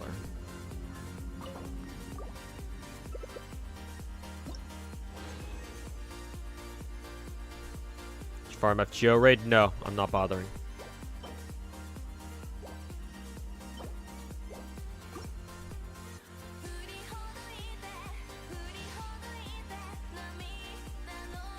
Was Unforged anyone's signature weapon? I don't think so. No. Unforged was one of the first 5-star weapons that Genshin got, and that was back during that was back in the days before MiHoYo began to stick the whole like, oh, every 5-star limited character comes out with their limited weapon on Gacha too. So.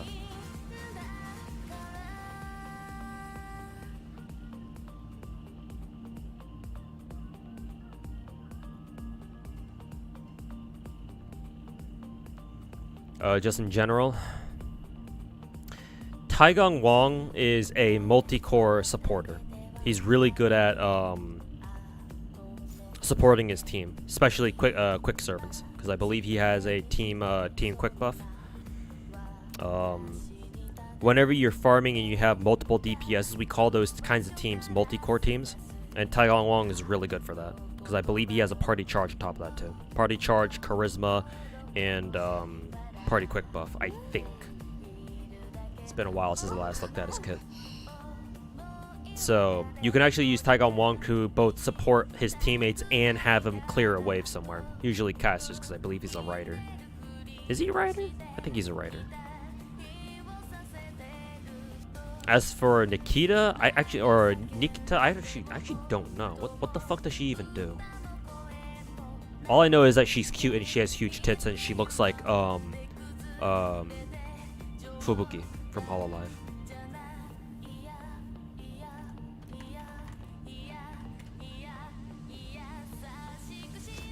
Yeah, Taigong Wong is amazing. Yeah, he's great.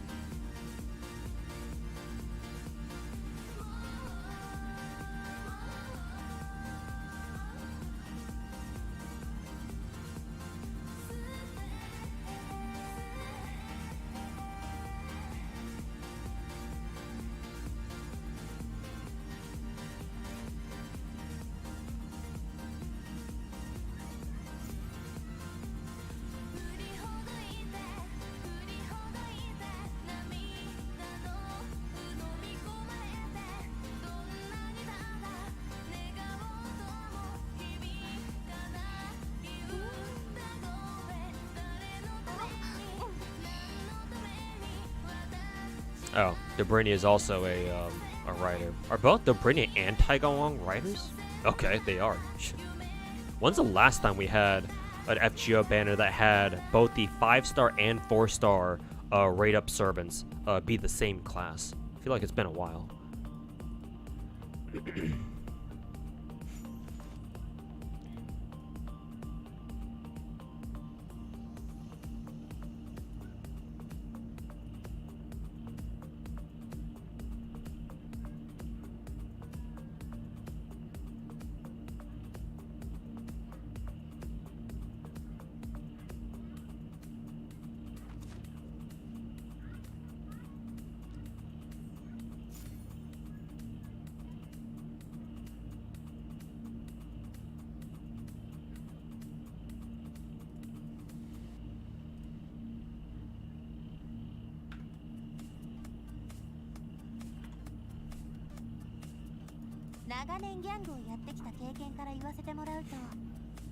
Dobrini is a dragon killer. Yeah, she's got. It seems like she's got an anti-dragon buff on her second skill, and then a party anti-dragon buff on her third skill.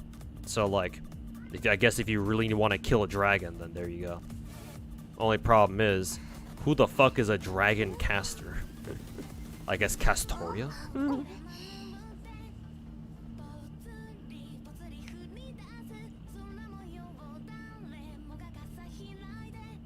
Double Lancer, I see.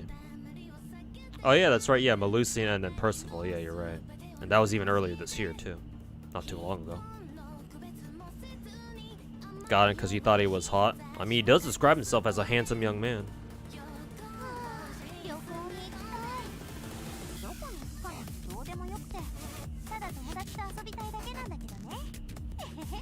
Now, if Hoyoki get characters to blush in Genshin and cutscenes, that implies that they're actually trying to expand their library of stock animations.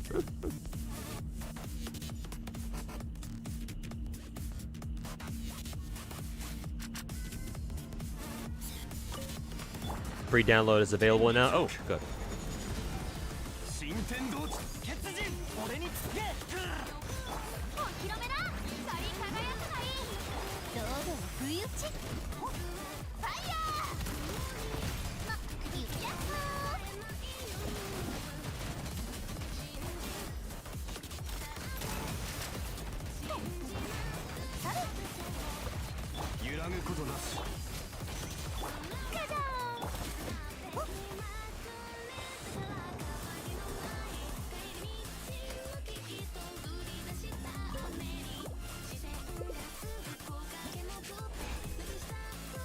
How do you like Navia's look? Do you mean her gameplay or her physical appearance? Because I like both.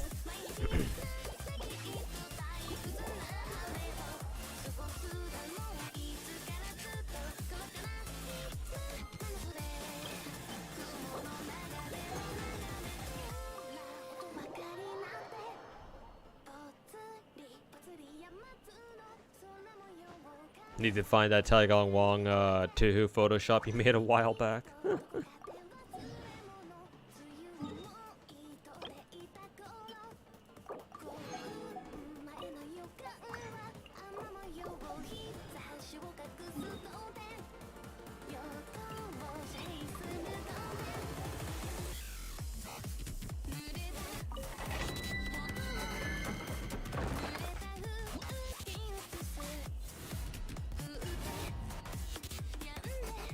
Oh yeah, that's right. Yeah, I think I remember seeing that. Yeah, you guys showed me on Discord, I think.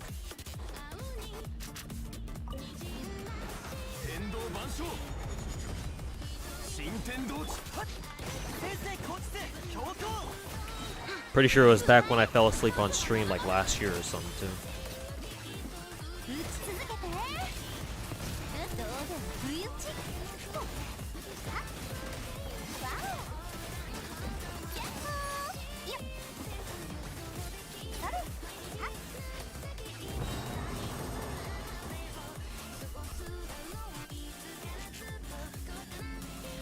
Yeah, during a lottery? Yeah, sounds about right.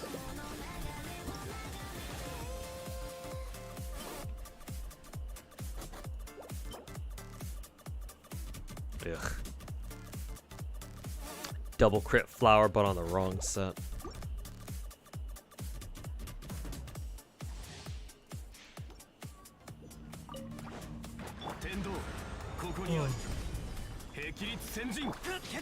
When did Genshin change the pick a select team? Haven't played in 7 months. Oops, actually used that a little too early. It's fine. They actually changed it pretty recently. Yeah, I'm pretty sure. Wasn't it right when we got Fontaine, or maybe it was 4.1? Maybe it was 4.0. I forget exactly when. But yeah, it was sometime within the Fontaine content cycle. And let it be known that I asked for them to change the team setup screen with my how to improve Genshin video that I put out earlier this year. So y'all can thank me for that one. With 4.0, then yeah, there you go.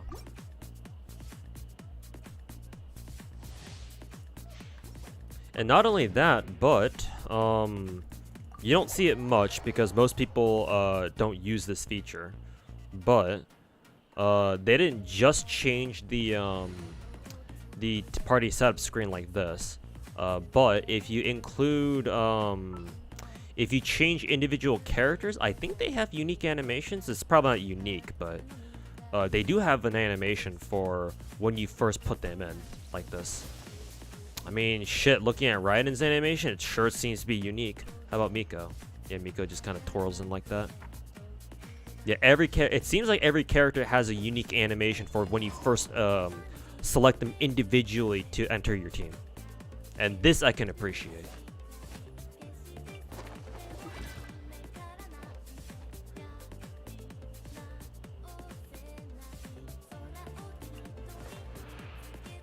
Yeah. Like the amount of effort they put into the character selection screen, like this. This is what I'm looking for. Out of a game like Genshin, especially.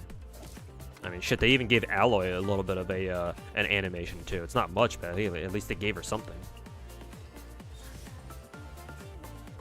Will you make another update of that video for 5.0? Oh, you mean like the how to improve Genshin? Maybe. I was more thinking of making an updated version of my how to play every character in Genshin Impact video though. Because I believe my original how to use every character in Genshin video, I put that out like 2 years ago at this point. So if I'm gonna work on like another major Genshin video, it's gonna be that.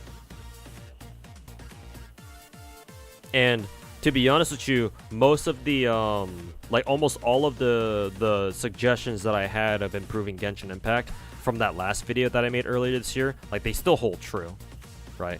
Because obviously miHoYo hasn't really solved many of them, if any of them at all. Obviously they put in small things like, oh, you know, an updated team selection screen like this one. And this shit is exactly, to be fair, this shit was exactly what I asked for. So props to miHoYo for that.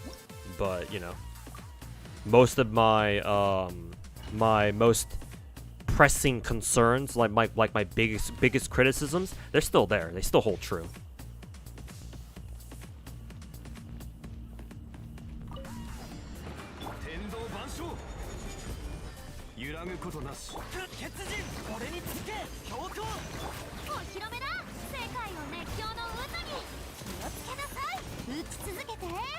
Wish it didn't change their weapons? Really? What do you mean by change their weapons?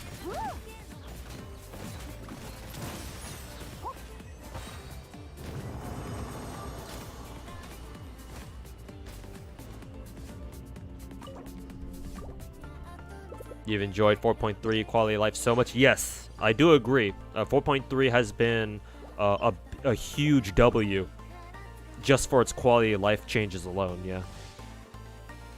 Like artifact leveling goes by so much faster now. Leveling characters is a lot smoother. Yeah, for sure the quality of life, the change that they have made, like as many criticisms I still have of Genshin, like credit where credit is due.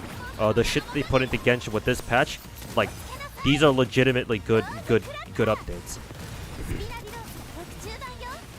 So thankfully steps in the right direction. So we can only hope that miHoYo will continue to, you know, keep it up, I guess.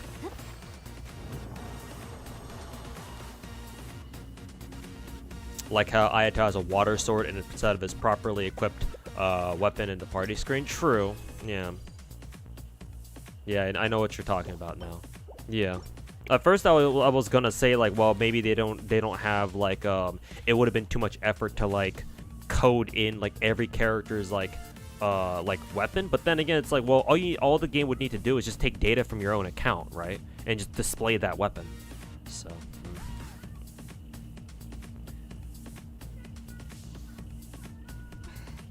Yeah, I don't know. Kind of a hard call with that one.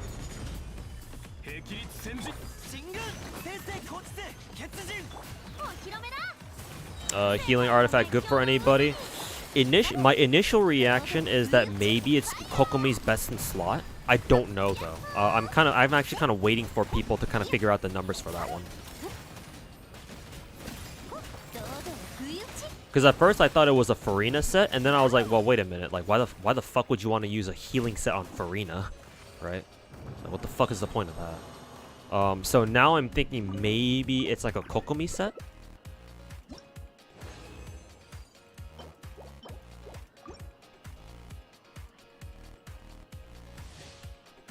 Thoughts on a new Chinese build that hasn't passed yet? Oh yeah, that's right. I meant to kind of expand my thoughts on that one. So thanks for reminding me of that. Let me just start by saying that I don't know the full details of the build because I haven't read through like the Reddit post or whatever that's talking about it. But my initial impressions are this. I don't think much is gonna change, to be honest with you. At least not for the foreigners. Assuming that bill goes through in the CCP, like for sure Chinese players will be impacted. But to be honest with you, I don't think foreigners will experience much change. The reason why I say that is because obviously if those changes go through in the CCP in mainland China, the bottom line of all these mobile game companies will fall or will be affected, right? I mean, hell, I think the Reddit post even mentioned that as soon as it was made public that the CCP was discussing like, oh, about these like this new legislation about, you know, limiting like, you know, gacha FOMO and shit like that. Like I believe Tencent stock and then another major tech company stock like plunged like 5 or 10% or something like that. It was something. It was pretty considerable. or something like that, if my understanding of the stock market is, accurate. So assuming the bill goes through, it will definitely affect the bottom line of every mobile game company, studio, publisher, whatever, in mainland China.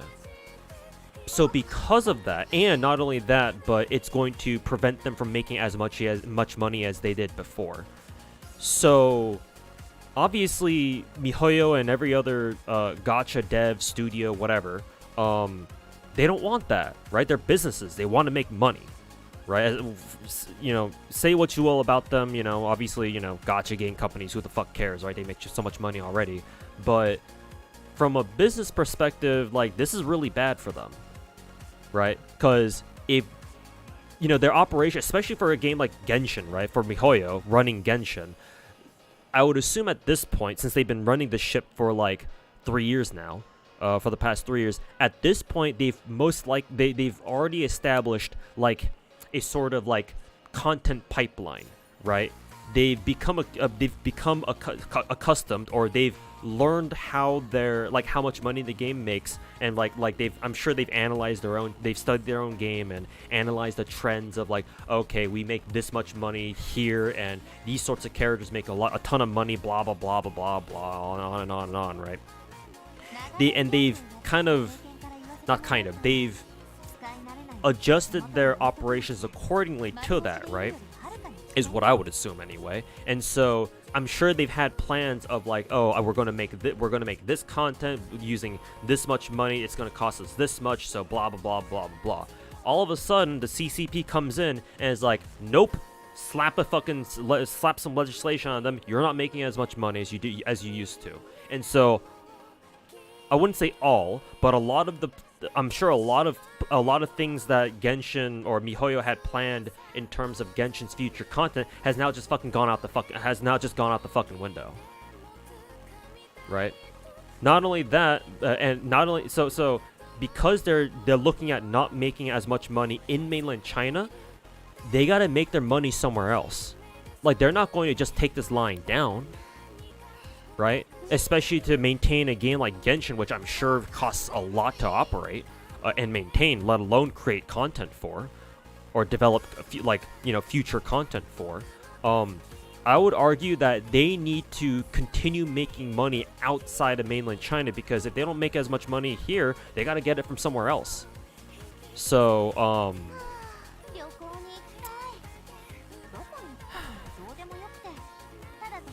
yeah, that's the main reason why I don't think much is gonna change, because it makes no sense to me that if they were forced to put through these like new legislation of like taking out FOMO, taking out daily login shit, it doesn't make sense to me that they would do the same for the foreigners, because one, we're foreigners, they don't care as much about us as they do their main audience, which is the mainland Chinese, and two, they have to continue making money somehow. I'm sure they'll continue making money in mainland China, but, most likely not as much as they did before. And so they have to make up that difference somewhere if they plan on continuing their operations as normal. It's either that, or they sacrifice some of the content that they had planned originally in the future, because they just don't have the money or the budget to be able to support that anymore.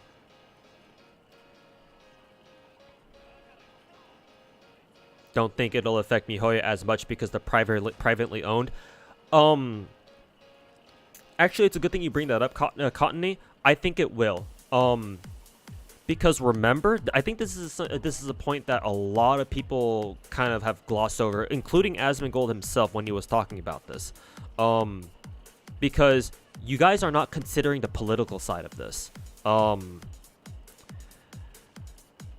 For the record, I just want to make this completely clear with you guys. The CCP is not doing this for the sake of, the gacha player, right? They're not doing this to be nice to anybody. They're doing this to control the companies.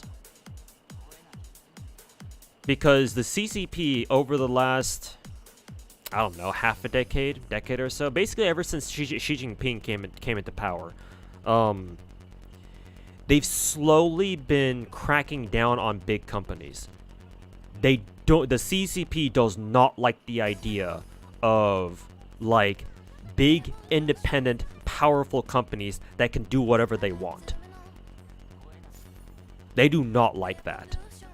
And so over the past couple of years, or I mean, not just couple of years, you know, probably goes way beyond that, like I said, they've been getting more and more harsh on like economic like freedom, I guess, just the nature of doing business in China, and like if you're a big company or not. Because if you're a big company, you are a potential independent power source that can do whatever that can do things that maybe you don't want them to do, you as in the CCP.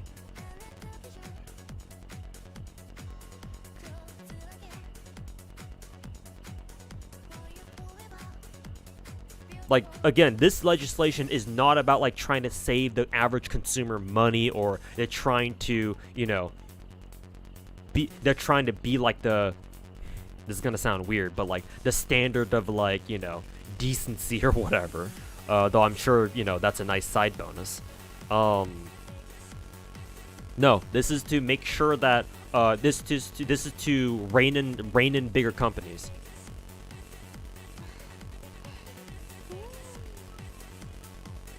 And MiHoYo is absolutely a big company that they have their eyes on. Right? When you operate the world's biggest gacha game and you're a Chinese studio based out of mainland China, you bet your ass the CCP has their eyes on you. So yeah, to me it doesn't really matter that MiHoYo or HoYoverse or MiHoYo specifically is a privately owned company. Remember, this is mainland China.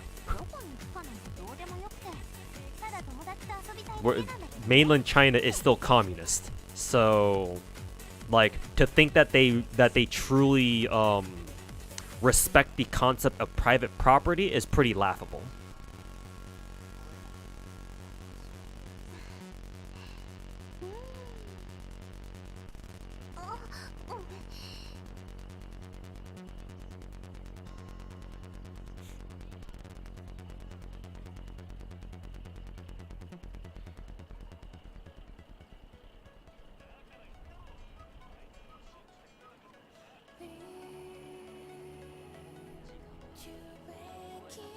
It was never for CCP. I don't know what you mean by that. You got to be more specific. And like, again, reminder that that's the reason why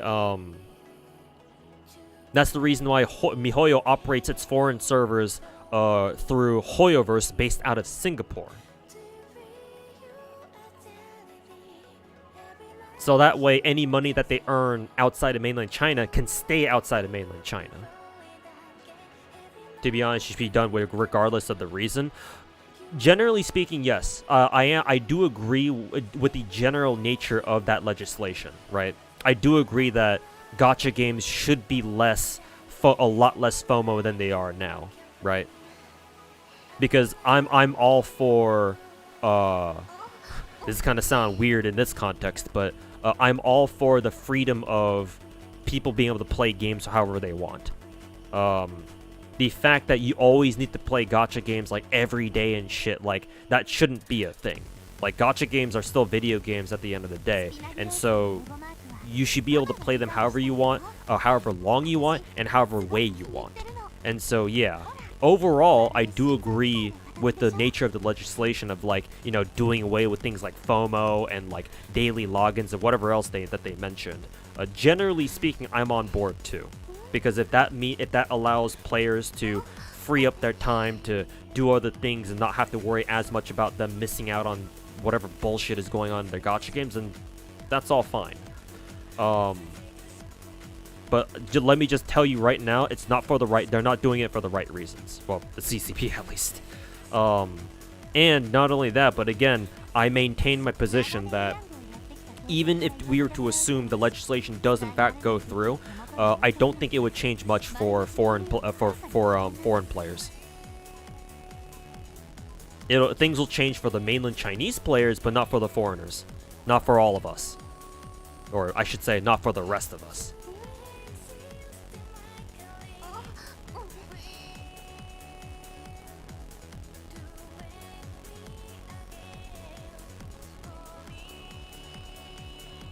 You don't like the scummy gacha FOMO tax like they do? Me neither. Me neither.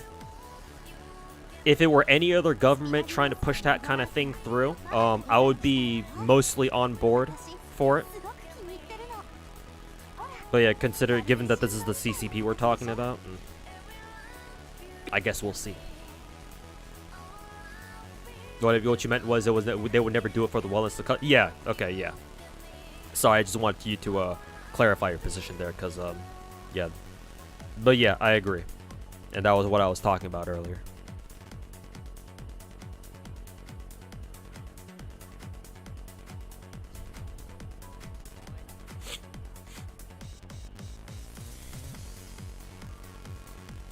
Well, you agree that Gacha should have shouldn't, I think you meant to say shouldn't have such in-your-face scummy practices, blah blah blah.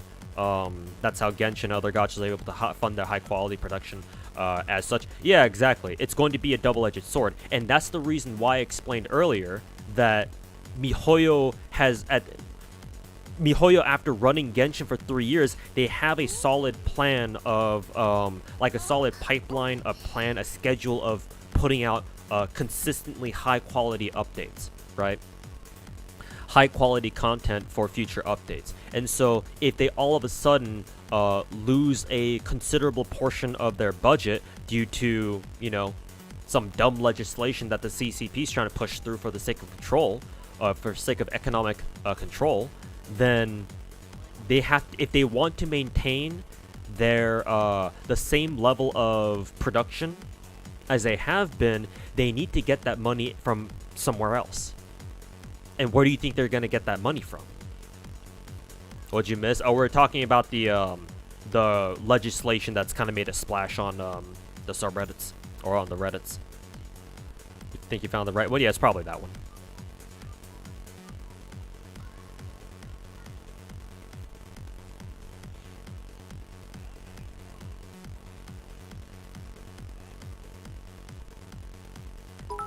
Could lead to legislation elsewhere. Biggest issue you can see is that this is yet another case of people who don't really understand the problem coming along to fix things. If you're talking about like the CCP making this legislation, and you think that the CCP doesn't really understand the problem and they're just trying to fix things, oh yeah, you're absolutely right. They don't understand the problem. And even if they do, they're not doing it for the right reasons. If you're talking about that, then yes, absolutely. Because their intention was never to, you know, do the right thing. No, it's not because of that at all. Government is always just a bunch of old people. They don't even know what a gacha is.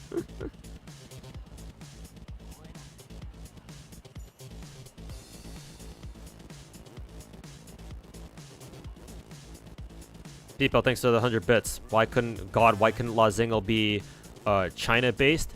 I must have to stop you right there. What the fuck?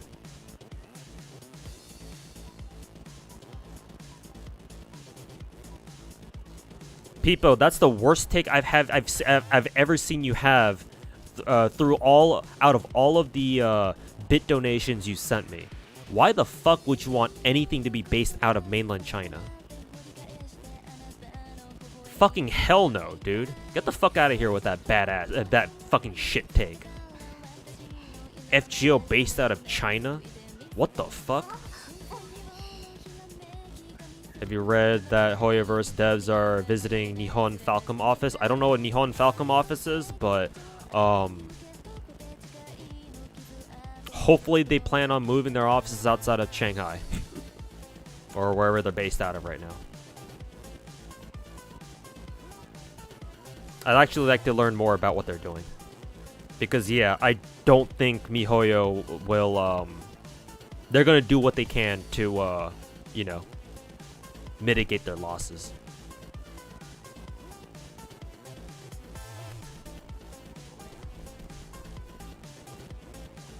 What you love about MiHoYo was the quality of the game, even if, how they do it, thanks to Gacha. Don't think, they would be, they would have to. Well, yeah, Nightwalk. Yeah, if you're talking about how Gacha wouldn't be the same if they didn't have the same level of funding, yeah, you're absolutely right. And the thing is that, remember, Genshin Impact is still free to play. And even though yes, it does have scummy FOMO tactics like, you know, gacha and shit. The thing is, remember, Genshin Impact is a casual game. You don't need to roll on anything because it has no end game, right? At least very little of it. It doesn't really matter. And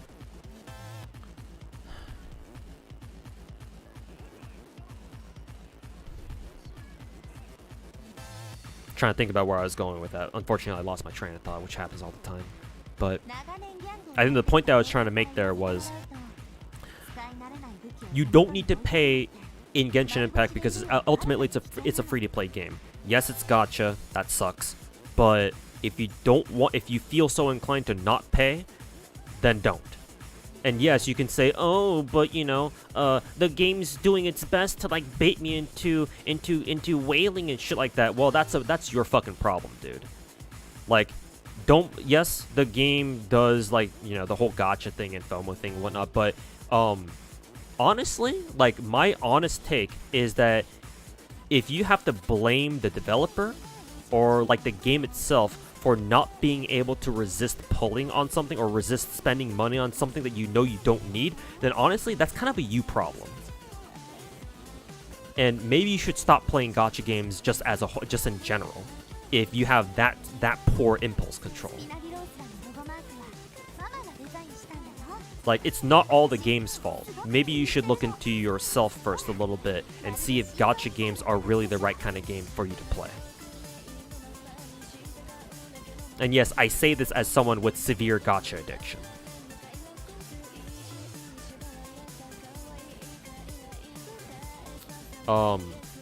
And so, yeah, you can, as a free-to-play player, you don't have to pay for shit if you are a true free-to-play, right? Because the people who will be paying are the dumb idiots like me who think that it's worth our fucking $1,000 or something to go C6 a dumb fucking character in a anime waifu or husbando game, right? Just let the dumbasses like us pay for everything. That's the beauty of free-to-play games like Genshin, especially if they're free-to-play, right?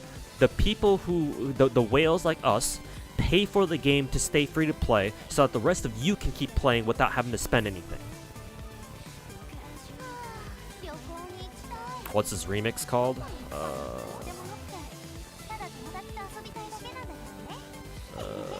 Oh, it's not Necromantic. It's Desire Drive. I think this is Siri Fit. Yeah, Siri Fit's Desire Drive remix.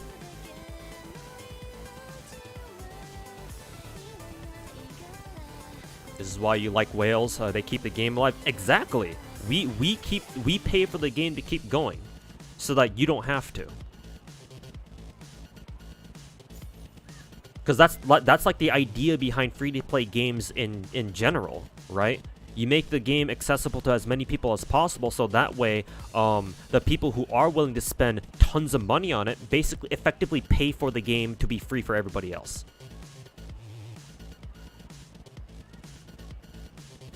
Which, by the way, just going off on a tangent here, that's the reason why I think it's so fucking stupid for free-to-play players to, like, trash on, like, whales and call them stupid for paying for the game. I mean, yes, we are stupid, but we're not going to take it from people like you, right? Like, don't fucking badmouth the people who are literally paying for the game to be free for you. But, yeah, that's just a side tangent. Just a side tangent, just wanted to go over that real quick. Can the CCP make legislation to MiHoYo to have Genshin, to make Genshin have more endgame content? I don't think they go that far. Don't even think they know don't think they know Genshin quite enough to really do that, but I suppose we can dream, right? Tencent was down 15%, NetEase down 25%. Yeah, there you go. Jesus. Gacha does seem to be the new free-to-play meta. Yeah, D-man. I mean, honestly, I've been saying this for years. Gacha games are going to be the new norm. Genshin is the first like big indicator towards that direction. the thing is that people, a lot, especially Western companies, they don't understand what makes a gacha game really tick. Like, I guess EA kind of does with FIFA, because FIFA, the FIFA gachas capitalize on people's love for soccer, and of course, you know, the professional soccer players. So they'll always do well. But a lot of other Western gacha games or Western developers, they don't quite understand that, and so whenever they try doing a gacha, it doesn't really do well, or it doesn't really pop off the same way that Asian gacha games do. But yes, I've been calling it for years at this point. Gacha games is like that formula for free-to-play games. That is, if you want to make a ton of money. That's how you would do it. Can the CCP bring like Signora? I mean, you gotta pray that there's some CCP elite in the People's Hall who starts playing Signora, wants to bring or who starts playing Genshin, wants to bring Signora back.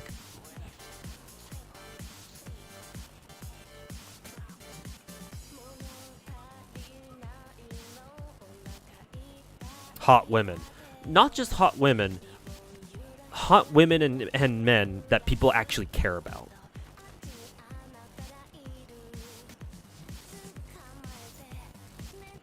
You can have as many hot women in your gacha games as you want, but you gotta make people actually, you know, care about them. Because if hot women were all it took to make a gacha game pop off, then Azure Lane should be the biggest gacha game in the world. Clearly, that's not the case.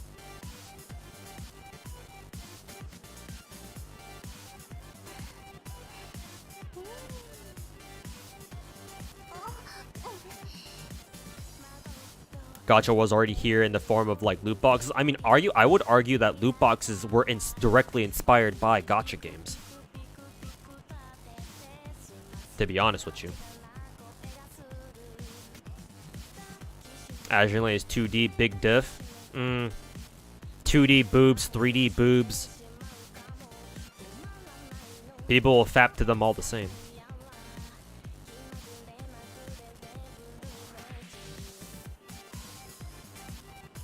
While, yes, the jump between 2D and 3D is big, it's not as big as how much quality you put, how much effort you put into making people actually care about them. Though, to be fair, making your characters 3D like Genshin does contribute quite a bit to that.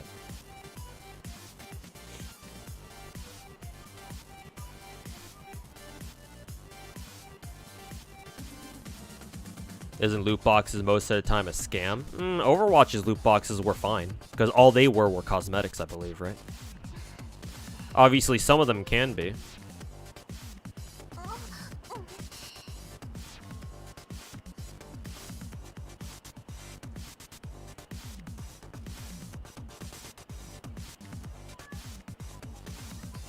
Thick women is what the CCP needs, ha ha ha. I mean, for reasons more than one. They could sure use more women to, you know, get their birth rates up, but, you know. Not sure if there's any saving that at this point.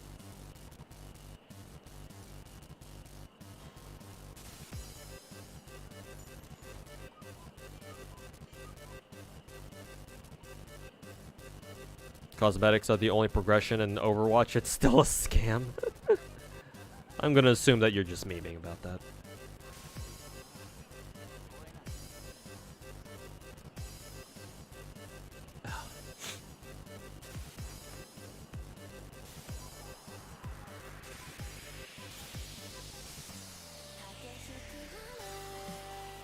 Yeah, RNG is a scam in general. If you can clip some of your short talk topics and put them on YouTube Shorts and you'll blow up, it's very addicting in your opinion. Maybe. Maybe I should pay more attention to the YouTube game or whatever.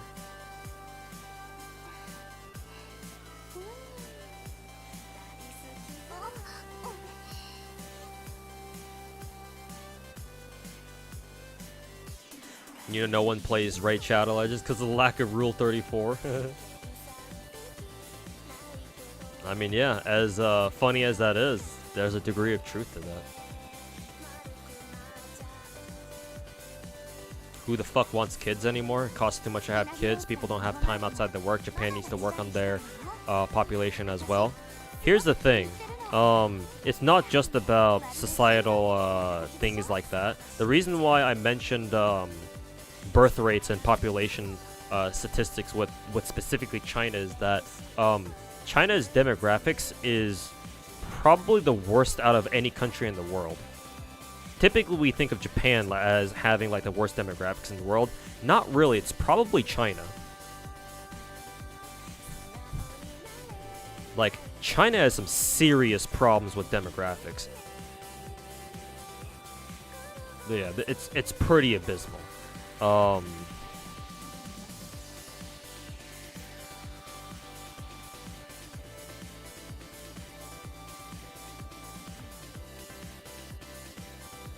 Genshin category on Twitch is the better just chatting category. True. True.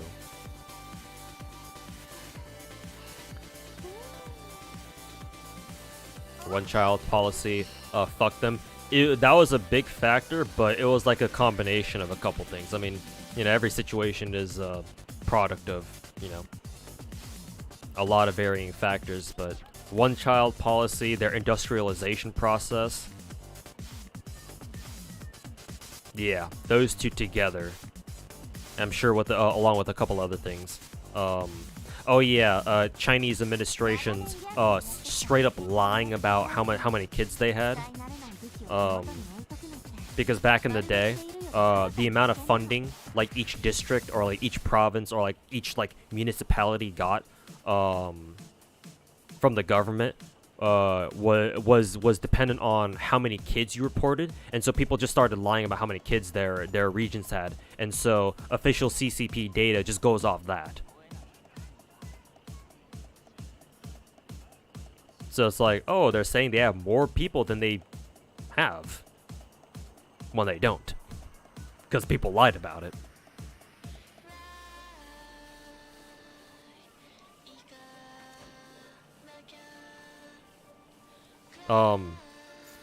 And while Japan is a very old country, demographically speaking, they've actually been going through their whole like demographic collapse, if you want to call it that, for like the past 30 years or so. It's actually slowed down a bit because the government has been working on it. Or the Japanese government has been working on it, or at least they've tried, to alleviate it at least somewhat. And so while they are, like I said, a very old country, they're no longer the fastest aging country in the world. In part because, yeah, they've been in that situation for so long. They've kind of eased themselves into the situation that comes after, kind of. And they have figured out a couple things, not enough to like be a permanent solution, but they have found out a couple things. So I wouldn't really worry about Japan for now. At least among the East Asian countries, I would worry most about South Korea, China, and Taiwan, to be honest. They're kind of fucked.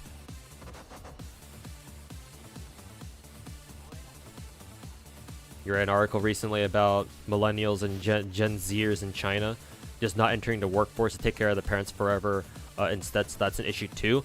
I know about the issue. A lot of that is simply due to the fact that there's just no jobs going on, or the employment situation in China is really, really bad. Like if the official Chinese Bureau of Statistics or whatever that's called, whatever department is in charge of like official national statistics like that, just straight up stops gathering unemployment data, you know it's bad. Because that's what the CCP does when they feel like they can no longer like fuck up the numbers or screw with the numbers to make things look good in their favor. They just stop reporting it. It's like, oh, if we just stop reporting it, that means we don't have to talk about it.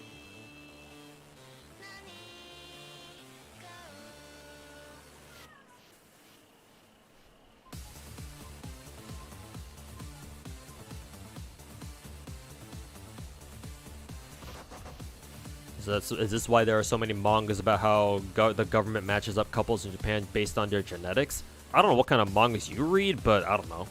Maybe?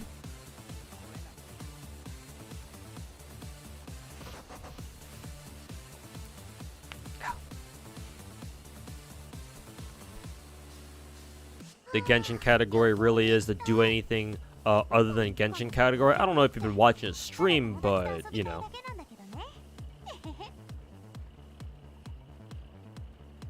And just for the record, whenever I talk about something like this, this is how I conduct a stream. I just stop playing the game. I just stop whatever I'm doing. I just talk. This is just how I am. Unlike most Genshin streamers, I actually do play the game whenever I stream. Outside of bits like this when I actually take the time to talk about something. Thoughts on Twitch nude drama? Just make an R18 section of Twitch and move everybody over there.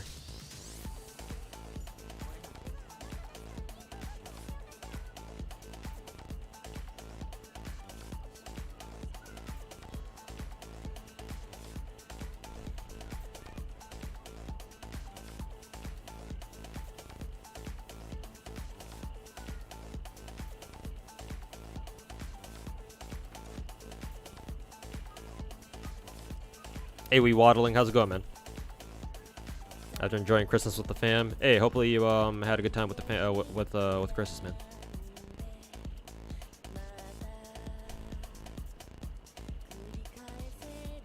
Like it better this way, otherwise you're gonna get distracted with what's going on screen. I mean, whatever's going on screen doesn't really matter. It's just that I have a hard time talking about talking about something that requires my full attention and doing something else at the same time.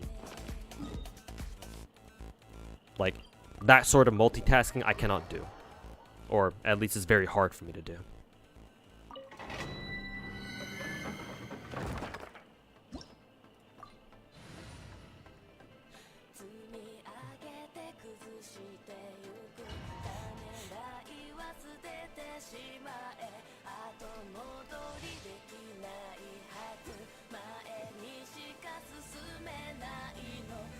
We're also living in the post-TikTok, Instagram world. Most kids think that those are actual jobs, and you don't blame them. If it does pay big, if you somehow get an audience, oh, don't worry, reality will pull most of them back in.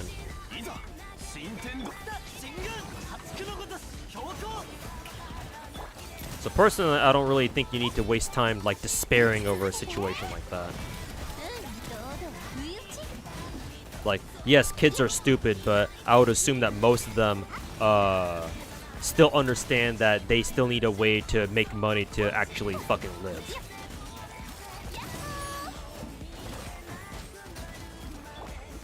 And if they don't, and they try becoming like influencers or YouTubers, like YouTubers or influencers of some kind, oh, don't worry, they'll go through the exact same thing that I went through this year. Most of them, anyway.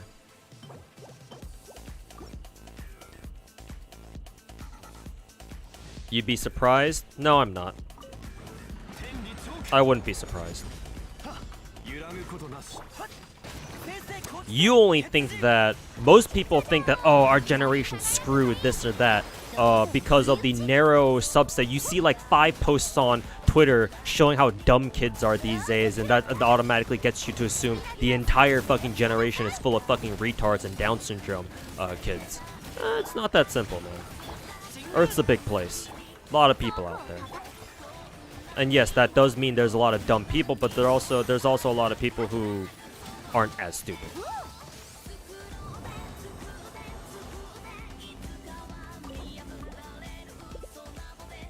The world is a much bigger place than any of us in chat are aware of. Lots of people out there.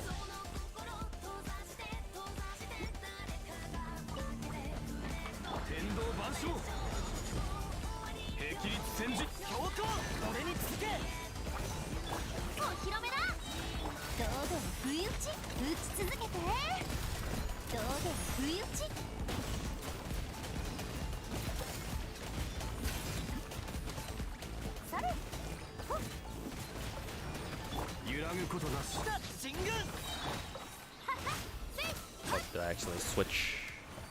There we go. 堂々不意打ち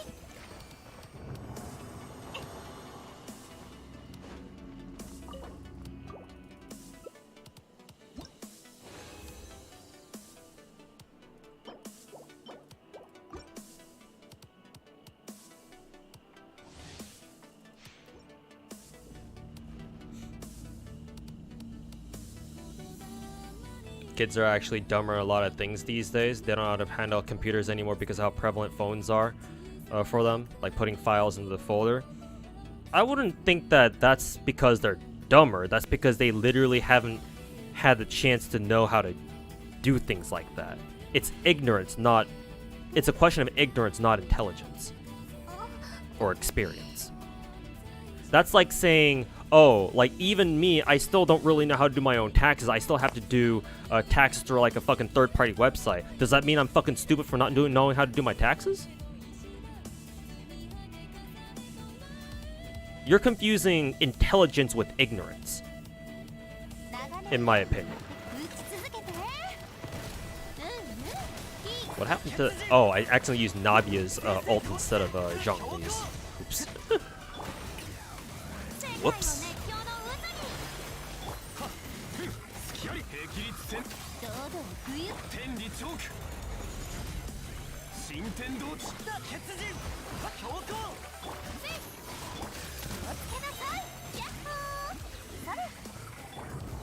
And John got his ult back. Very good.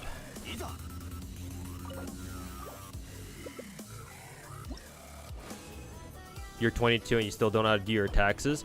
But a big part of the reason why I do not like my parents is because they hyper-fixated on giving me the best possible education, or at least what they thought was the best possible education for me to do. So in other words, they sacrificed teaching me things that would teaching me real-world skills that would have helped me much more than just, you know, going to fucking piano lessons for fucking 7 years straight. Does that mean that I'm fucking dumb for not knowing, you know, to do things like, you know, like what we would consider real-world skills? Personally, I don't think so. Yeah, or fucking taking 4 years of Latin that doesn't really help me at all. Oh yeah, they'll improve your SAT scores. Yeah, bullshit. Canon event for all us Asians. Oh yeah, rite of passage. So it's a rite of passage for us.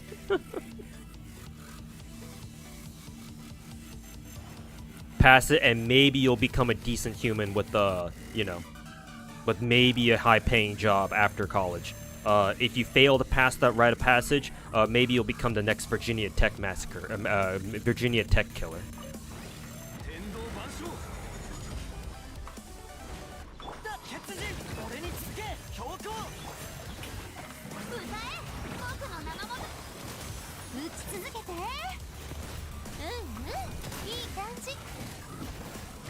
Or maybe you can end up like me, a jobless loser who just plays gacha games all day. That's fun too.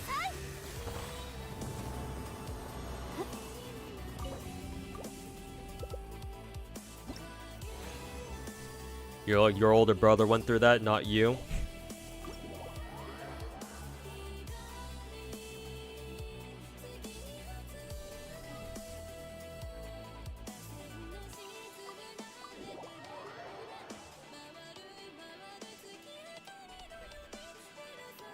Don't know why a lot of Korean parents love having their kids learn instruments early age. All your Korean friends is all the same too.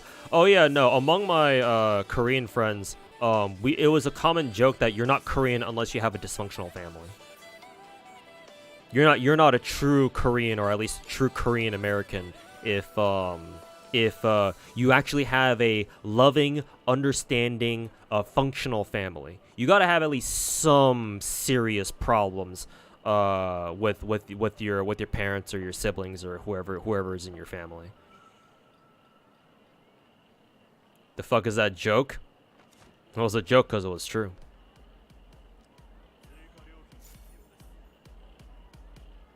Yeah, or just all Asians in general. Welcome to being Asian.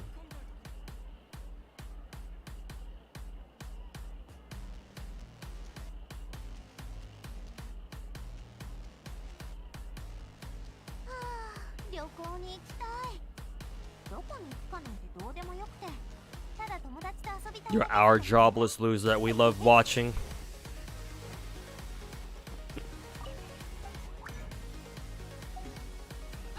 It's a real shame.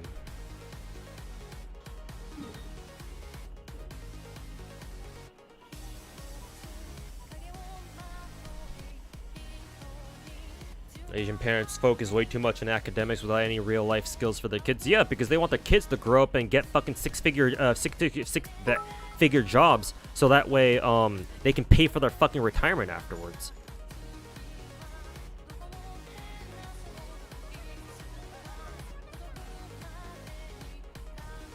Remember, the top 3 choices for Asian kids is career-wise at least is dentist, doctor, or engineer. Or maybe, I think these days programmer, I think programming jobs pay well. 4th one can be programmer, I guess. But the main 3 are engineer, doctor, or dentist. Ideally dentist, so that way your parents can go to you and get have you work on their teeth for free.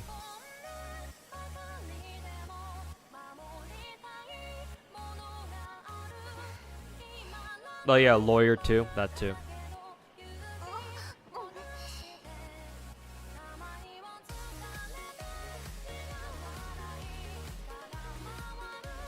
Asians hyperfixate on negative experiences for some reason and forget the good ones.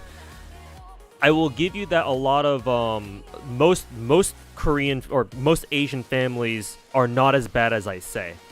It's a stereotype, it's a joke for a reason.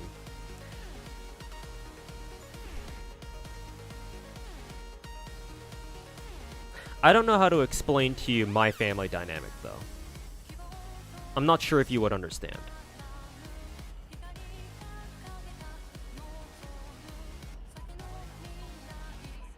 People, thanks for 100 bits again. In your life update video, there was part you said you weren't, you wish you weren't as conservative. What do you mean by that? I forget the context that I said that in. You're gonna have to give me more details as to what I said.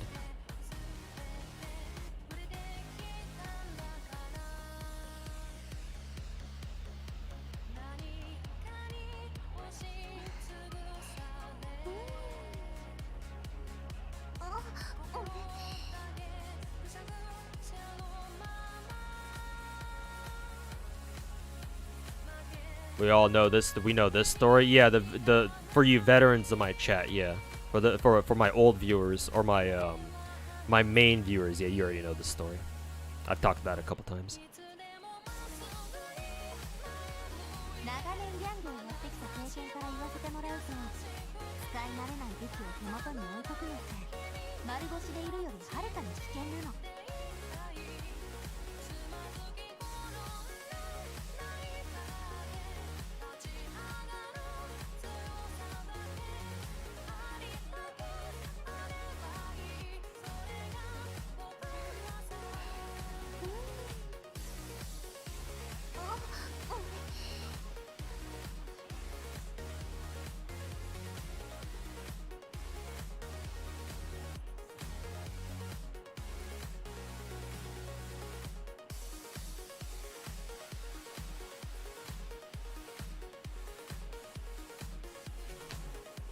In your country, it's either doctor or policeman.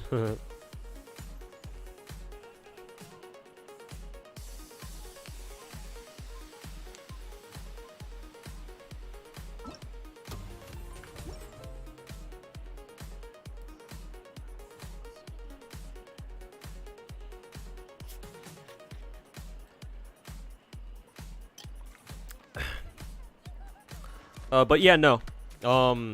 I mean, to your remark, CK, I could say a similar thing to you. You think that from your personal experience dealing with Zoomers who don't even know how to move, who don't even know like basic, what you would consider basic computer skills, like, you know, moving files around. Because of that, you think that all Zoomers are fucking brain dead and fucking stupid. But like, I can say that you seem to be forgetting that not all Zoomers are like that, or you seem to not be taking into consideration that not all Zoomers are like that. There are legitimately smart and bright Zoomers out there. You just seem to be hyper fixated on the really fucking stupid ones. Even if all the Zoomers you've come across are fucking stupid, are they all stupid? Is the entire Gen Z generation fucking dumb as nails? I don't think so, man. Have some hope for the future, even if the future looks as fucking bleak as hell. We wouldn't be here if we wouldn't be here if there weren't at least some hope. Skills are no longer common, then just teach it to them. Don't complain about what they don't have. If you feel like if the Zoomers don't have skills, fucking teach it to them, man. As long as they're willing to learn it. I mean, sure, a lot of them might not be willing to learn in the first place, but eventually they will be. Out of sheer necessity, if not for the willingness. Have you seen the Boogie clip? The one where he basically strips him from the camera and he's completely naked. And the only reason why you can't see his dick is because he's so fat that his fat layers are basically censoring the bottom half of his body for him. Yeah, I've seen that. Or at least bits of it. I think I saw Asmongold talking about it. So technically, yes, I have seen it. The pre-downloads. I should probably log off of StarRail and get that update downloaded. Oh, where's my StarRail screen?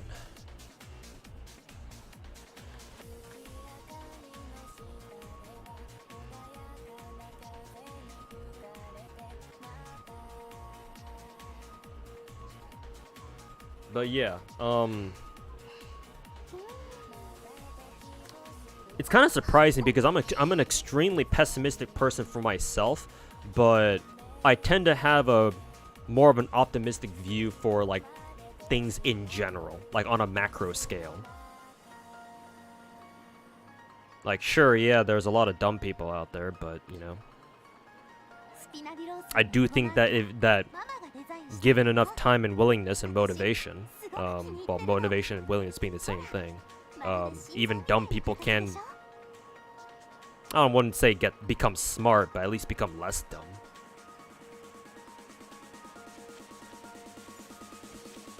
I mean, I would consider myself a good example. I don't quite think I'm that intelligent, but, you know, compared to who I was when I was 18 or 21 when I got out of college, I think I know a few more things than I used to.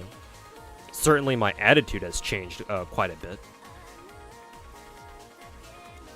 After years and years of living with family and realizing that my family is nothing but a bunch of bullshit, yeah, at that eventually you come across a point where even if you were the type of person to never have taken initiative into your own hands, eventually you do something about it yourself. And that was me. 3-4 years ago, I think.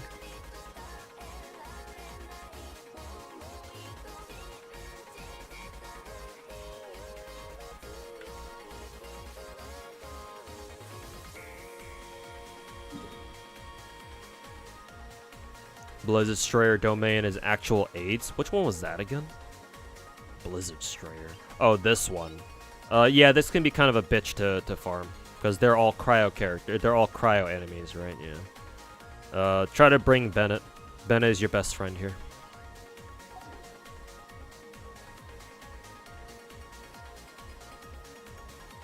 The what now? Oh yeah, it's been making the rounds on Twitter and stuff.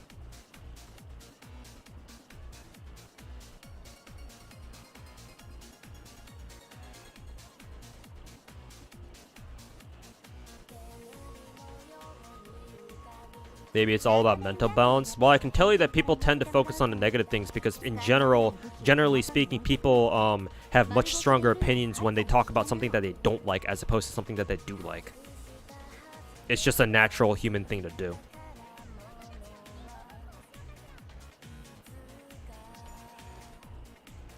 Like, people's emotions run a lot higher when they start talking about, or when they start, like, dealing with things that they fucking hate as opposed to things that they really love. So, yeah, sad but true. That's just how we are, I guess.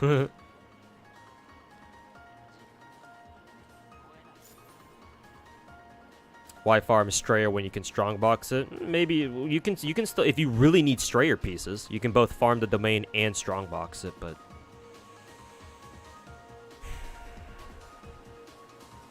maybe they don't have a lot of Fontaine characters, so they don't really see the need to farm Fontaine artifacts. I don't know. Till it becomes trauma and gets repressed, you know, sadly.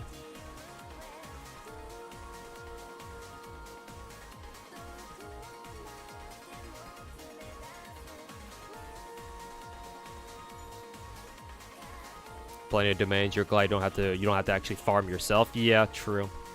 And especially now that emblem is part of that now. Goodbye emblem farming, right? Thank fuck. You bitch more about Epcho than you talk about how much you enjoy Blue Archive.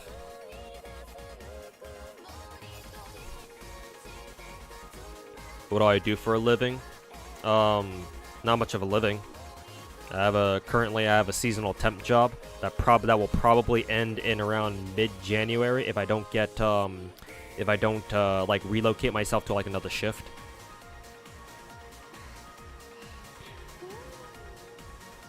Doesn't pay much, but it's something to keep to help me pay my bills at the end of the month.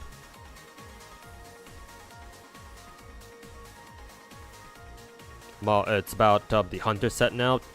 To be fair, I would like to farm hunter pieces for Fischl, because I think hunter is now Fischl's new bis set. Would be interesting to see how strong Fischl can get with the hunter set.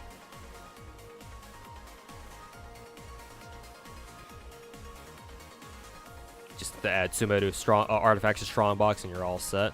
I mean, wait for Natland to come up or something like that next year.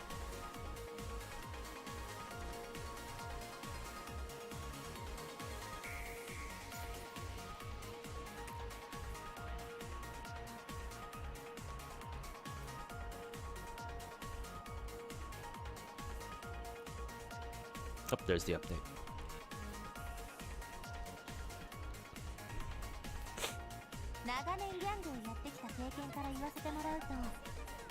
Was trope you thought it was trope official? Oh, am I confusing the artifacts again? I confuse these two artifacts all the time. Let's see. Yeah, golden trope official. Sorry, not hunter. My bad. Sorry for the confusion. Like I said, I confuse those two sets all the time.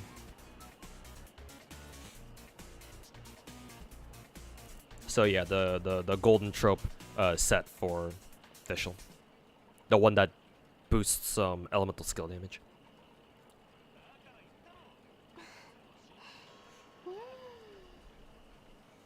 CCP already softened on a new stance on the new legislation after seeing the stonks fall. So the corpos win. Yeah, not surprising. The CCP does not have a lot of money. Like, we can go into Chinese geopolitics. I can go into Chinese geopolitics for hours on end. Because I'm what you would call like a closet amateur on this topic. But, yeah. If what you're saying is true, that that the CCP is already like kind of backpedaling on that legislation because of how badly NetEase's and Tencent stocks just fell after they came out with those news. Yeah, that's not surprising. The CCP cannot afford to lose any money right now. Like, they got some bad money problems over there. Hunter set goes pretty much anyone as long as you have Farina. True. Actually true. Which is why Farina's so good. Or part of the reason why. Who could have seen a crash coming from such a proposal? Remember, this is the CCP we're talking about. Actually, not just the CCP. For reference, in case you guys are not familiar with what the fuck is going on in China. So, you guys have heard of Xi Jinping. He's their current, what do they call him? General Secretary, I think, is his official position. Yeah, that's bullshit. He's the dictator. he's been in power for like the last decade or so, maybe decade and a half. I forget how long he's been general secretary for, but he's been there for a while. What you need to understand about the guy is that he's been systematically destroying every other potential power center in China, so that he's the only one standing. Yeah. It's a one-man show over there. He's straight up a dictator. Like, it's gotten to the point where like they're literally advocating government policy on the basis of, like, I think they call it Xi Jinping thought. Like, it's literally there's a phrase for this. Like, it's almost it's akin to like thought control, basically, where like Xi Jinping like writes this book and they fucking sell that book super hard, and they fucking push it onto the general public really hard. Like, I'm not like, it's not an exaggeration to say that it's a straight up dictatorship over there. Like, the CCP is almost communist only in name. Almost. They're still communist, but it's a hardcore dictatorship over there. So yeah, Xi Jinping has purged his own government so hard, there's no longer anybody really like competent to like do government shit anymore. Because if you're competent, that means that you are a possible threat to Xi Jinping's rule, and so you are exterminated. Yeah, it's Little Red Book all over again. Yeah, it's almost Mao all over again.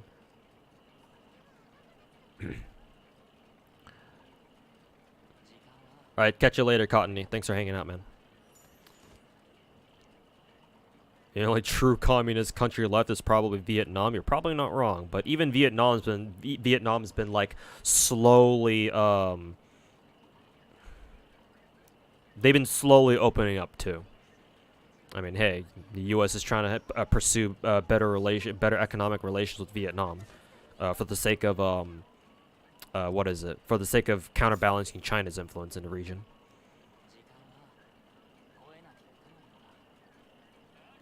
Sure was a war, yeah. I mean, hey, remember that not all communists think alike. Remember that the Vietnamese fucking hate the Chinese. And remember that the Chinese and the Russians really hate each other, despite whatever they say in terms of strategic partnerships.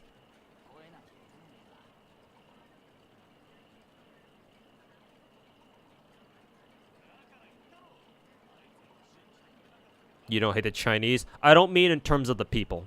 Whenever I say, a group of people hates another group of people, I always mean it in a political sense.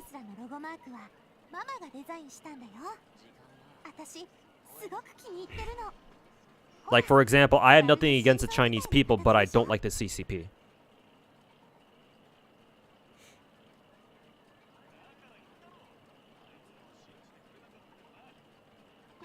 So, in case anybody gets any misunderstandings about that one.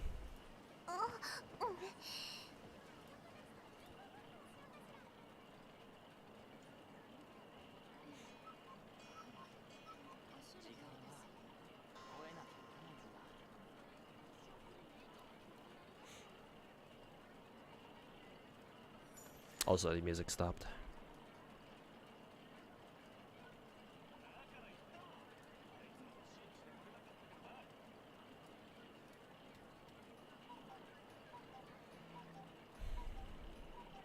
Oh, most people feel the same, could separate the two. Yeah, wish more people would do that. Illegal or wrong think? Yeah, if you think differently, you're purged. Merry Christmas to you too, Lord Revanov. And yeah, thanks for the kind words.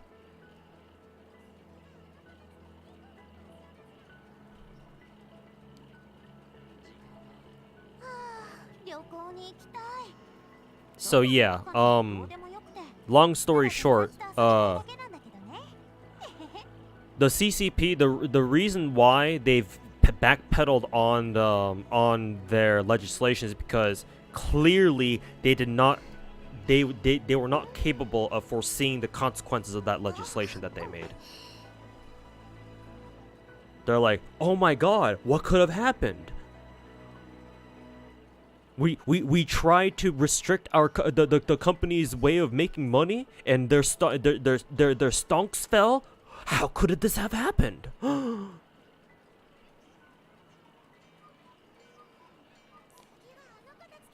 right, Legendary, thanks for hanging out, man. We'll catch you next time. Enjoy the rest of your weekend and your holidays.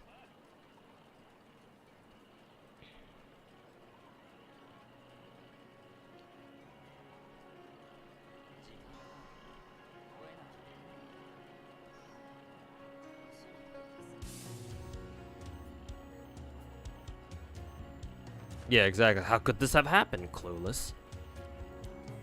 No, they expect to see a lot of that kind of thing going forward. Is all I'm gonna say. Is that, yeah. They just have a lot of trouble like making like good policy that actually makes sense and is actually doing something good for their country. I just don't think they're capable of doing that anymore. With how you know, the guy at the top runs the place now, but I don't know. Maybe we'll see. Maybe they can pull something out of their ass. We'll see.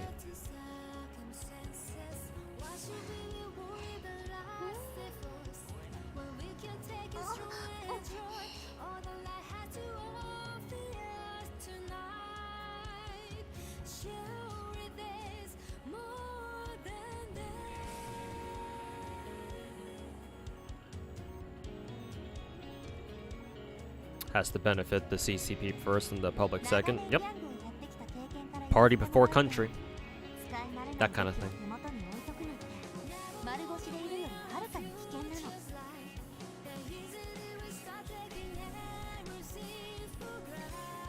Have you heard of Peter Zion? His takes on China relatively accurate. I mean, he's the expert, not me.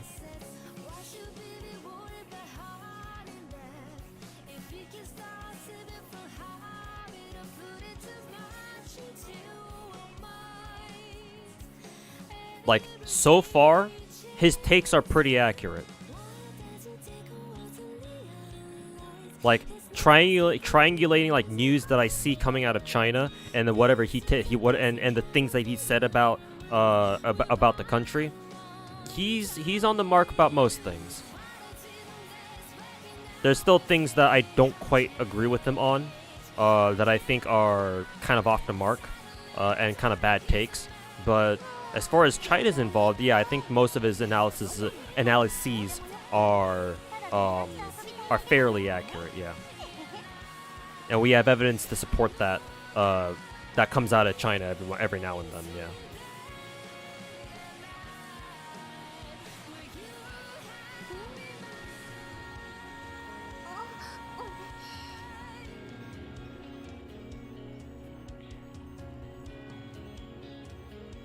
Like, I don't know if I 100% agree with his take that China will collapse within the next decade. I don't know about that. I'm sure the Chinese will do everything they can in their power to prevent that from happening, but I guess we'll see.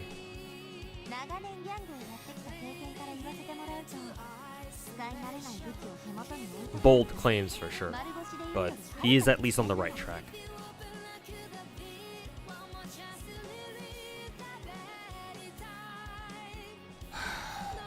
Wow, I've already been streaming for 5.5 hours. Something like that anyway.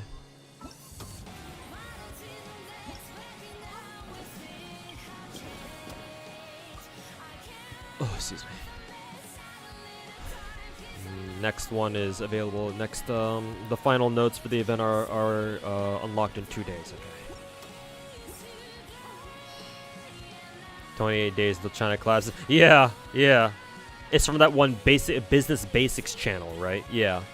I think for like a month or two, my YouTube recommended just kept getting, I kept seeing like those videos with a big old thumbnail saying, you know, like so-and-so number of days until China collapses, like, Like, no, it's not gonna collapse that fast.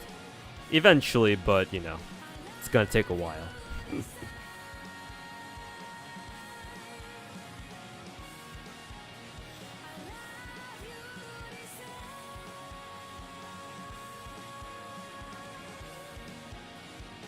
Saying how much farming happened, yeah. I mean, hey, clickbait's right.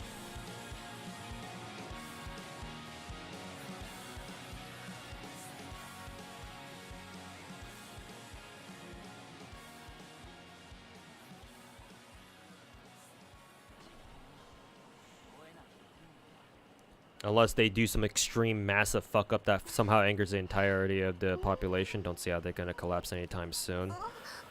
Well, they have a couple of triggers. Is a thing. It can happen. It's just the likeliness of that happening is either Well, actually, the likeliness isn't low. How do I explain it? First of all, I'm sure you've heard shit about the real estate sector. That's a massive fucking shit show. And that's an understatement. Yeah, China's real estate sector is a fucking clown fiesta. If their real estate bubble pops, yeah, I don't know what's gonna happen.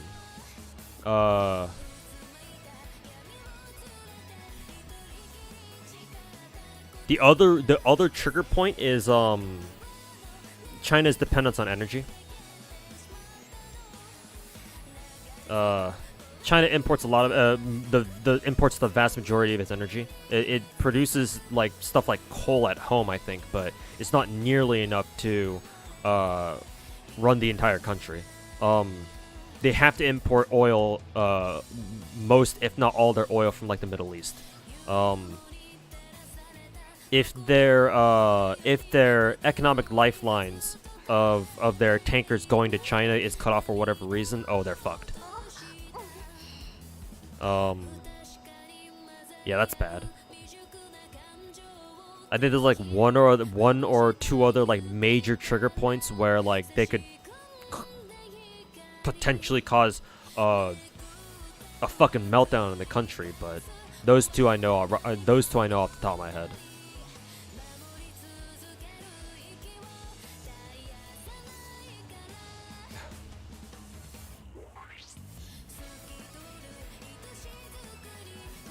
Another thing is that CCP has been indoctrinating its young population for years to support the CCP for nationalism in China. Yeah, a strategy that they are clearly using is that when things get so bad in the country, you want to make sure that your people don't rebel by just making them super patriotic. Like nothing else matters other than the party and the fact that you're Chinese. Because if you have that, if you brainwash people into thinking that's all you need, then they are much more willing to deal with much more bullshit. So yeah, that's the reason why they do it.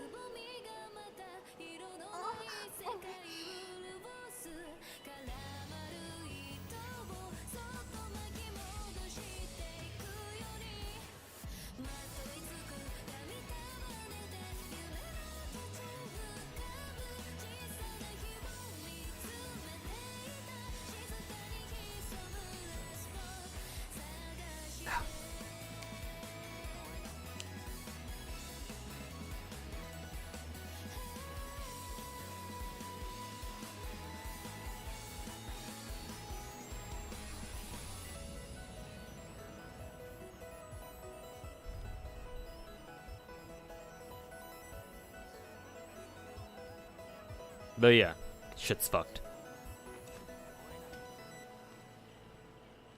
Which is why if it's true that, you know, that whole like Gacha legislation thing's been walked back or something, or they're showing signs of not like letting it go through, or not pushing it through, then yeah, part of the reason why I kind of expected things to never really come from that.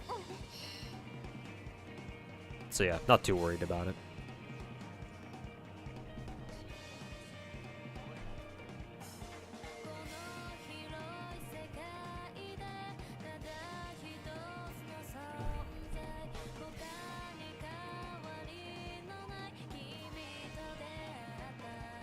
You wish it had? A part of me kind of wishes it did. Another part of me just doesn't care, and another part of me kind of wishes it. Kind of is glad that it didn't. After all, I do still care about Genshin Impact as a game. And say what you will about gacha tactics and shit like that. Without gacha, Genshin would have never been as successful as it is now, and we wouldn't get the same game as we do now. That much is for sure. So anything that kind of changes that status quo, I'm not sure if I really would accept as automatically a good thing. The world is not that, you know, bipolar, or it's not that black and white.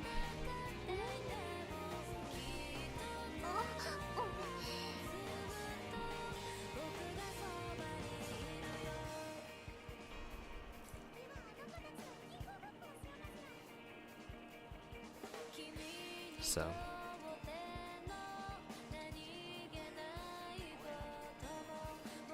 スピナディロースラのロゴマークはママがデザインしたんだよ。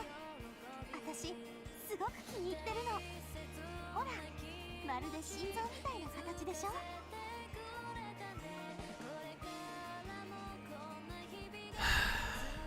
Anyways, what time is it right now? It's like 11.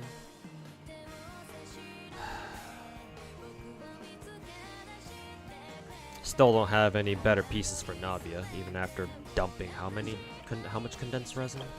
Like 30, 40 condensed resin? Christ. Artifact farming in Genshin is still dog shit as ever.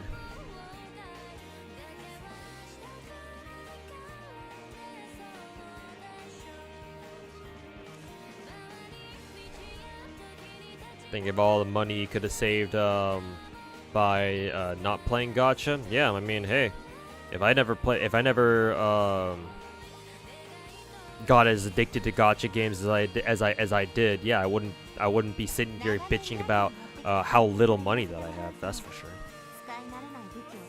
Get Rowan May or skip for Sparkle. Get Rowan May. She's too good. She's too good to skip.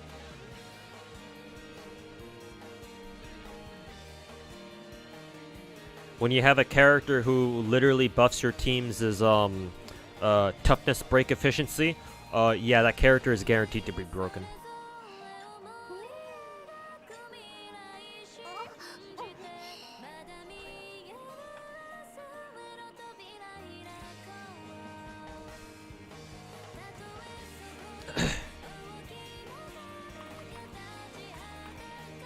Genshin Impact.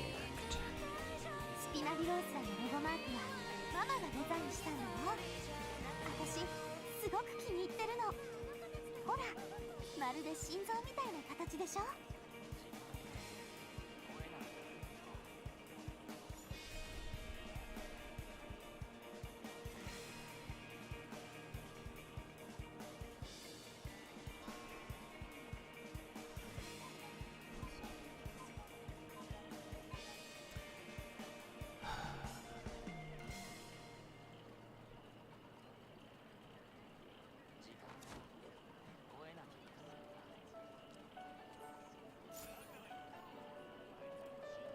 This?